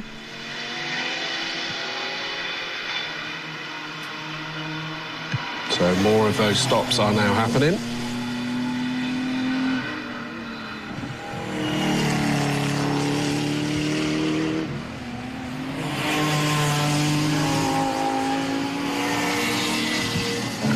I've got Andrew Marshall with me, who has just handed over the BMW 130 to Dan Garnett. How's it gone so far? That was amazing. That's the most racy race I've personally been involved in so far. Me and the green M3 were getting a bit toe-to-toe here and there. But the Tower, I was contemplating having a go, but I'm not quite there yet. We're still in our first season and just learning how to drive with, well, all these people on track and at the speeds that they're doing. Sure, yeah. I mean, welcome to the club for both of you as well. Bit of an unusual choice of car, the 130. It's usually an M3 of some description, but bucking the trend. A little bit. It's a development from Dan Garnett's personal road car, which then became a bit of a track toy, and then, well, we bolted a roll cage in it and thought we'll go racing. Ah, brilliant stuff. So, full season ahead of you? This season, yes. Next season, I'm looking to bring my EP3 into the battle as well, so we'll have 2 cars on the grid. Brilliant. We very much look forward to it. Goodbye. Thank you very much for your time. Best of luck to you. Back up to you, Chris. I love that initial reaction, Marcus, there, where you could hear his excitement and thrill at that, couldn't you, in that interview? Most racy race I've been involved in, apparently. Yeah, absolutely brilliant. I love that. Very good. Popovich is more or less 5 seconds to the good out front, but Billington is beginning to hare after him. Last time round, Popovich probably involved in traffic. In fact, Popovich comes to the pits, hasn't he? Popovich in the pits at 15 laps. Yeah, Popovich is in. Kuka's now making his way back out again, the 77 car. Klaus Kuka heading back out onto circuit. The 555 car is also in, just ahead of Dylan Popovich. In comes the Petch. Yes, that looked a bit sluggish again around here. I thought it was giving smoke earlier as well. Remember they were saying that in the first race. It did look like it was giving up something, throwing something up into the air, but I couldn't quite tell from where I was stood at the time. Into the pits has come is the 98 car as well, so that means that Russell Humphrey will be handing that over to Mark Wyatt. So the Interceptor Racing team set about making the driver change, make sure they're happy with the car. Into the pits comes the 85 car. Danny Kassar will be handing that over to Adam Brown. It's quite a busy pit lane now, I have to say. Yeah, there's even more. Jordan Billington comes in. Of course, no driver change there, but he's now getting his pit stop out of the way. Also, the number 10 car of John Cockerton. So it is a very pit lane indeed. Dylan Popovic makes his way out. Yep, and I'm watching Tim Crichton getting on it in the Lotus Emira. See what that can do. 2:56 out lap. Now he's on his first flyer. The out lap, of course, is the one that includes the time spent in the pits. So we'll see. That car's personal best is a 1:13.299. So we need this to just sort of work its way out. We've still, the one car that hasn't stopped is the Estate Jaguar. The shooting brake, because there were Jaguars when they were back in the day. Yes, of course, with the Dalmatian in the boot. And its indicators are on, so it's going to be coming in now. And I hope that Chris will be able to have a look at the back of that Jaguar when it comes in. It's not in yet, it's just coming down the pit lane, and you've got to look at the Dalmatian in the back. And looks like you've got Russ Humphrey. You're well spotted, sir. Well spotted. I do indeed have Russell Humphrey, who's just handed the Interceptor Racing BMW over. How's it running, Russell? Yeah, so it's hot and it's hard work. You're trying to pace yourself against the slicks, and it's difficult. It just, the first few laps I could hang in there, but as soon as they warmed up, I was too hot, and then it was a handful. So you and Mark have been running this car for a number of years now. As we don't see you as much as we would like, but it's wonderful to see the car. And it's so, the livery's amazing. The pace looks incredible. What's the sort of longer-term plan for this car? Oh, we've got a love-hate relationship with it. Yeah, we'd like to say we love it and it hates us, but we've had lots of gremlins. Mark's lost the love, so who knows what the... but when it works, it's so much fun. We'll enjoy your company for as long as you stay with us. For Russell Humphrey, thank you very much for your time. We'll let you get some rest. And yes, I did look in the back of the Jaguar, and I can confirm there is indeed the Dalmatian teddy in the back of it. Yes, I saw it as it went past as well. So we had that time. Dylan Popovic had a bit of a fright. I think it was Tommy Grout who didn't see him as they went through the kink on Hammerdown. And Dylan had to kind of breathe in, hoping it would draw the sides of the car in with him, but he got through. Nobody's got any penalties in these races. None of the drivers that have been given success penalties are here. Sounds ominous. Well, quite. We just had the Jaguar and Dalmatian making its way out, and only just sort of getting out in front of the Petches Ginetta there. That was relatively close at the end of the pit lane, but I'm sure it was under control. But it wasn't necessary, because as soon as they're going up Avon Rise, the Petch Ginetta screams past the Jaguar anyway. I thought you were going to talk about track penalties, you see, and not yet. We've had one spin off, but didn't pick up a track penalty. And there's Popovic going around the outside of Adam Brown in the Honda. That car, the Casson Brown car, running in 5th place and leading its New Millennium class, the Wasp Performance New Millennium class. Billington 6 seconds adrift of race leader Popovic. Now we can hear the Lotus in all its glory. And that's just done its best lap of the race with Tim Crichton up 1:11.766, which is probably around 5th quickest in the race. 8s for the leaders, 10s for 3rd and 4th. Yes, that'll be 11. That'll be 5th quickest. So at that rate, it's going to claw back some time as the race goes on. Still have another 16 3/4 minutes to go.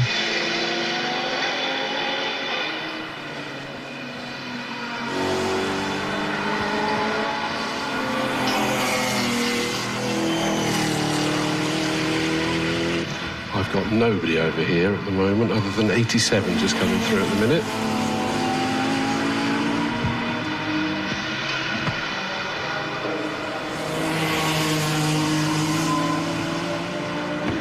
There goes Mark Wyatt now in the 98 car. Across the line he goes. Dylan Popovic, the number 9 car, in the lead of this race comfortably, because obviously no one else had to serve the success penalties at this point, but he'll be picking up some after this one. Jordan Billington still in second place after that great early stage of the race from him to hold on valiantly. I just asked Mike Seaborn what the story is behind the dog. Simply put, it's a dog carrier car. The dog is called Beatrice. It lives in there and it loves going racing. Absolutely. I kind of guessed it was that. I knew it. The dog's called Beatrice. Apparently it's called Beatrice, yes. I didn't guess that bit. Mike Seaborn usually races his own XJS called the Pink Peril for obvious reasons, but in his own words, it needs a hell of a lot of work. So may not see that one out, so we enjoy Mike's company in other people's cars. So we're down to the last 15 minutes in this race. And you've got to look at the two different series, and obviously we've got the Liquid Moly Slicks. Popovich, Billington and Buttle in the top three positions are in different classes in the Liquid Moly Slicks. And then you've got the Wasp New Millennium. Russell Humphrey, Mark Wyatt are leading Class A in that. Then in fourth place overall, fifth is the Cassar and Brown. They are leading Class C in the New Millennium. There's a lot of firsts in classes on this grid, though, isn't there? Everyone's a winner. Exactly. That's right. Billington, second place in the ME7. Lambo, number 771.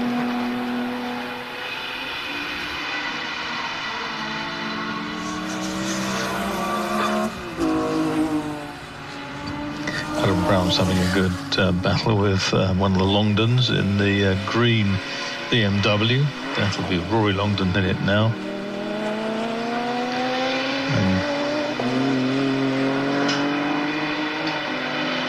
A lot of BMs in this race, and the Lotus getting stuck into the Ginettas. It's left the Petron behind and now having a tussle with Buttle, who's gone past the lap on it. Popovich and Billington now 21 laps in. They're 8.2 seconds apart. In third place is Buttle. In the number 22, Ginetta. That Almira is flying now, isn't it? Going well, isn't it? Oh, and we've got coming into camp the 555 BMW. Michael Gray just had to step out of the way as the 22 car running in third place, Buttle, and that Ginetta flew up the inside. We've got a car going over blazing rise with smoke coming off the back. You should see it coming out of Quarry now. In fact, I think it's pulling off. That looks like Kuika. It is the BMW of Kuika in a cloud of smoke, expires on the outside. Oh, and there's two cars off. Where am I seeing that? Is that... There's another one off. There's another one off at Quarry. There's I can see a silver BMW, or the back of it, which is obscured by the marshal's post. Yeah, that's gone into the rector cell. I hope that's not on fluids, because otherwise we could see a few more up there. He's getting out and everything's A-OK. That could possibly be John Cockerton, number 10. I'm guessing it's the first silver BMW that comes to mind. That's the likelihood. And here comes Popovich. He's picked his way through the slippery stuff. Now says Jordan Billington. But with, 12 or so minutes to go, you've got two cars off at a difficult position. Leaders are on lap 23.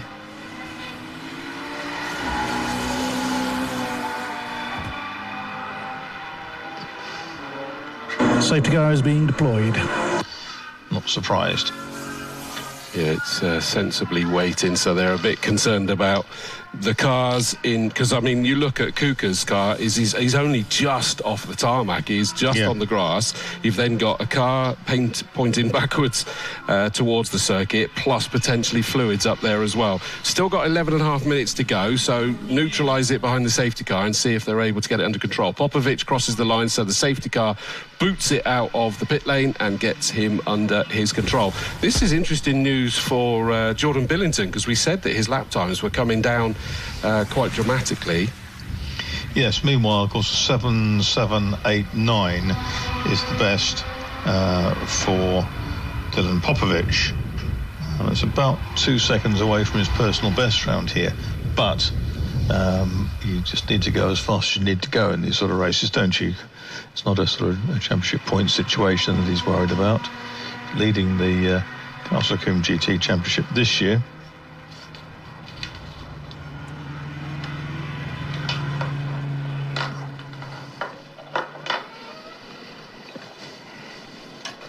Almira was still battling with the third place car of Buttle, so fair play. They're really wringing the neck on that one now.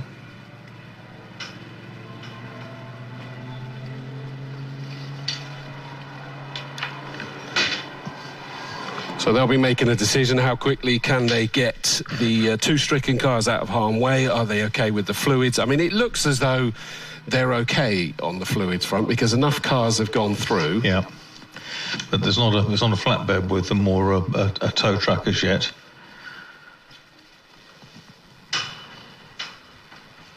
But how many cars went through at racing speed is going to be the question. True. Yeah, I think there was a few before anything got neutralised. Goose, hello mate, one of the Quarry Hardcore. He says that car 10 did hit the bales. Absolutely, it was buried, didn't it, from the stream that I could see, which isn't surprising. He's been locking up coming into Quarry quite a few times by the sounds of it, but unfortunately this time the car in front blew up. So that was why it wasn't possible. Interestingly, so maybe no fluid there because Jamie Peters-Ennis suggests that car 77 hit the hump at Avon Rise, although there was smoke coming from it before that, Jamie, I must be honest. I think they're about to throw the checkered flag, by the way, because it's not going to get recovered in time. But saying literally bottomed out, hence all the smoke. Oil is down, says Goose, so yes, it is mechanical. I thought it was before the Avon Rise. I was looking at it. Checkered flag is waved, so unfortunately there's not going to be enough time to get the recovery done and then get the rest of the race run with us going right towards curfew as it is anyway. So that's a shame. Yeah, thanks to Lewis Bird as well. He says there's fluid from the rise. So that's just going to be too risky for them as well. So it means that Dylan Popovic gets that victory. And I don't think he's inherited that. He was in firm control. We knew he was going to look strong in this one. Jordan Billington, 771, brilliant race in those early stages in particular. Constantly impressing me with how he progresses with that Lamborghini. 22 Buttle, a brilliant job to get that car repaired after the incident in qualifying this morning, and was looking very, very strong. He comes home in third place. In fourth, number 98, Russell Humphrey, Mark Wyatt. Fifth, 85, Danny Cassar and Adam Brown. They've all won their own respective classes. In sixth, number 5 is the Lotus Amira of Garrett and Crichton. 7th, 129 Grout. 8th, 555, which is Michael Gray. And then it is Maynard and Robinson in the number 25 car in 9th. And rounding out the top 10 is Seaborn and Bennett. So great job there for the Liqui Moly Slicks and Wasp New Millennium. That's their one and only race for those guys. Well, certainly in terms of the series themselves. We now return to something we have already seen.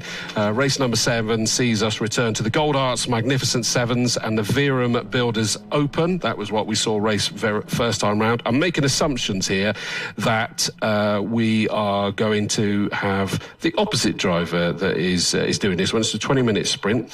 So front row, 68 Andrew Grant, 42 Richard Carter. Row 2 is 16 Martin Ledbetter, 55 Mark Lanyon should be racing that one, 34 Pascal Green, and 79 Nathan Bell. Row 4, number 5 Stephen Grove, 132 Adrian Matthews. Just checking to make sure. To forget that I need to just make sure that there's been no I can confirm your assumption is correct. So whichever of the shared drivers had it first time round, it's the opposite one for this one. Fabulous. I'm just making sure there's no revised grid. No, that is correct. So 5, Stephen Grove, 1, 3, 2, Adrian Matthews. 5th row is 28, Philip Andrews will drive that one, and 4, Chris Orcock. 6th row is number 69, Stephen Collins, who won the first race and is all the way back on the 6th row there, with the winner's penalty applied. 33, Surid Chatterjee. 7th row, 39, Rob Hardy, 2, Sam Petch. 991, Darren Granger. 37, Stephen Routledge. And on the 9th and final row, 66, Alexander Dobrynin, and 70, Trevor Harbour, if they've got the car sorted. But that gives you hopefully plenty of time to grab a word down to Chris Buxton. Just herding our cars in now, pointing at number 98. So just signalling for the Interceptor BMW come in as the winner of our New Millennium section. And the same for Adam Brown. I'm sorry, basically just double checking. Do I need you? Do I need you? I'm going to try and point to Tommy Grout to pull in, because I do want him. He's 3rd in our New Millenniums. Oh, we're a little bit tight on space. Archie Buttle, ironically, he is one that I do want, but I haven't really got space to put him, so I'm going to have to kind of wave the rest through. If you can fit, yeah. I think we're going to get Archie to kind of pull over, hopefully give us enough space. Actually, Archie, over that way. I'll come and find you in a minute. Right, I have got Dylan Popovich out of the Ginetta. Good to see you, sir. Qualifying didn't really go your way. What happened? So I was nursing an issue all day, actually, quali and the race. My traction control was kicking in for no explicable reason, so I was, being held back basically throughout the whole lap. So quali, I sort of set a good enough lap to think, I must be up there somewhere. Came back, thought I would sort it out for the race, but unfortunately I didn't, so I still had the same problem in the race as well. You're too fast. Your car is telling you to slow down. I would love to chat more, but I've got a lot of people, and I need to probably get Tommy Gray out of the way. Always a pleasure to see you, Dylan, and we will see you again on the top spot. Usually we see that Ginetta out in several races, but just the one for today. Jordan Billington, definitely going to have a chat with you. I can't deny I am a fan of this car, but you're getting stronger and stronger within it. This thing must be an absolute joy to drive. Yeah, I'm very lucky. He's fantastic, but hats off to Dylan. He's just super quick. I was really pleased they held him, got the lead for a few laps and held him, but slight error going into the S's, and then he was gone. So, I mean, this isn't your first Lamborghini, if I remember. Was it a Gallardo you had before this one? Yes. And then you put it on steroids because this is somewhat bigger. Yeah, I had the old Gallardo GT3, which was a great car, but needed a step up a bit. And, this has pushed me forward. So it's fantastic. I'm so lucky to be able to drive something like this. So anyone watching out there, I used to spectate as well. That's how it started. So, if anyone wants to go, get out there and drive. It's great fun. No better inspirational words. Jordan, brilliant podium. And, I've loved this car. I can't deny it. It's difficult to stay impartial when you're stood next to a Lamborghini, let's be quite honest. Adam, let's have a chat with you. And yes, you are correctly signalled over this time. Always a pleasure to see you. Come on then, what was it like? Oh, the car's just absolutely amazing. It's my dream car. Nigel, who owns it, is kind enough to let me drive it, and I just feel incredibly lucky to be able to go out there and drive it with Danny. Obviously, we know Danny's mega quick, and to put myself up against him, it gives me a good base of where I'm at. Showing the race was cut short. I was catching the Beamer for the win of the Millennium, which I don't know if he had a problem or something, but I reckon we could have got him. But it's one of those things, it's racing, isn't it? Yeah. And we see plenty of it from you. So what do you approach this? You've got to surely approach this differently to the Fiesta. Yeah, it's the Fiesta's mine. If I crash it, it's mine. It's up to me to fix it. But this is Nigel's baby, and the amount of blood, sweat and tears he's put into that car, it's always in the back of my mind, this is not my car. So, but, he wants us to go hell for leather and try and win the race, and that's what we do. And sadly, we were a little short today. Yeah, but you're still doing as you're told. You're still giving a good kicking. Adam, it's always a pleasure to talk to you, and another great podium. Well done to you. I need to be as quick as I can because I think the next race is about to be released. So let us then chat to Mark Wise, if we may. The Interceptor BMW has done you well again. Russ opened up a really good lead, and with the shortened race, I managed to stay there, I think. Russell was alluding that you've had a few issues to kind of contend with this car, but you don't have pedal well when it's on song. Yeah, it tends to have sort of a 15-20 minute shelf life, and then it seems to get in a mood. And it had just started to play up before the safety car came out. So what was the issue? It just doesn't drive. It just bogs down, and we can't get to the bottom of it. But anyway, right. Yeah, brilliant. So I would love to chat longer, but still have more people to chat to. Brilliant podium, brilliant victory in the new millennium. Tommy Grout. It's a bit different to the Mini that you had previously, but brilliant. Third place in new millennium. How are you feeling about that? Excited. I didn't really expect to get anything today because I haven't driven this car for over a year. It's my spare car. I've got no ABS. I've got mixed match of tyres. I haven't driven this. I haven't raced it before, so I've got to take it as a positive. Absolutely so. And so this was raced before you had it, if memory serves. How much has been done to it since you've had it? Quite a bit, but I haven't raced it for years because I've got an E46, which I've been racing. Yes. So I blew it up at Donington on Thursday. So Intersport kindly got this ready for me yesterday, and I just give it a whirl. And well, it did you. As much as I would love to chat to you, Tommy, great pleasure to chat to you nonetheless. Well done on the podium. Now, the Mag 7s have yet to be released, so I'm going to try and get Archie Buttle, who has kindly pulled over past the holding area. He might be just being ushered away. Let's see if I can catch him quick. Archie! I wanted to try and get you in, but there just wasn't enough room. But I guess got to be pretty quick because I guess you're being ushered away. Again, you're in the podium for the slicks. You're going stronger and stronger in this car. Yeah, we're just getting the grips of it. I had that off in quali, so I had to kind of build up my confidence again. So it was and holding the practice. The track was definitely a bit slower than it usually is here, and definitely a bit higher to drive. And again, how old are you, Archie? 17. I shouldn't have asked. Not a hint of jealousy. And you get to race this. Not jealous at all. But so what's the sort of longer term plan? Is it sticking with the Ginetta for a year or so, or what's on your mind? Yeah, we're going to stick with the Ginetta route, look to doing maybe some more racing. The end goal would probably be endurance racing. That's kind of what I'd really like to get into. So stuff like Le Mans or just 24-hour racing in general. That's kind of my end goal. Someone's having your car. Brilliant. I'll get out of the way because I think this bloke wants to release. Brilliant race, Archie, and I have no doubt we'll see plenty of you again. Brilliant podium, well done.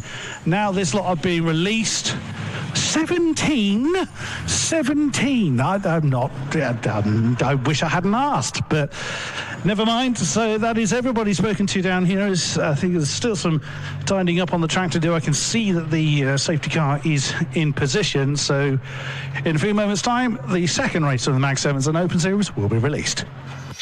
Thank you very much for that, Chris. And it was great to take that opportunity with plenty of time for the interviews there. They're just, the cars are back. It looks like the team have done, not just obviously the Orange Army do an incredible job, but the maintenance team have been working very, very hard, as always, today. And we thank them for all of their fabulous work. Slightly different team this year, and they've taken to it like ducks to water. So thank you for all of their amazing work. They're just finishing off up there, but the biggest job they've had is dressing the oil. And it goes from all the way just before Avon Rise, over it, out the other side, round Quarry Corner. I think they're going to run out of this dressing by the end of today. It's enough that they have put a digital display on the board that says dressed oil turn 2, so that they know that there's just going to suddenly be dust kicking up in the air. It's not smoke or someone locking up in front of you. It is just the dust going up into the air. But brilliant job to get it all sorted. And Yeah, the circuit vehicles have left the scene now, so there's 3 of them progressing past me, and then we're going to be in a situation where the track is cleared for action. Safety car lights or course car lights behind the 3 vans, and we're just about ready to go. Brilliant job.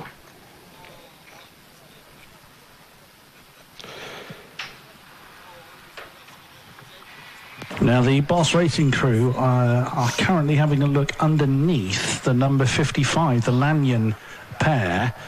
Apparently, the car is reporting low oil pressure, but there's certainly nothing underneath it. They're jacking the car up now with, you've got one in the bonnet, one on the jack, and one underneath. There's certainly no sign of oil on the floor. They think it's a wiring or a dicky sensor or something like that, but they do have quite a few people from the Boss Racing stable having a look at the number 55.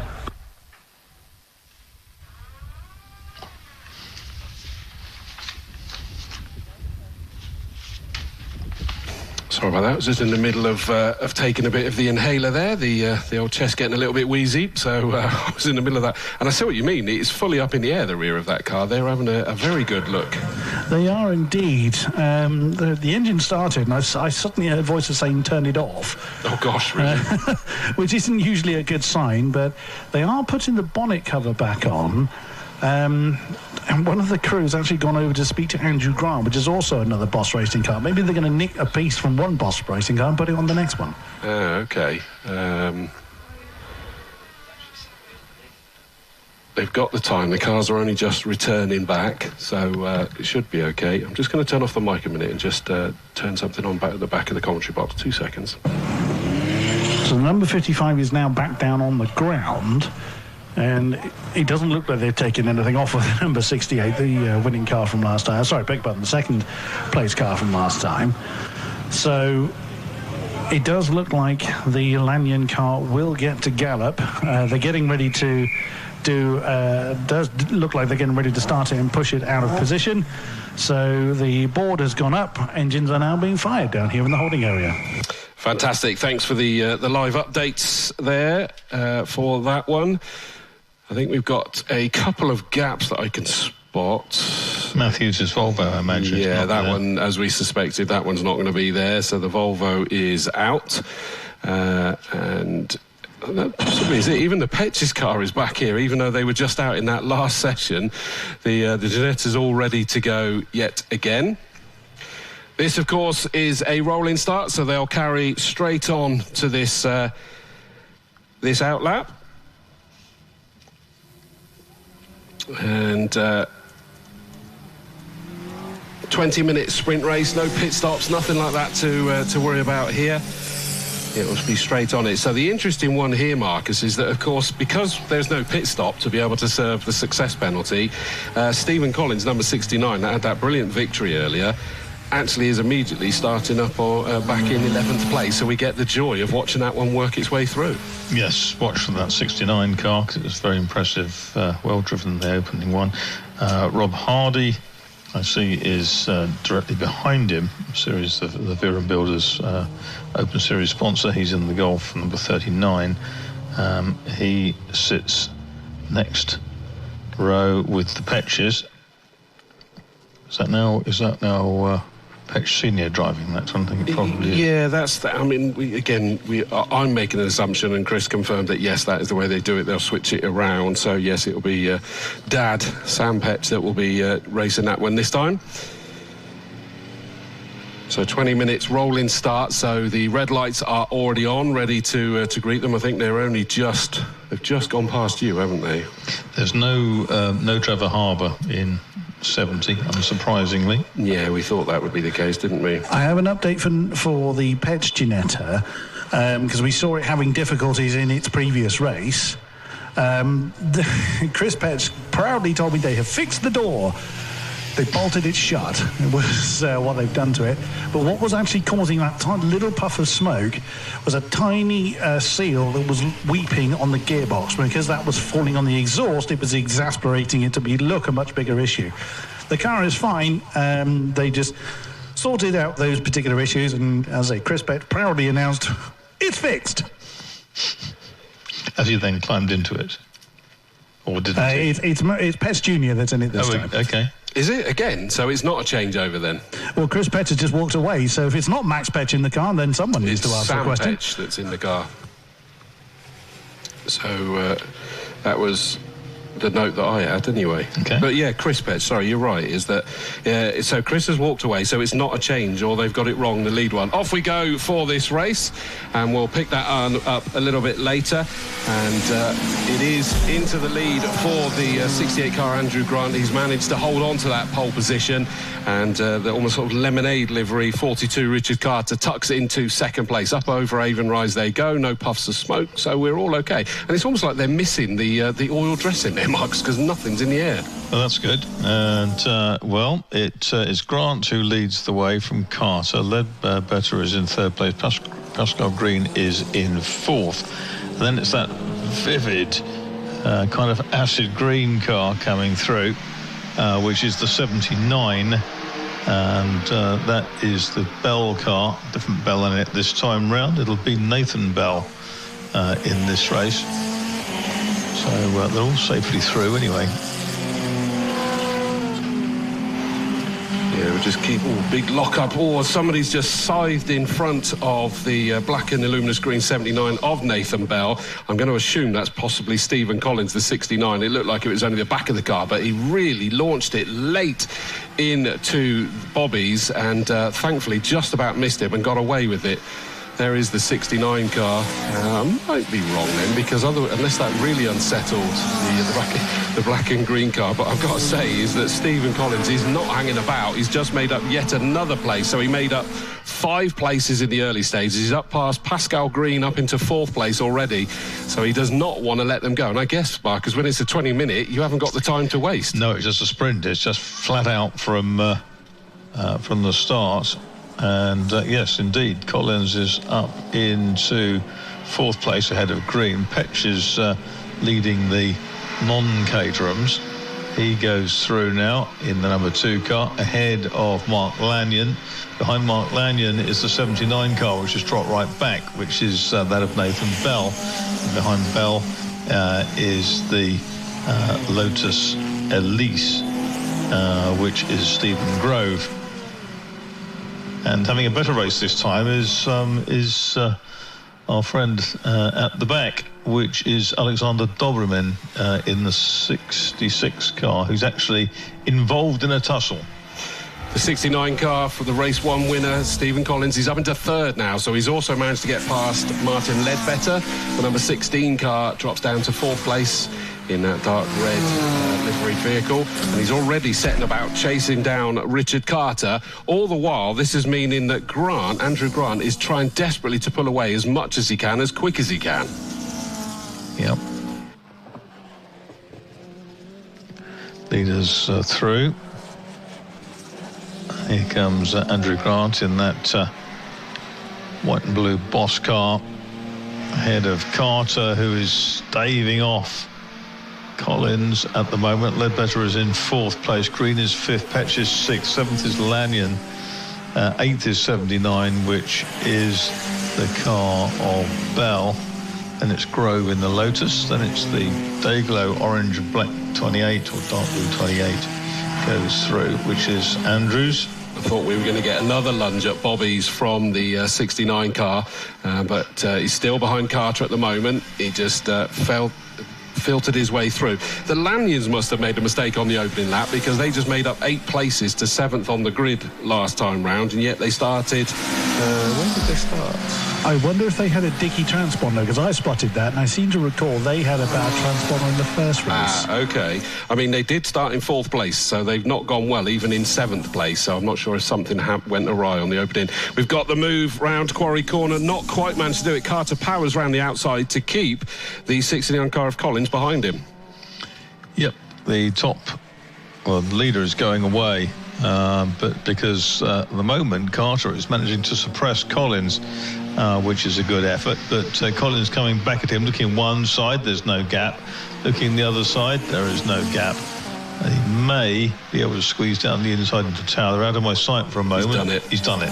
Yeah. Through at Tower. Nice and early, to be honest, as well, Marcus. For those who don't know, the box at Old Paddock that you're in, you just lose them momentarily, don't you, as they sort of fade left before the right-hander. Exactly.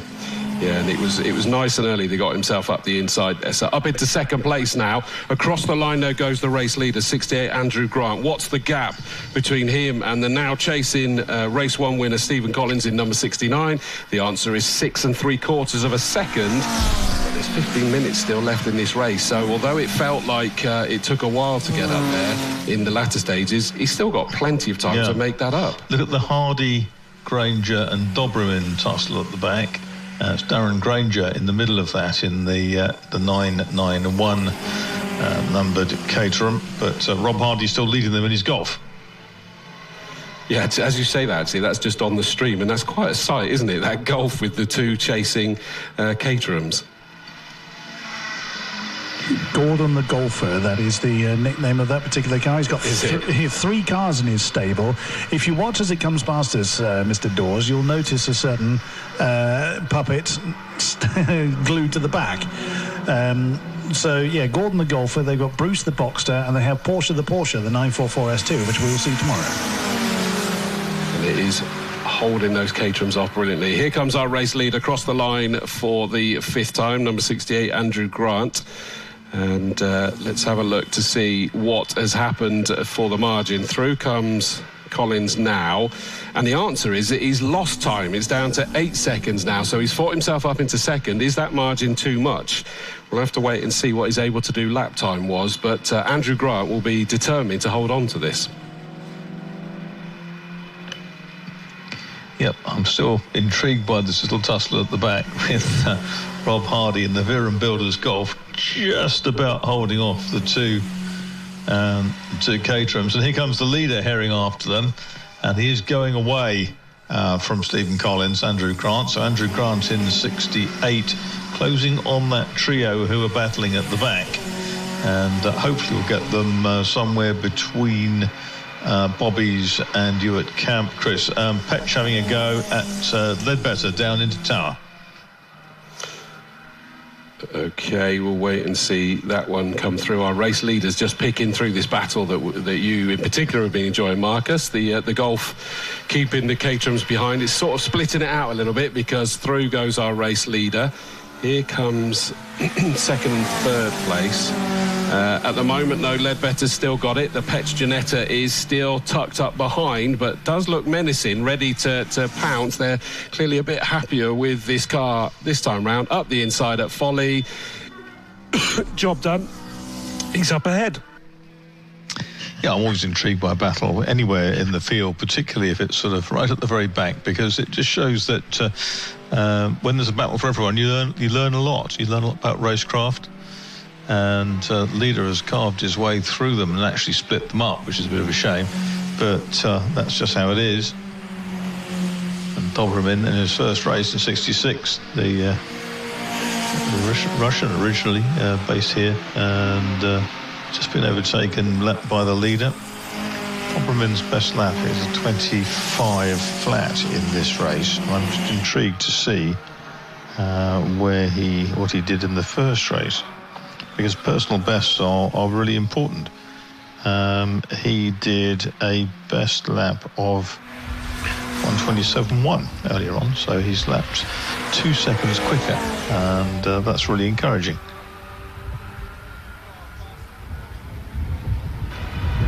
I was just trying to stop myself choking then. For some reason, the throat's got a little bit dodgy at the minute, so apologies about the weird noise. Lozenge in the mouth. But we have had the move by the Petches, so that number 2 car is up into 4th place now, ahead of Ledbetter. Yep, leader about to lap Pascal Green, who's running 7th, and has done that. I think that was Pascal Green. No, it wasn't. It was Alcock. Similar coloured car, sorry. Black car with a white stripe up it. And you can see as they come through here just how much our race leader Andrew Grant is on it. because the engine note just does not change, just sits there and piles through. That's Mark Lanyon going. He's up to 6th. 1:13 last time, first personal best, and that is possibly about as far as they're going to get. They're only halfway through. Yeah, as you say, halfway through the race, and the margin, as we watch Collins go through in second place, they're kind of matching each other on the lap times as it stands, around the high 1:12s, which means the margin at 9.8 is kind of a status quo as it stands, maintaining that at the moment. 12.8, 12.9, and Lanyon are 13. That time 13.8 last time through. So the car, when it works well, is quick for the Lanyons. They're not young guys, but they've been around in Caterham racing since the 90s. Ledbetter in the number 16 car had a great lap time last time, and I think that's because the Petch car is possibly bringing it along. Yeah. Well, it's often easier to have someone to chase, isn't it? Particularly if they're a pathfinder through some traffic.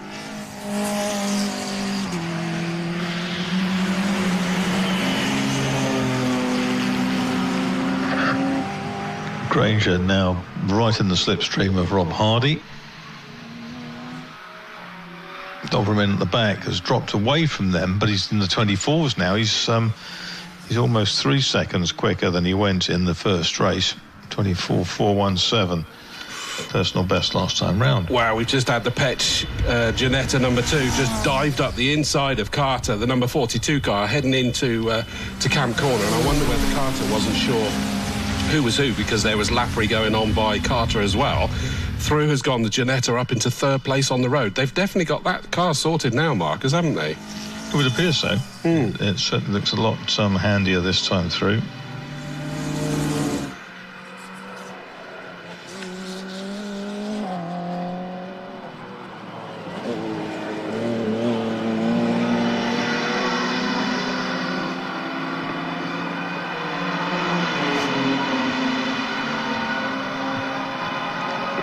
Is the best lap in the race to the race leader. 10.827. He did that right at the start, didn't he? They often do. It's often laps, lap 2 or 3. Oh, okay. Well, through he goes, the 68 car, 10 laps in the book, just under 8 minutes left to go, and he's dropped that back down into the 12 zeros this time round. Through comes 69 Collins, worked really hard to get up into that second place, and it kind of almost has a feel, Marcus, like he's kind of goes, that's too big a gap, I'm not putting the pressure on the car or myself. Exactly that, and the fastest lap in this race at 10.827 is 4 tenths quicker than Collins went in the earlier race. So at the end of the day, it's effectively job done. And of course, remember that Collins came from 5th on the grid to get that victory earlier, didn't he? So he pulled out an absolute barnstormer in that first race. Yeah, he did brilliantly. But this time, it's just a bridge too far. Petch and Carter are having a lot of fun. And they are not that far behind Collins, in actual fact. Collins last time through a 13.6, 13.3 for Petch, 13.6 for Carter. Very well matched. Leader comes through again. You often wonder, though, I mean, he's going to be delighted after not getting the win from pole position in the first race. But most times the drivers kind of go, I'd still prefer a race. We've got Carter coming back at the Petch Ginetta side-by-side round Camp Corner, and they're staying side-by-side.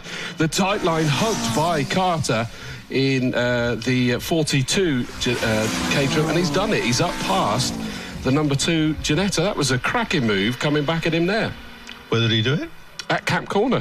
They stayed side by side all the way onto the start-finish straight as well, but of course the nimble Caterham was able to stay hugging that inside line. Brilliant move.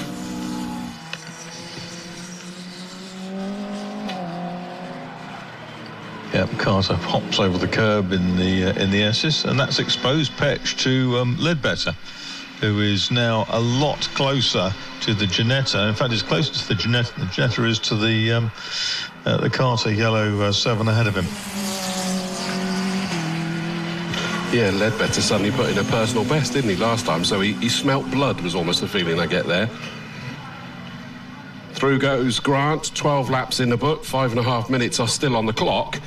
And lonely race for him. Lonely race now after the early excitement from Collins. I mean, he's not left them completely behind third backwards. Carter up into that third place now. It'll be interesting to see what sort of lap times he's going to do. That was a slow one from Collins in second. A personal best from Carter in the 42, despite the challenge and move he made through Camp Corner. So actually, he could start closing in on second. He's only 2.6 behind, isn't he? Yeah.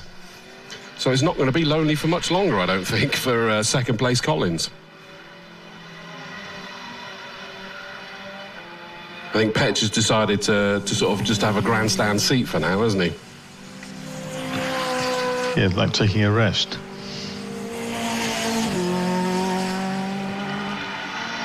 I think he's looked in his mirrors and he's seen that there is the Ledbetter car, the number 16, the maroon one, coming up. And so now his kind of focus is split.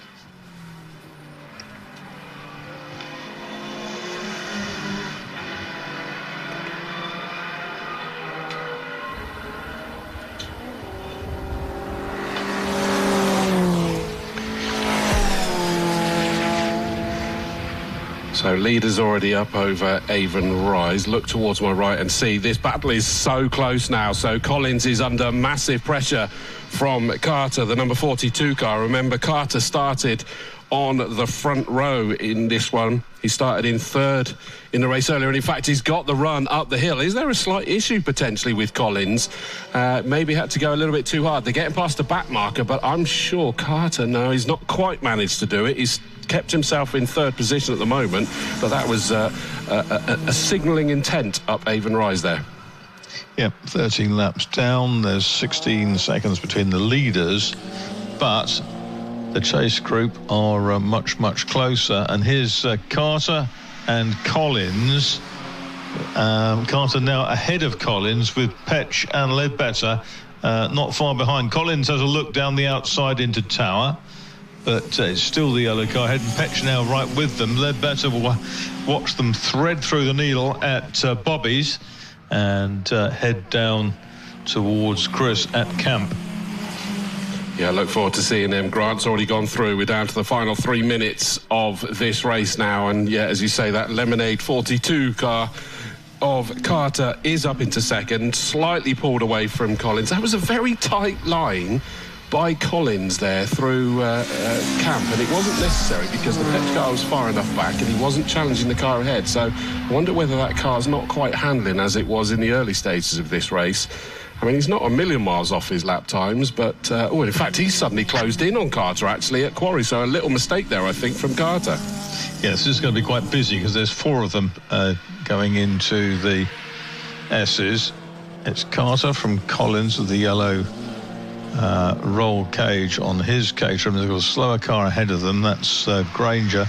And Collins gets a much better exit from Old Paddock, but Carter moves across. Oh, and big spin, a huge spin from Collins. He's gone one side of the track and off to the other.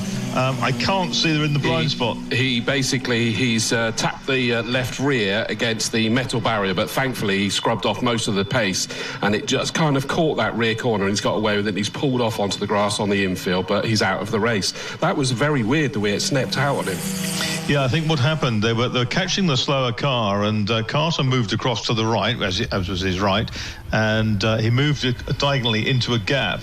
And whether Collins was spooked by that, I don't know, but he probably put a wheel in the grass, which flicked him, and he then shot across the road out of my sight. Yeah, it was only because I've got the stream running next to me that I was able to see exactly what happened there, and I say exactly what happened, it was just still weird. He was coming towards us on the stream, and he just suddenly, the rear end stepped out on him. But thankfully he did a good job to get that speed scrubbed off before he got towards the barrier. So it suddenly looked like he was back challenging. He definitely was challenging. And which is weird, because he'd fallen away. Yeah, I think it just woke him up. Here comes our race leader down towards us, going to get the last lap board this time round. Yep, there it is, last lap board to Andrew Grant, the number 68 car. The sun beaming down on his car on the stream as he was coming towards us in this lead. He's just made sure that it was never in doubt for him, was it? He did it early, and he just made sure that there was not even a wisp of a chance for anybody else. No, that's fine. And it's been a good, very good performance from Andrew Grant.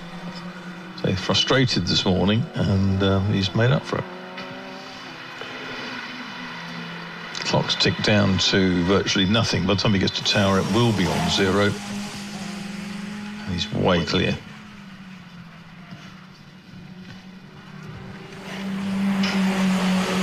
So something towards 20 seconds, I would think. Carter now. Where's Petch gone?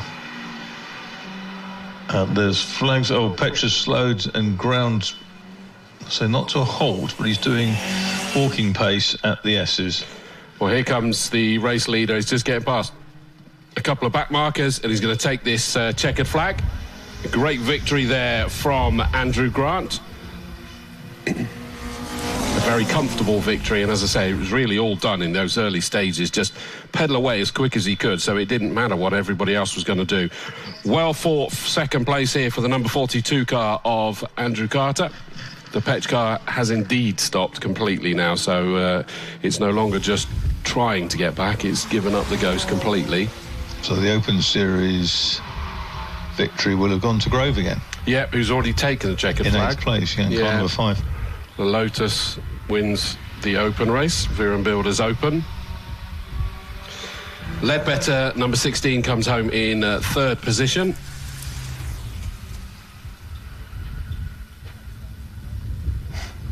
It's a shame that I missed that we lost the golf as well, didn't we? We did, I just noticed that, yeah. Exactly.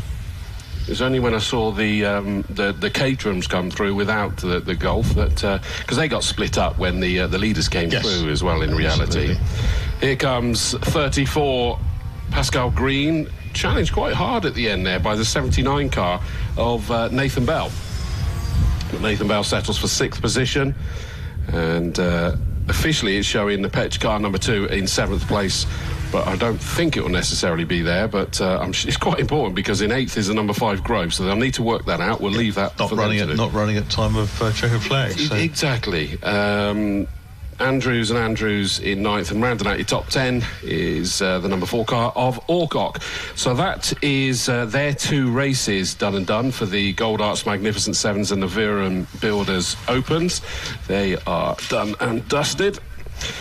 We now move on to our penultimate race of day 1 of the Castle Combe Modern and Retro race meeting here. There's some changes that I need to be mindful of, actually. I don't think we've got a revised grid, but I'll just refresh a second because we've got cars withdrawn, second drivers added, all sorts of things. Although I don't see how that's possible in this. Where did I put it? That's tomorrow's race. Okay, that's fine. Adrian Bradley has withdrawn. Jason West has withdrawn, I'm afraid to say. I saw that earlier. I guess his missing cylinder wasn't returned to the paddock then. No, exactly, and he's even withdrawn from the celebratory BMW race tomorrow as well, which is a shame. Also, we lost Russell Dack, number 22, is out as well. So the grid will be as follows. Row 1, 47 Niall Bradley and 32 James Card, 15 Graham Crowhurst and 18 Oliver Faller on row 2. Row 3 is 44 Ollie Neves, so he starts a lot further up after an incredible fight from the back last time round. 555 Callum Gray, 97 Dave Avis and 78 Ronan Bradley, 82 Giuseppe Calari, 77 if he's able to be there, Klaas Kuka. And I can't see just yet whether he is. No, he's not. There's a gap there. 66 Paul Wood, 33 Jack Whitehead, 10 John Cockerton, 48 Kenny Coleman, 129 Tommy Grout. Then we've got the cars that are missing, few rows empty, and then we get to the minis, and that's 12 Charlie Newton Darby and 42 Matthew Hibbard and 144 Charles Heatley. So that is the grid for that one, and I think you've got some people to speak to down there, Chris. I did, yes. I was again a bit worried though I wasn't going to get Andrew Grant. He took forever to get back here, but he's a boss 1, 2, 3 for the Caterhams, and I have got Stephen Grove here. He's our only surviving Open competitor. We having lost the Ginetta and the Golf earlier on. So let's see. I just see Andrew Grant being absolutely plastered with water by the boss team. Let's have a chat with the drivers that are able to come and speak to me. Richard Carter.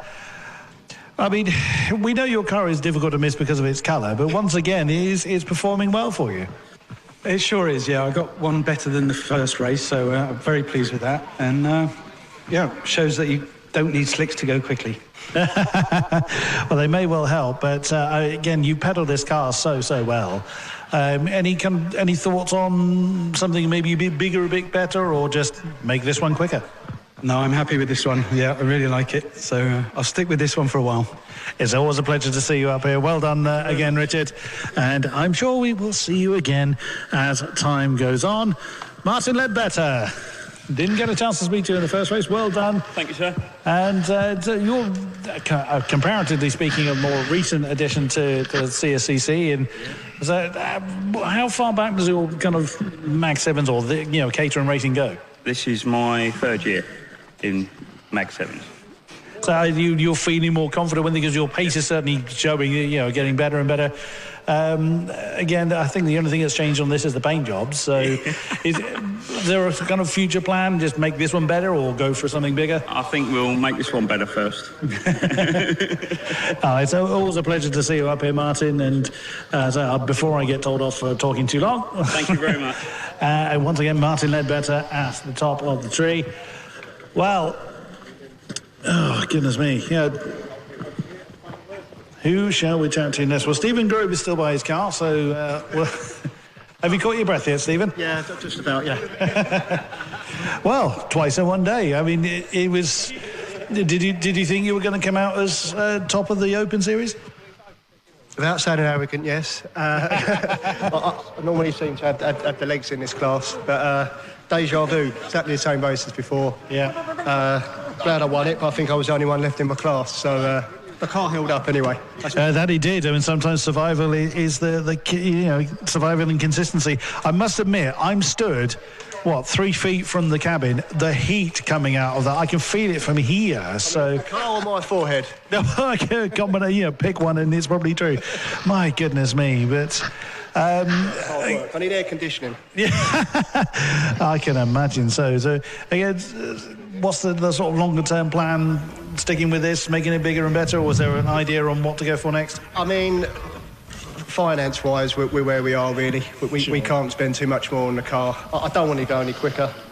I've got 2 children to think about. I'm where I want to be, and it's good. It's good day's racing. Who can argue with that? Yeah. Stephen Grove, well done again, and I'm sure it won't be the last time. Let's have a chat then with Andrew Grant. That's a happy man. That's a big old smile. That's a better result, isn't it? Yeah, but you were gone. Yeah, absolutely. League of One. Well, I know that Steve Collins might be coming again, and Richard's fast, so I thought I'd just keep the foot in and just keep lap after lap as strong as I can. I think before I thought I'd already had a good enough lead, and I was just slowed down a little bit, so they was catching me. But yeah, I thought I'm not having that again. So, yeah. So, I mean, you're looked after by the Boss Racing stable. They looked after a number of Caterhams over the years. From a customer's perspective, now I know you're all watching. So, I mean, how well are Boss looking after you? It looks like they're doing a fantastic job, as always. They do an absolute fantastic job, and even if you don't do very well, they're there to support you all the time. They just want to come and have fun. The car's impeccable always. It's I can't say enough how clean and beautiful that car is. So, Boss Racing, honestly, I wouldn't go racing without them, so... I mean, again, who can argue with that? And Boss have had a lot of success with a lot of cars over the years. So great stuff. Well done, Andrew. And we will let everybody get back. Ironically, the boss team actually took Andrew's car and moved it to the front of the three. He was the last one to come in, and they insisted on pushing him towards the front. But yeah, lots of people quite glad to be having a break from the racing, because everyone has been an interesting shade of red when they've got out of their car. But that is it down here in the holding area. Back up to you, Mr. Dawes.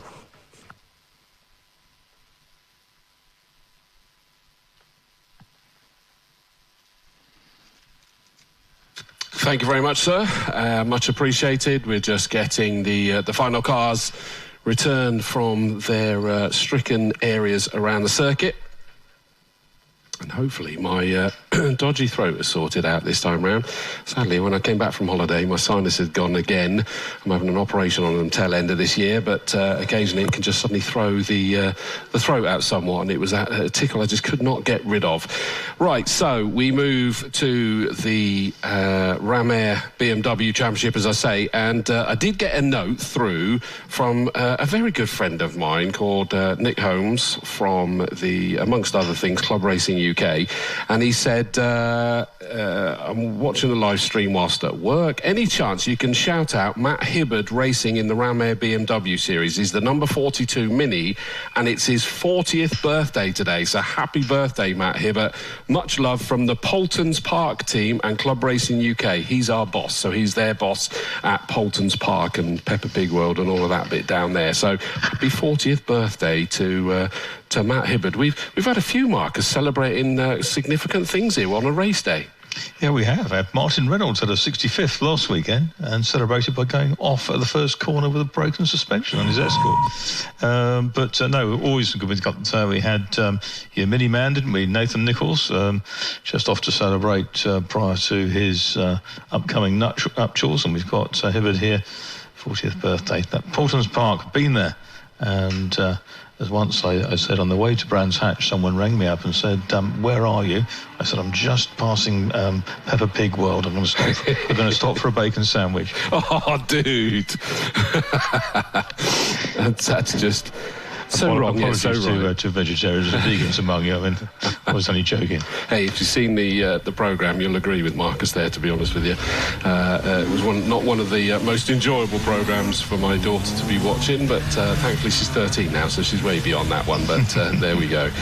Right, the cars are released. One car that did have an issue in pulling away there, and it has got going now, and that was the 78 car of Ronan Bradley, the green and white car. It is now working its way through to take up its place. Now, I know on a normal grid, if it's at the back being overtaken by everyone, it's supposed to stay at the back. So I don't know whether he's going to pick up an out-of-place starting penalty, or whether they're going to go, it's straight from the part fermé, so we let it go. It's above our pay grade, Marcus, that one, isn't it? I think so. Yeah. There'll be a posse of important people to review that. The looks I had when I burst out laughing to your comment, Mr. Pye, was quite notable. But also, you'll be able to spot the Birthday Boys Mini. It's the one with the headlights that look like glaring eyes. Right, OK. Well, I'm going to watch for that. Oh, yes. It's good to see that all three Minis are back out again. Yeah, because one of them DNF'd, didn't it? Was that Charles Heatley's 144? Yeah, Charles Heatley, yeah, absolutely. That's good, they got that sorted. I do love these. I mean, the BMWs are always beautifully prepared, incredibly powerful, and I find that people that get into racing the BMWs in particular, once they're in it, that's it. They stay there. They absolutely love it, and there's quite a lot of places you can go and race them, which I think is attractive as well. Indeed. Well, Matt Hibbard's having a day of days, isn't he? I mean, he's already had a class win on his birthday, just ahead of Charlie Newton Derby in the opening race. I wonder, James Carr's heading to the pits. I thought there was smoke coming from his car, and I was hoping it was just an overfill, but his indicator was on and he's pulled into the pits. So James Carr is not going to take this start, so it means Niall Bradley, 47, all on his own at the front, comes round, the lights go out now, he accelerates away with no one else to worry about. We're going three wide a little bit further back, but the second row still side by side, Oliver Fullman and Graham Crowhurst, but the inside line for that coloured livery is going to benefit him, and it has already. And in fact, Ollie Neves has got past Oliver Fowler by the looks of it, and he's in third position. He is. The yellow car of Neves is third, that's for sure, but it is the black and green car with some impressive cambers on its front wheels. Comes through first. That is Bradley. Bradley then from Graham Crowhurst, and Graham Crowhurst is trying to unseat Bradley from the lead. In third place is Neves, and the rest go through. I was looking at the details. Of course, those the BMW Art cars, the first of the Art cars, of which there have been 20, ran in 1975 with Alexander Calder CSL. And there were others along the way, including Andy Warhol, who did a BMW M1. Top three absolutely together. I thought we were going to get a challenge on a challenge coming into Camp Corner, but Niall Bradley just sort of ignored it and stuck to his racing line, which meant that Crowhurst in the multicoloured livery car could not make a challenge at that part, so he stays there in second place. Ollie Neves was right with them, but as they go up Avon Rise, he just drops ever so slightly away, not fully, and he'll close back in again as he comes towards you, but it's definitely three for the lead, and they're already getting a warning of respect track limits. Yep, that's Ronan Bradley in fourth place. Then it's Oliver Fowler, and behind Fowler is Gray in the 555. And they come through, they howl through the first three. Equidistant, 1, 2 and 3. Next, the Bradleys is through, and then it's Fowler. Then it's 555, Gray ahead of Avis. Behind Avis, it looks like Kalari. And the minis, it's 12 from 144 and 42. So it is Newton, Derby from Heatley and Hibbard, but they're all absolutely together. As close as the BMs are at the front, the minis are at the back. Which is what we like to see. The front two have pulled away slightly from Neves this time round, and round they go. Ollie Neves, did he used to race in the MGB GTs? Yeah, that's right. I thought so. So it's a big old change compared to the size of those. Not necessarily in power, but certainly in terms of size and weight. But he's just fallen away from the lead two at the moment. Niall Bradley and Graham Crowhurst have pulled away. Massive gaggle of cars just going through Folly at the moment. Now, who was that? That was 555 Gray backwards, Kalari, Coleman and Wood, all together, tussling brilliantly through the flat-out Folly. Second in the class, led by the overall leader, Niall Bradley, is Kalari down in 8th place in the 82 car from Kenny Coleman in the 48, Kentishman.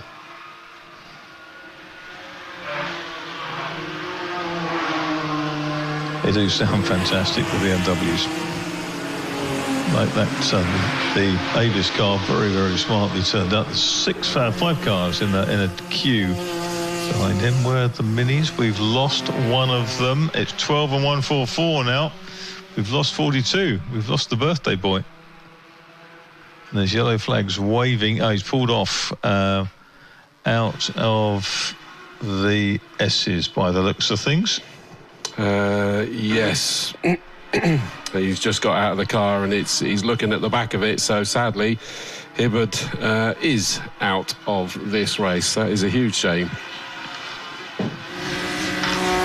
Lots of concerned faces around this number 32 BMW. It is something in the engine, but yeah, anytime he goes near the gas pedal, there's a plume of smoke at the back. Very weird.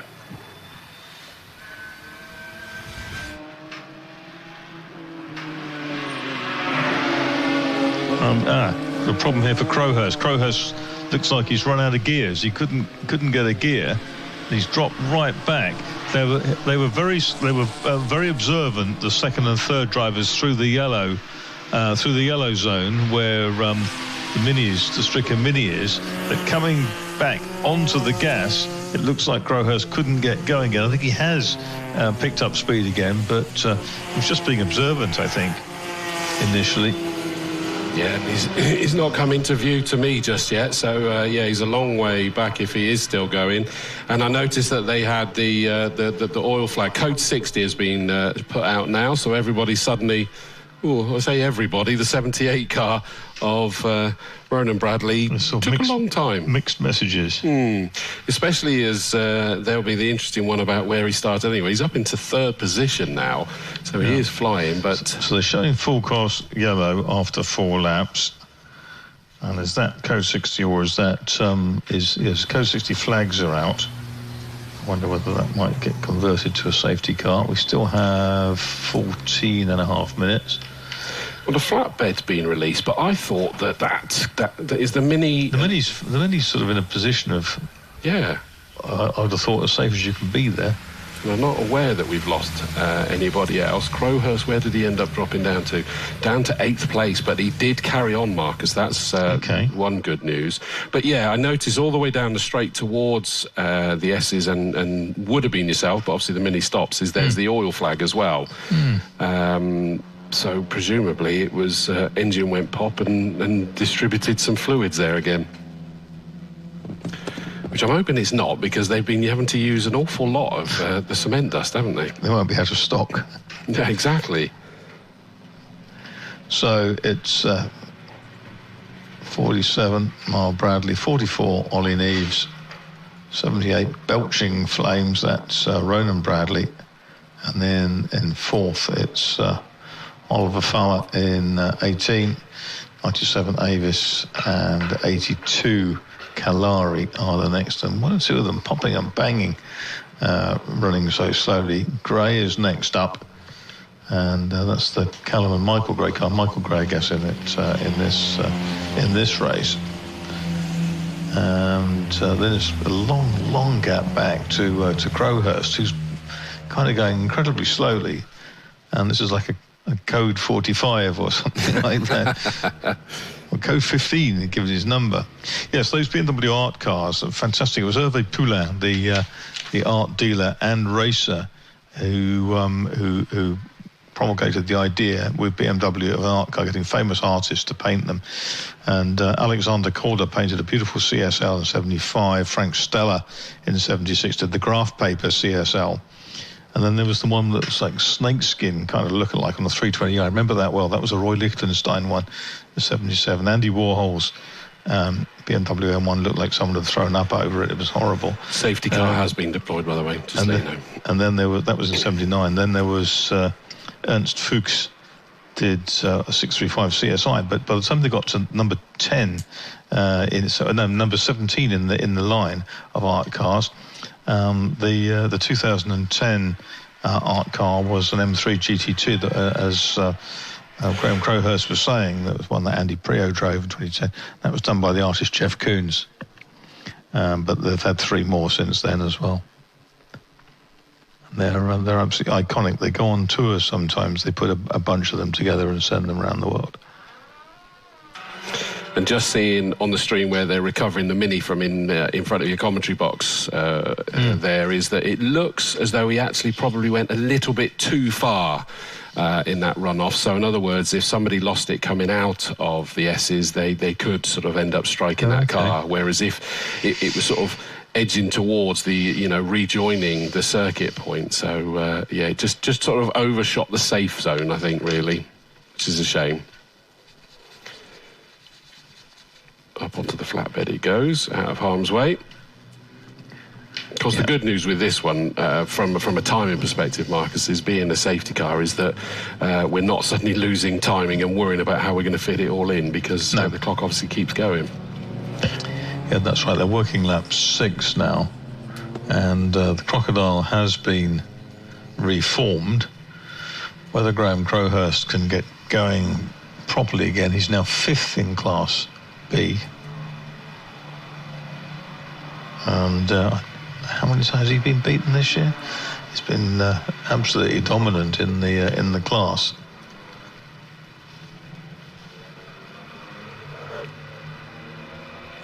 The team have done an incredible job. I just realised that they are back ahead of schedule, with where they've sort of like just snipped bits here and there when they knew that it wasn't going to work. So they've really worked brilliantly together, the teams.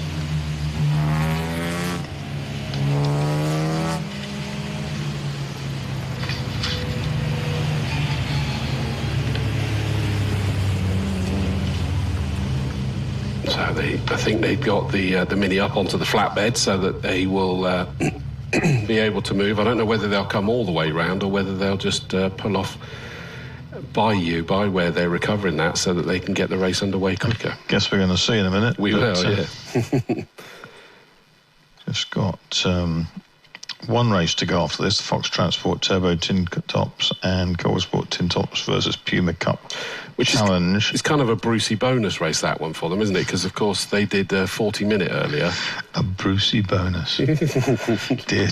When was the last time I heard that? And it looks like the answer is no. It's coming all the way round because it's going right in front of your commentary box there on the stream. That's right. Bad boy tuning. And fortunately, it's not behaving.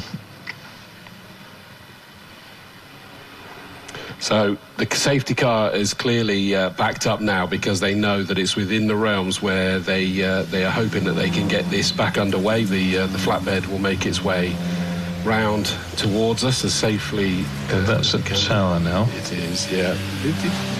Yeah, we should be absolutely fine. That the safety car's just timing this to perfection, I think.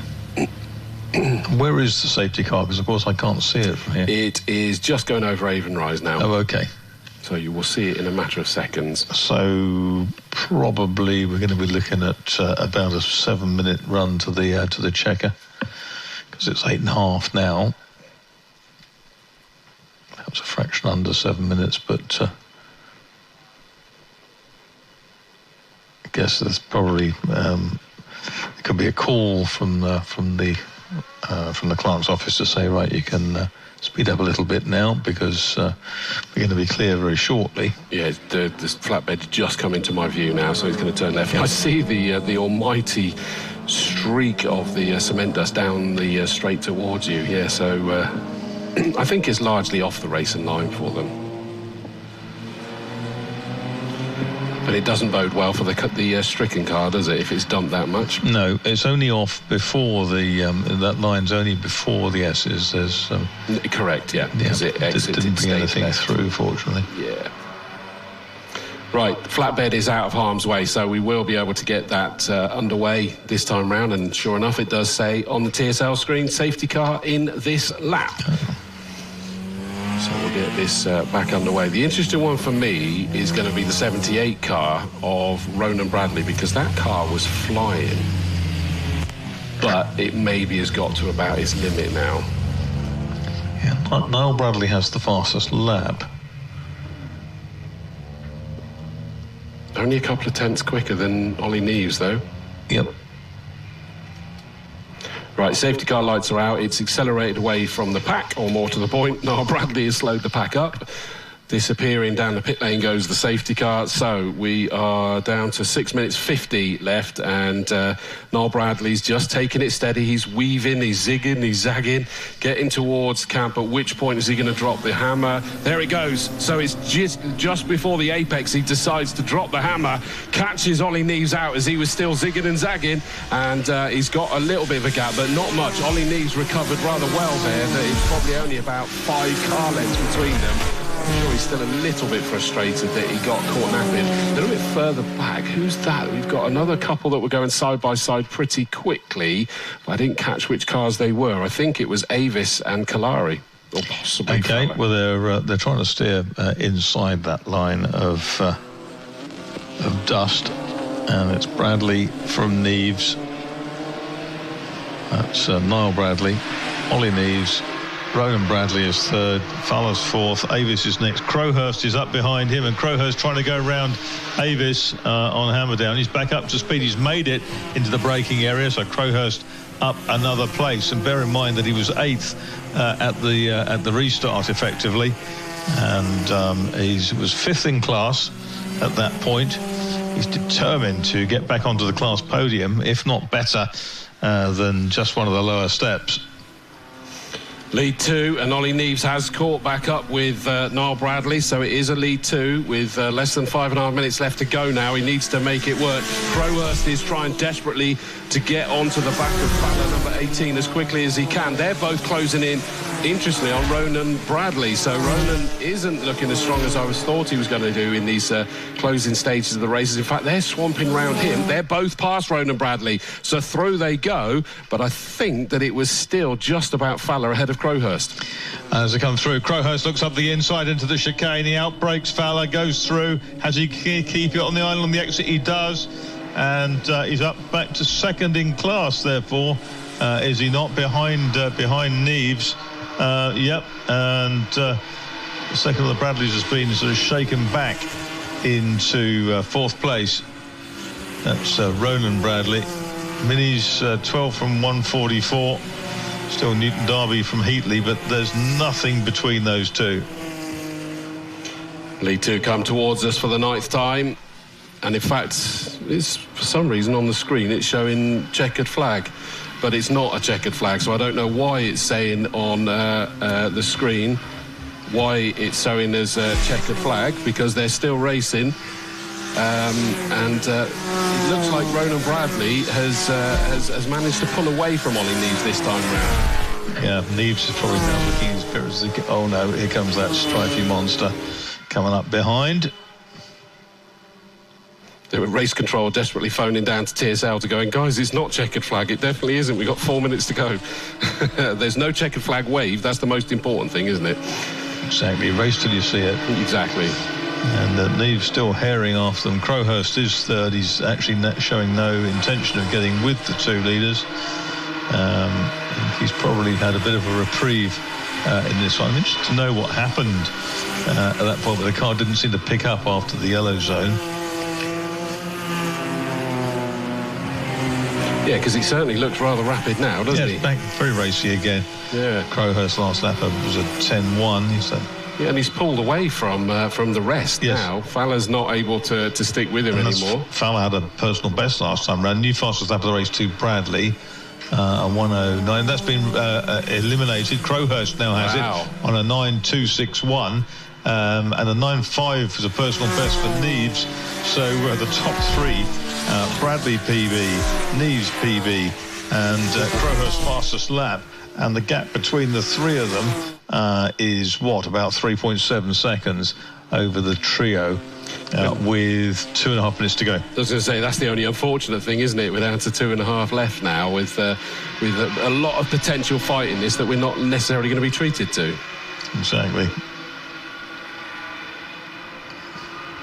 Every time I see that Neves BMW, I keep thinking of the Mondeo from the British Touring Cars from a distance. Not until you see it up close, obviously, but in the distance, it just sort of catches my eye briefly. And we've got stopping, I think that's in front of you, isn't it? The 66 car of Paul Wood. That's pulling off into the sort of shadow of where the Mini was. It is. It's exactly where it was, isn't it? Yeah. Too far forward again, sadly, they've gone. He's gone through it and then stopped. It's gone into the wheel tracks, I think, of it. Yeah. So through they go. Not the last lap board just yet, so we're going to go 2 more times, hopefully, as long as they're not... It's going to have wave yellows into the S's, though, Chris. Yeah, and that's assuming that they're not feeling it's vulnerable, because sometimes you can find that they suddenly do have to throw the checkered a lap early, but at the moment, we're going to go 2 more. Yes, and Crowhurst is gaining relentlessly on Neves. I think he's going to run out of time, just because we're into the last 1.25 minutes. There'll be 1 more lap. Or at least the time will allow 1 more lap. That's a 1:09.075 that time for Crowhurst. And the good news is we are going to go again. The last lap board is going up. Yeah, I agree. Good. So here they come. At the moment, it is Niall Bradley that has managed to pull away at the front, dropping Ollie Neves a little bit. Crowhurst, though, is definitely closing in. And as they go past the last lap board, I'd imagine that Crowhurst's heart has just sunk a little bit, because it just looks like too big a gap. He's gone quicker than he went this morning, that's for sure. And fastest lap was in the 8s this morning, but Crowhurst is absolutely flying. And there's the leader. Crowhurst, could unseat Neves yet. He's closer to Ollie Neves. It was 1.1 seconds between them as they crossed the line. But he's within certainly about 10 lengths now. And Neves hasn't stinted at all in the 44, having started the first race from the back of the grid following that practice indiscretion. The car was 4 kilos underweight. Neves breaking down into Tower. and I think he's just about going to get there. Experienced racer, of course, well, both of them are.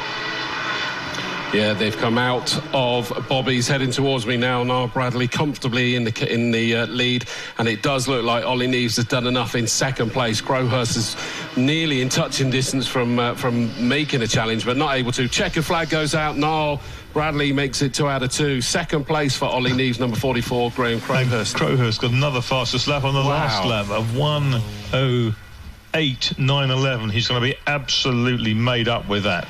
He's going to turn around and say, "See, I would have had you." Yeah. And that's in the Class B car. Side by side behind, because we suddenly had Fowler and Bradley, 18 and 78, crossing the line in 4th and 5th. That just kept Bradley off of the podium of Class B, and they did go side by side for a moment. And then 97 Avis in 6th place. 7th is Kalari, the runner-up in Class N, just ahead of Coleman in 48, who finishes 3rd in that class. 555 Gray wins Class A, 33 Whitehead. And then of the minis, they're coming down towards us now. It was 144 Heatley ahead of Newton Derby in 12. Let's have a look and see if this is still the case. It is indeed. So there they go across the line, and it is Heatley 144. That was fabulous. 1:08.767 was the best lap this morning by Niall Bradley, but just over a tenth shy of that this afternoon. 1:08.911, and a trio of fastest laps over the last, I think, 4 for Graham Crowhurst. Got 3 fastest laps in 4, and just was nibbling away at them. Fantastic finish, and they didn't win the class, but he failed by 0.692 to do so, having been nowhere at one point in the race. Well, let's get through. Well, he was 8th through the yellow flag zone.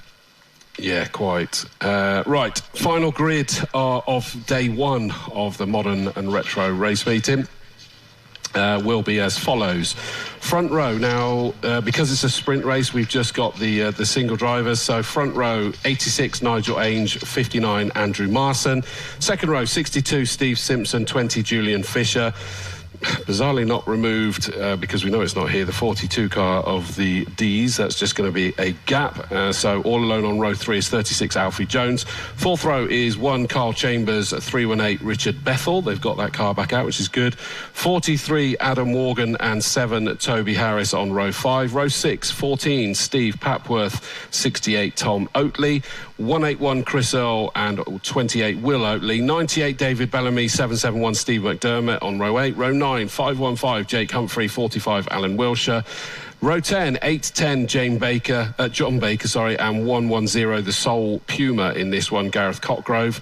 And then on the 11th and final row, 37 Stephen Routledge, 124 James Manning. So that's the grid. Plenty of time for you to grab whatever interviews you can get, Chris.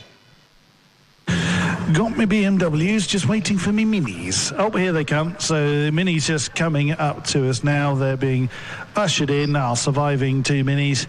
God, they were locked in battle, weren't they? So again, a fabulous battle between Charles Headley and Charlie Newton Derby. We didn't get a chance to speak to 144 last time, so we'll enjoy speaking to him. Right, who is going to be ready? Who's got their lid off? Who wants to come have a chat? Let's see. That big old Irish smile is there again. I can't blame you either, but you had to really work for it. You were really pushed. Yeah, 2 B cars, Graham and Ollie. Yeah, put the squeeze on. It was about a bit of managing, to be fair. But towards the end, I was hanging on a bit, yeah. But, yeah, wicked race. Is it beer o'clock? Am I ever going to say no to an Irishman on that particular question? Let's be honest. But again, just wonderful. Competition. Wonderful to see the Bradleys. Sadly, we didn't see Adrian's car out. But we just love seeing your particular BMWs and that big old grin. Yeah, no, it's really good. We enjoy it together as a family. We come together, through it. It's a shame for Adrian. He'll be back again. He'll be definitely back good and strong. On the next one. Wonderful to see you, Niall, and safe journey back. Right, who will we get next? Ollie Neves. Hello. Well done on second place, and I could see by the your overalls are somewhat damp, so you had to. But God, didn't you made him work for that. Yeah, it was a bit of a sweaty one, a bit warm today. But no, it's really, really good. We managed to get from, obviously, had a bit of a technical problem in qualifying, so I had to start from back in race 1. So really good to have a race starting sort of where we should be, and to be able to get as close to these guys is really good. And the car felt great. And yeah, shame sort of Graham had a problem early on. I think it was something to do with his drive-by-wire throttle, but it was definitely coming at the end, so it could have got interesting in another few laps. But no, yeah, really, really pleased with it, and yeah, really, really pleased. Bit of a difference to the MG of old. Was it just something you wanted bigger and better, or what made the change? It was just the change, really. I just wanted a bit of a change from the MGs. I've been doing that for a long time. Still wanted to stick with rear-wheel drive, something a bit more modern. But yeah, no, I'm really enjoying it. And actually, I'm driving an MG BB8 again tomorrow, sharing with Russ in the Future Classic. So I'm looking forward to getting back into an MG again as well. We look forward to seeing you. Well done, Ollie Neves, on another well-deserved podium. Let's have a chat with the art car once again. Graham, good to see you here again. So you had a bit of a hiccup mid-race. What happened? I mean, honestly, to be here, I can't believe it, to be honest. I thought my race was done. I lost throttle, was resetting the car, but the problem is I would have been better off taking my time and letting the car reset, but I was trying to rush it because we're trying not to let Ollie get away. Code 60 helped me, safety car helped me even more. Niall's start helped me even more because he didn't go until the line, so things went my way a little bit after the hiccup, but no, I really enjoyed them last few laps, really trying to chase Ollie down. But even if I'd have got on the back of him properly, he's a hard man to pass. But credit to Ollie, he deserves to win. Car worked, mine didn't. Well, it worked well enough to get you back on the podium, and a well-deserved podium it was. Well done, Graham Crowhurst. Thank you. I'm sure we will be speaking to you again in the near future. Let's have a chat with our minis then, as the next grid yet to get away. Mr. Heatley. Well, I was going to say Charles Heatley, and then I questioned myself, and that was actually right first time. So, race 1 didn't quite go your way, but now lead mini. Yeah, race 1, we was in the lead, felt comfortable, and just come down the pit straight, and the throttle body just completely packed up, all the gears sheared inside the body, so we had completely closed throttle, so it wouldn't even start. But we got it sorted and come out for race 2. We started behind Charlie and Matt, but managed to get through, and yeah, it was nice to have a good race to counter the bad one this morning. God, you did it properly then, by the sound of it. It's not just, a dead wire somewhere, the whole throttle body collapsing. But again, you didn't have it all your own way. Charlie kept you company that whole way through. That must have been an absolute blast. Yeah, it was really good fun. Charlie's great to battle with. We can be door to door, but we respect each other, and it's just great fun. Every week we race together. Brilliant. Well done on being the lead mini, and we'll let you get some rest and probably some more water needed. Great stuff. And Charlie Newton Derby. We find you again. Well, again, surviving mini is always a good thing. But God, you were glued to the back of it. Just couldn't quite find that gap in the armour. That's it, yeah. Just carrying a bit of weight. It was all right when I was behind him carrying the slipstream. But yeah, out in front when you're pushing all the air out of the way, it's doing all the hard work. I did make one mistake. That's what cost me. But it is what it is. And it's obviously a lot of oil down or something. I don't know what it is. But Matt's put a bit of fluid down coming out of turn 1, which made it a bit tricky. And it was a good race all in all. Yeah, just giving you a bit of extra challenge because you obviously needed it. Oh, great stuff. Well, I mean, all season long we've been enjoying the battle of the minis, and by the look of that, so were you. Yeah, it's always enjoyable, especially when you're close racing like that, door to door, literally nose to tail, pretty much for the whole race. It keeps your concentration. Yeah. I bet it does. Well done on second place in the minis, and that is everybody down here, Mr. Dawes. So back up to you to start our final race of the day. Yeah, thank you very much. They haven't been released yet. I've just had a note handed to me, and you can probably see it, Marcus, from where you are, is that The second car that stopped there, sadly, has left an even bigger oil slick all the way from Quarry to the S's. So on top of the one that was the Mini there, it's a very wide strip, apparently, all the way towards you. It's like, what do they call it? Yellow brick road towards you or something. Highway to heaven. Outside my experience, I'm afraid. And I can see, yes, there's the two cars being picked up. The TSL timing shows a start time of 18:12 and a 15-minute race duration. Meanwhile, the buckets are, I think they've been replenished. You have a Castrol Canal down there, then? Yes, indeed. Other oil is available. You beat me by a second. I did debate adding that to the end of my sentence. I think you only mentioned that because it was the 125th anniversary of Castrol or something like that, isn't it? It's a big anniversary this year. I think it's an Indian brand now, isn't it? Owned by overseas investors.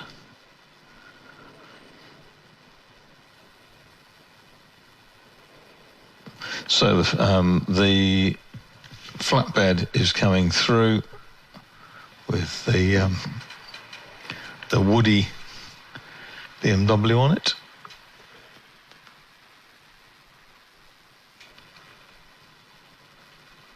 Two course vans are on their way. Time is now, 17:55. And the course car is coming with them. So, as the marshals have done a fantastic job all afternoon, they've been kept very, very busy down here. Have climbed back over the barriers. The circuit visually appears to be clear. And I think it'll be too long now before the cars are released for this final... Oh, I hear a whistle. You did indeed. That was exactly what that means. They're being released. I've just noticed that Stephen Routledge in 37 isn't there on the back row by the looks. He broke in the early race, didn't he? Of course he did, yeah. So there's a couple of gaps there, but not many. No. And of course it's a mix of two series that raced separately earlier, coming together.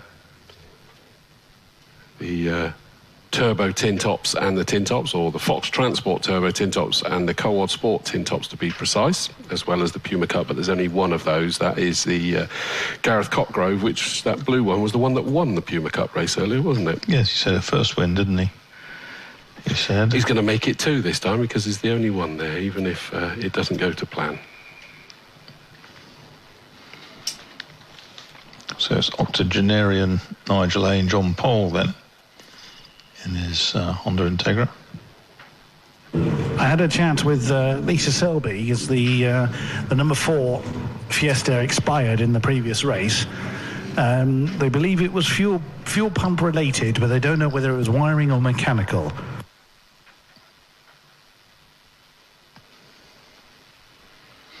But the parts box Ford is back. Maybe they've raided the parts box, and it's on the grid according to Chris Dawes. So hopefully, which one was that? Sorry, the Toby Harris in the number 7 Fiesta. Yeah, number 7. I said number 4. Now, big part. That's okay. We knew what you meant, and that's a good point. I'd forgotten that one had stopped on the grass, and it is good that they are back out there indeed. Stopped down here in the fabled slot, which has been visited by several vehicles this afternoon, inadvertently. Well, they're trying to get closer to you, Marcus. I think that's probably not what's motivating them. But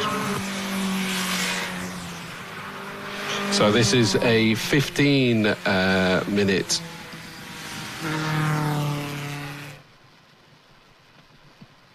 Yeah, it was 15 minutes on the basis it was going to start at 6:12, and now it's going to start at about 6 o'clock, isn't it? Yeah, which is a fabulous job by the team. You can't see into the future, but they've just worked out bits and pieces. Goodness me, I'm looking at that dressed oil slick all the way down Farm Straight towards the S's. It suddenly narrowed that run into the S's, hasn't it? They've got to be a lot further over if they want to stay off that. Yep, and it might be a useful guide for some. True. So here they come then, and it is Nigel Ainge in the Hillwood Autos car, the Honda, ahead of Andrew Marson with the Abarth 500. Then we've got Peugeot, Fiesta, Honda, Renault Clio, VW Golf, later version of the Civic. We've got later Clios. It's a really good mix of cars down the field.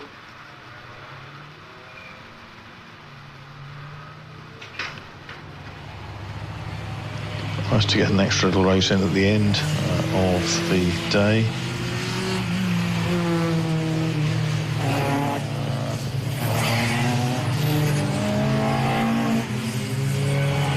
Now the race duration appears to have gone from the screen.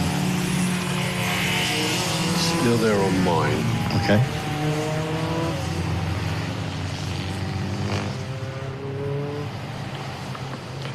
So they just start making their way towards me. The safety car really steady to get them bunched right back up again. Notice that they'd spread out.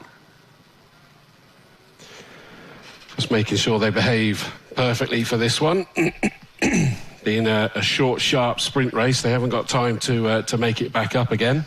Now, Nigel was gutted, wasn't he, with his start and his performance in his half of the race earlier. So he'll be looking to make amends by what he felt he had done earlier. Still not the most tidiest of cars. Richard Bethel's dropped behind Carl Chambers, but he should be alongside him, and he's dropping in line with Morgan instead. So off we go, and it's a good start from the 36 Alfie Jones. He had a great race earlier, but it is Ainge that is in the lead. Behind him for a second was the yellow Peugeot 206, number 62 of Steve Simpson. Who's that that's gone flying round? Is that Julian Fisher that has possibly gone screaming into the lead? It certainly is one of the white cars. Is it the orange flashes? Oh no, it's the Abarth. Yes, Marson, Simpson, Jones, Ainge, Fisher and Bethel are side by side behind Nigel Ainge. Nigel Ainge lets Bethel through on the inside into the S's. And as they come through for the first time then, it's Andrew Marston in the 59 Abarth who leads. Simpson second, Jones is third, attacking, going down the outside towards Hammer Down. Through they go, and Jones has got the inside line going down into Tower. And he puts it ahead, orange ahead of lemon down there, and that's job done. So Alfie Jones now going after our leader, which is Andrew Marston. Turbo, tin top against tin top. Yeah, it'd be interesting to see. The Abarth has romped away as it stands, but Alfie will be looking to reel that back in. Third place is the bright yellow Steve Simpson, the Peugeot 206. That looks like Richard Bethel directly behind him. Julian Fisher got past Ainge on the stream a second ago, so he's up there closing in on this pair to try and get involved with his Fiesta. And it looks like Chambers is now going to challenge Nigel Ainge towards Folly. Yep, he slipped up the inside. Nicely done there. But heading up Avon Rise is this trio of cars at the moment. Simpson, Bethel and Fisher that is the closest battle. That's third, fourth and fifth. Yep. Coming back towards me through the S's. The Abarth barely slows going through there. Hops the curb again, and accelerates through Old Paddock. That sort of splutter of turbo boost. Bethel going well, and those got this Simpson's Peugeot third, Bethel's Renault is fourth, and it's Fisher in fifth. So already a winner here this year at Castle Combe in the local championships.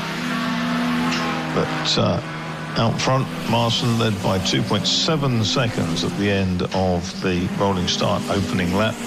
How has that changed over the course of a second? 2.7 becomes 2.997. Yeah, so that Abarth certainly has it under control as it stands at the moment, but still plenty of fight left in this race at the moment. But up over Avon Rise he goes. Interesting to see as well that Simpson in 62 in third has pulled away from Bethel and Fisher that were challenging last lap round. That spread out a little bit. Yes. So I don't know if that's going to stay settled or whether it's just an early evolution of the race. Alfie Jones can see the Fiat Abarth up the road. but doesn't look like getting any closer at the moment. Simpson and Bethel still chasing hard. Fisher not under pressure from Chambers in 1. Then it's Ainge with Morgan behind him in the BW Golf Mile 4. Then it's the Parts Box Fiesta of Toby Harris with Steve Papworth up behind him. And behind Papworth is the first of the Oatley Renault Clios. And at the moment, the only one on circuit, because into the pits has come 28 Will Oatley. He is in the pit lane, and they are crouching down, speaking to him through the door, so they're hoping to get him out. Interestingly, it does look more to me that Alfie Jones is coming under growing pressure from Simpson behind him. Yes, because Simpson has just put in a fastest lap of the race. Where's that come from? The 62 car, the 206, is absolutely flying now. Yeah, the 115, isn't it? Yes, 1:15.001. Knocking on the door of the 14s for Steve Simpson, and he's right with Alfie Jones coming into the S's for the 4th lap, is it? 4th lap, yes. Here they go. So it's Honda versus Peugeot. Left hooker Peugeot right in behind the orange Honda of Alfie Jones.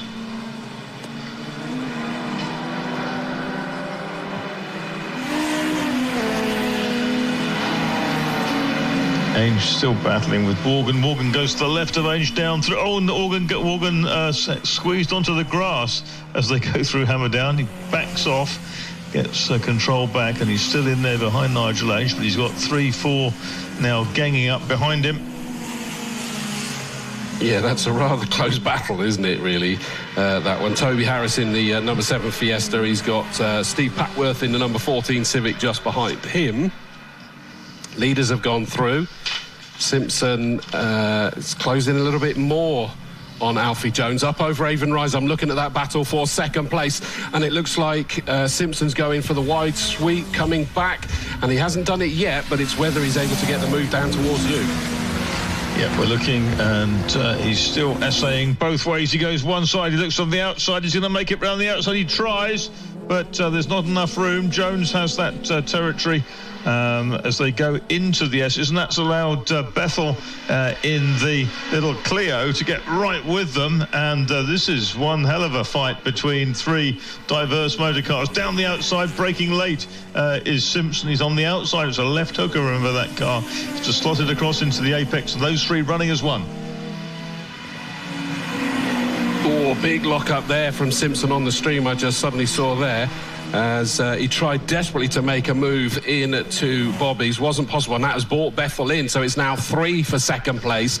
Our leader Marson has pulled away, and it's side by side round the outside. Simpson's trying to go at Camp Corner, and it's not going to work. Does that leave him vulnerable to the challenge from the 318 car of Richard Bethel? Not really. He's been able to get that power down nicely, headed down the start-finish straight, and tried to go yet again, but that was a real effort into Camp Corner. He's got a good run up Avon Rise in towards Quarry Corner. He's taken a very different line there. He's going wide to see if he can get the catapult down the farm straight.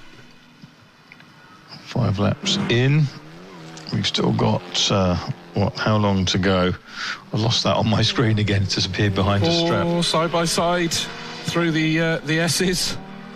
Oh, and they're really, really close here. Jones and Simpson abreast going into Old Paddock, and Bethel's with them as well. He doesn't know which way to go. Jones just gets across to the left through Hammerdown. Down the outside comes Simpson.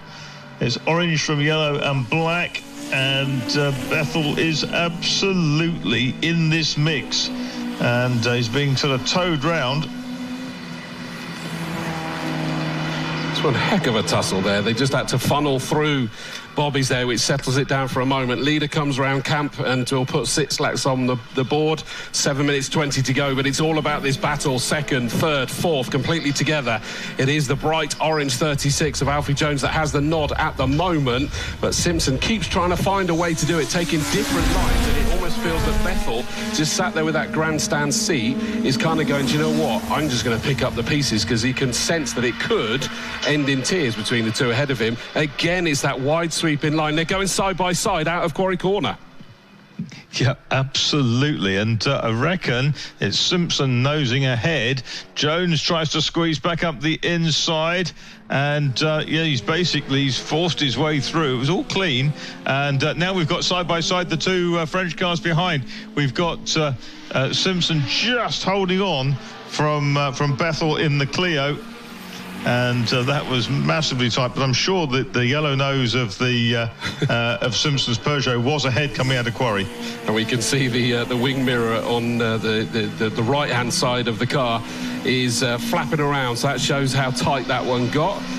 As they go through Bobby's, he needs to just mount that one up. He was kind of forced to go on the oil slick and the treated oil slick, admittedly, but it just unsettled him heading into the S's this time round. But he's already got himself right back onto the rear of Alfie Jones, number 36. Cracking fight. 5-second penalty track limits for car number 68.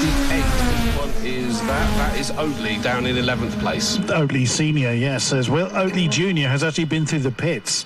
I had a quick word with the team. They have a strange electrical fault that causes the gears to stick. We've got somebody off down at Quarry, and that's the Puma. That's Cockgrove's Puma. Lots of smoke coming out of that. Yep. Wow, that nearly unsettled it as they got up to Quarry. So Marston's through for the 8th time. Then it's Jones and Simpson and Bethel.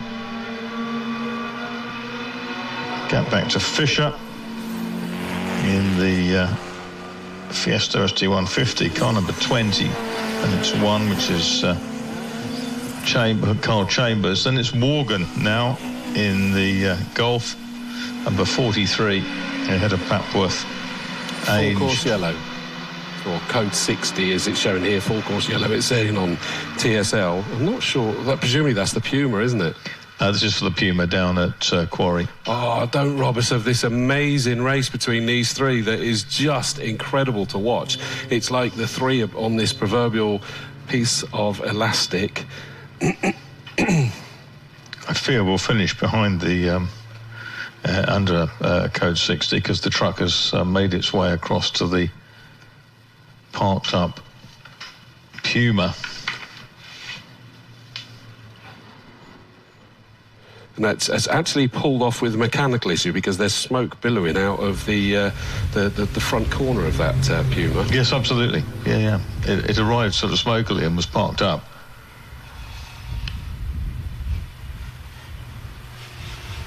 So it's about whether they can get any potential fire sorted. The flatbed's there already, so they're trying their best, but we're down to less than 4 minutes left on this race left to go. Yeah, and leader Andrew Marson is already between the S's and where I am at Old Paddock, and there's nobody else in sight. Jones has now appeared, then Simpson, then Bethel.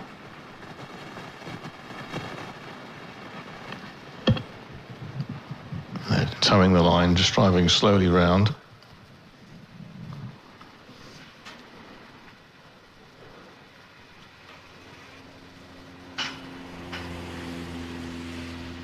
Stout effort by the crews to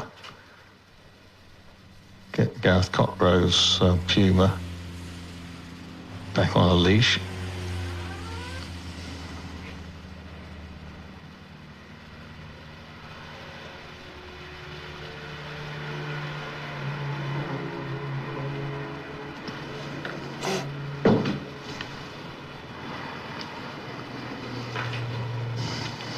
So the clock's still ticking down. Now, interestingly, Papworth got ahead of Ains last time. I'm assuming that happened just before the code 60 came out. I hope so for his sake, obviously. Yeah, Papworth was ahead when they came through last time. Okay. Where it happened, I couldn't tell you. Between here and you, then. Safety car they've gone to now. Yeah. That's because the leader's just coming in to the start-finish straight now. Yes, that's become, so that's the end of the right lap. It's become a safety car. I think they're going to wave one of the back markers through so they can pick up Marson. But we're down into the last 2 minutes.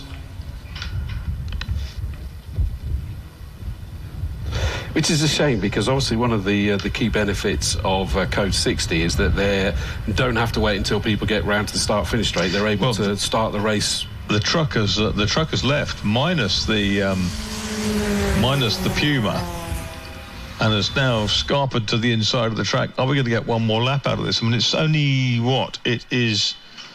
it's 1.5 minutes to go, but we're only 18:13 in terms of the time.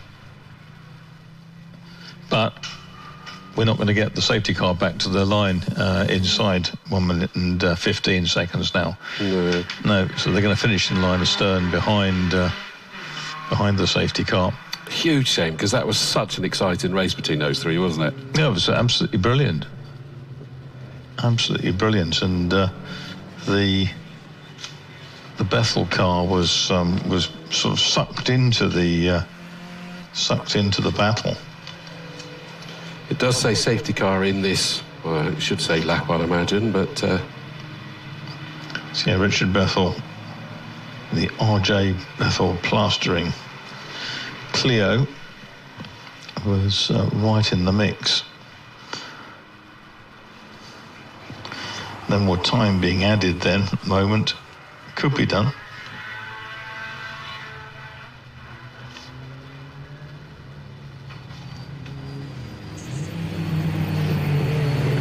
Another 16 minutes in the allocation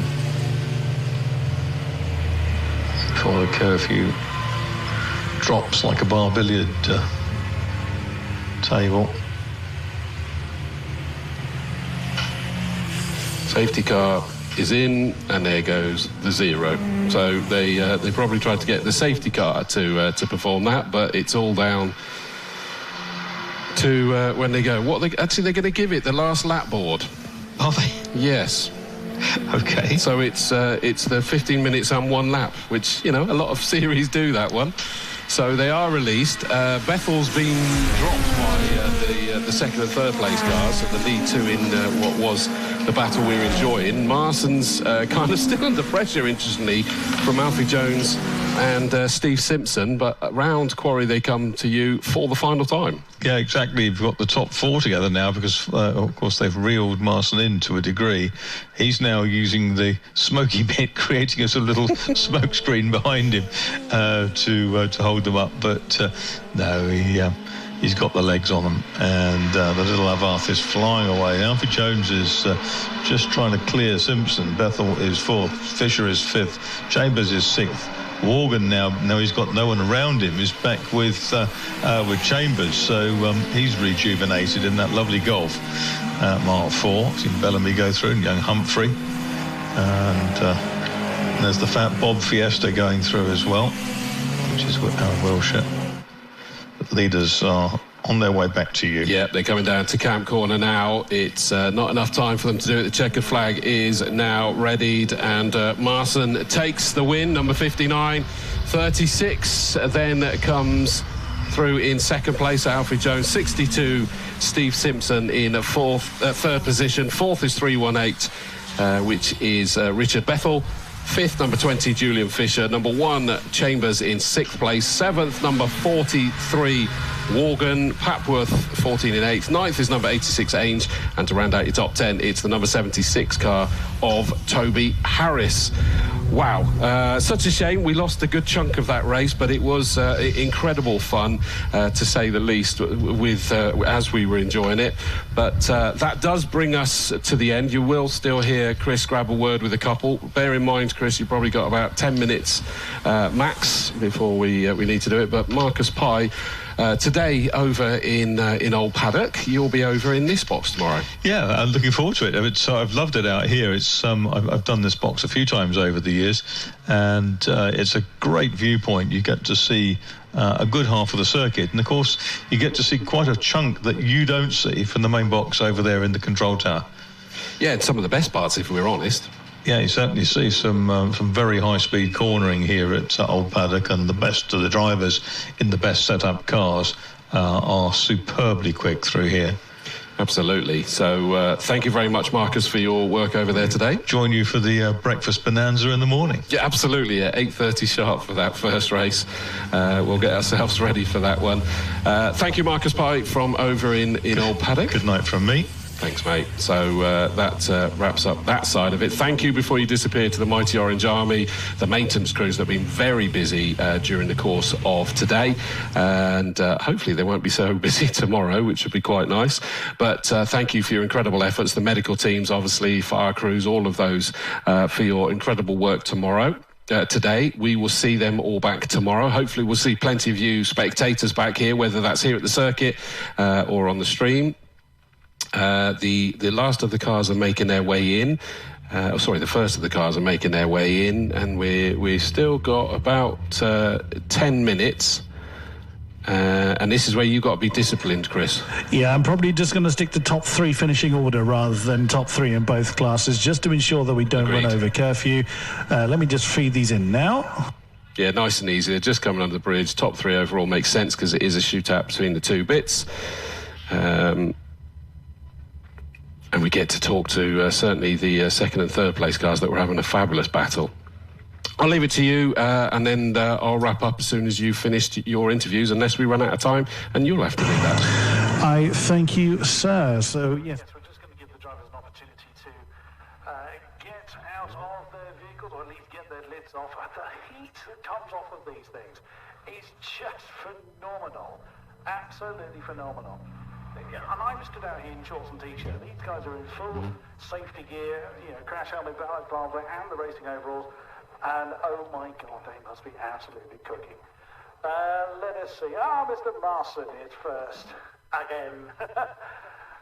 Great race, well done again, Andrew. But it was a bit stop-start. But does that kind of, how does that kind of play with your mind when you've got these interruptions? Yeah, so you're always trying to build that gap if you can, if you're lucky enough to do so.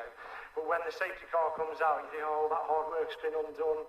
But concentrate. I just wanted to get a good start and get as much distance as I could as soon as the safety car had come in.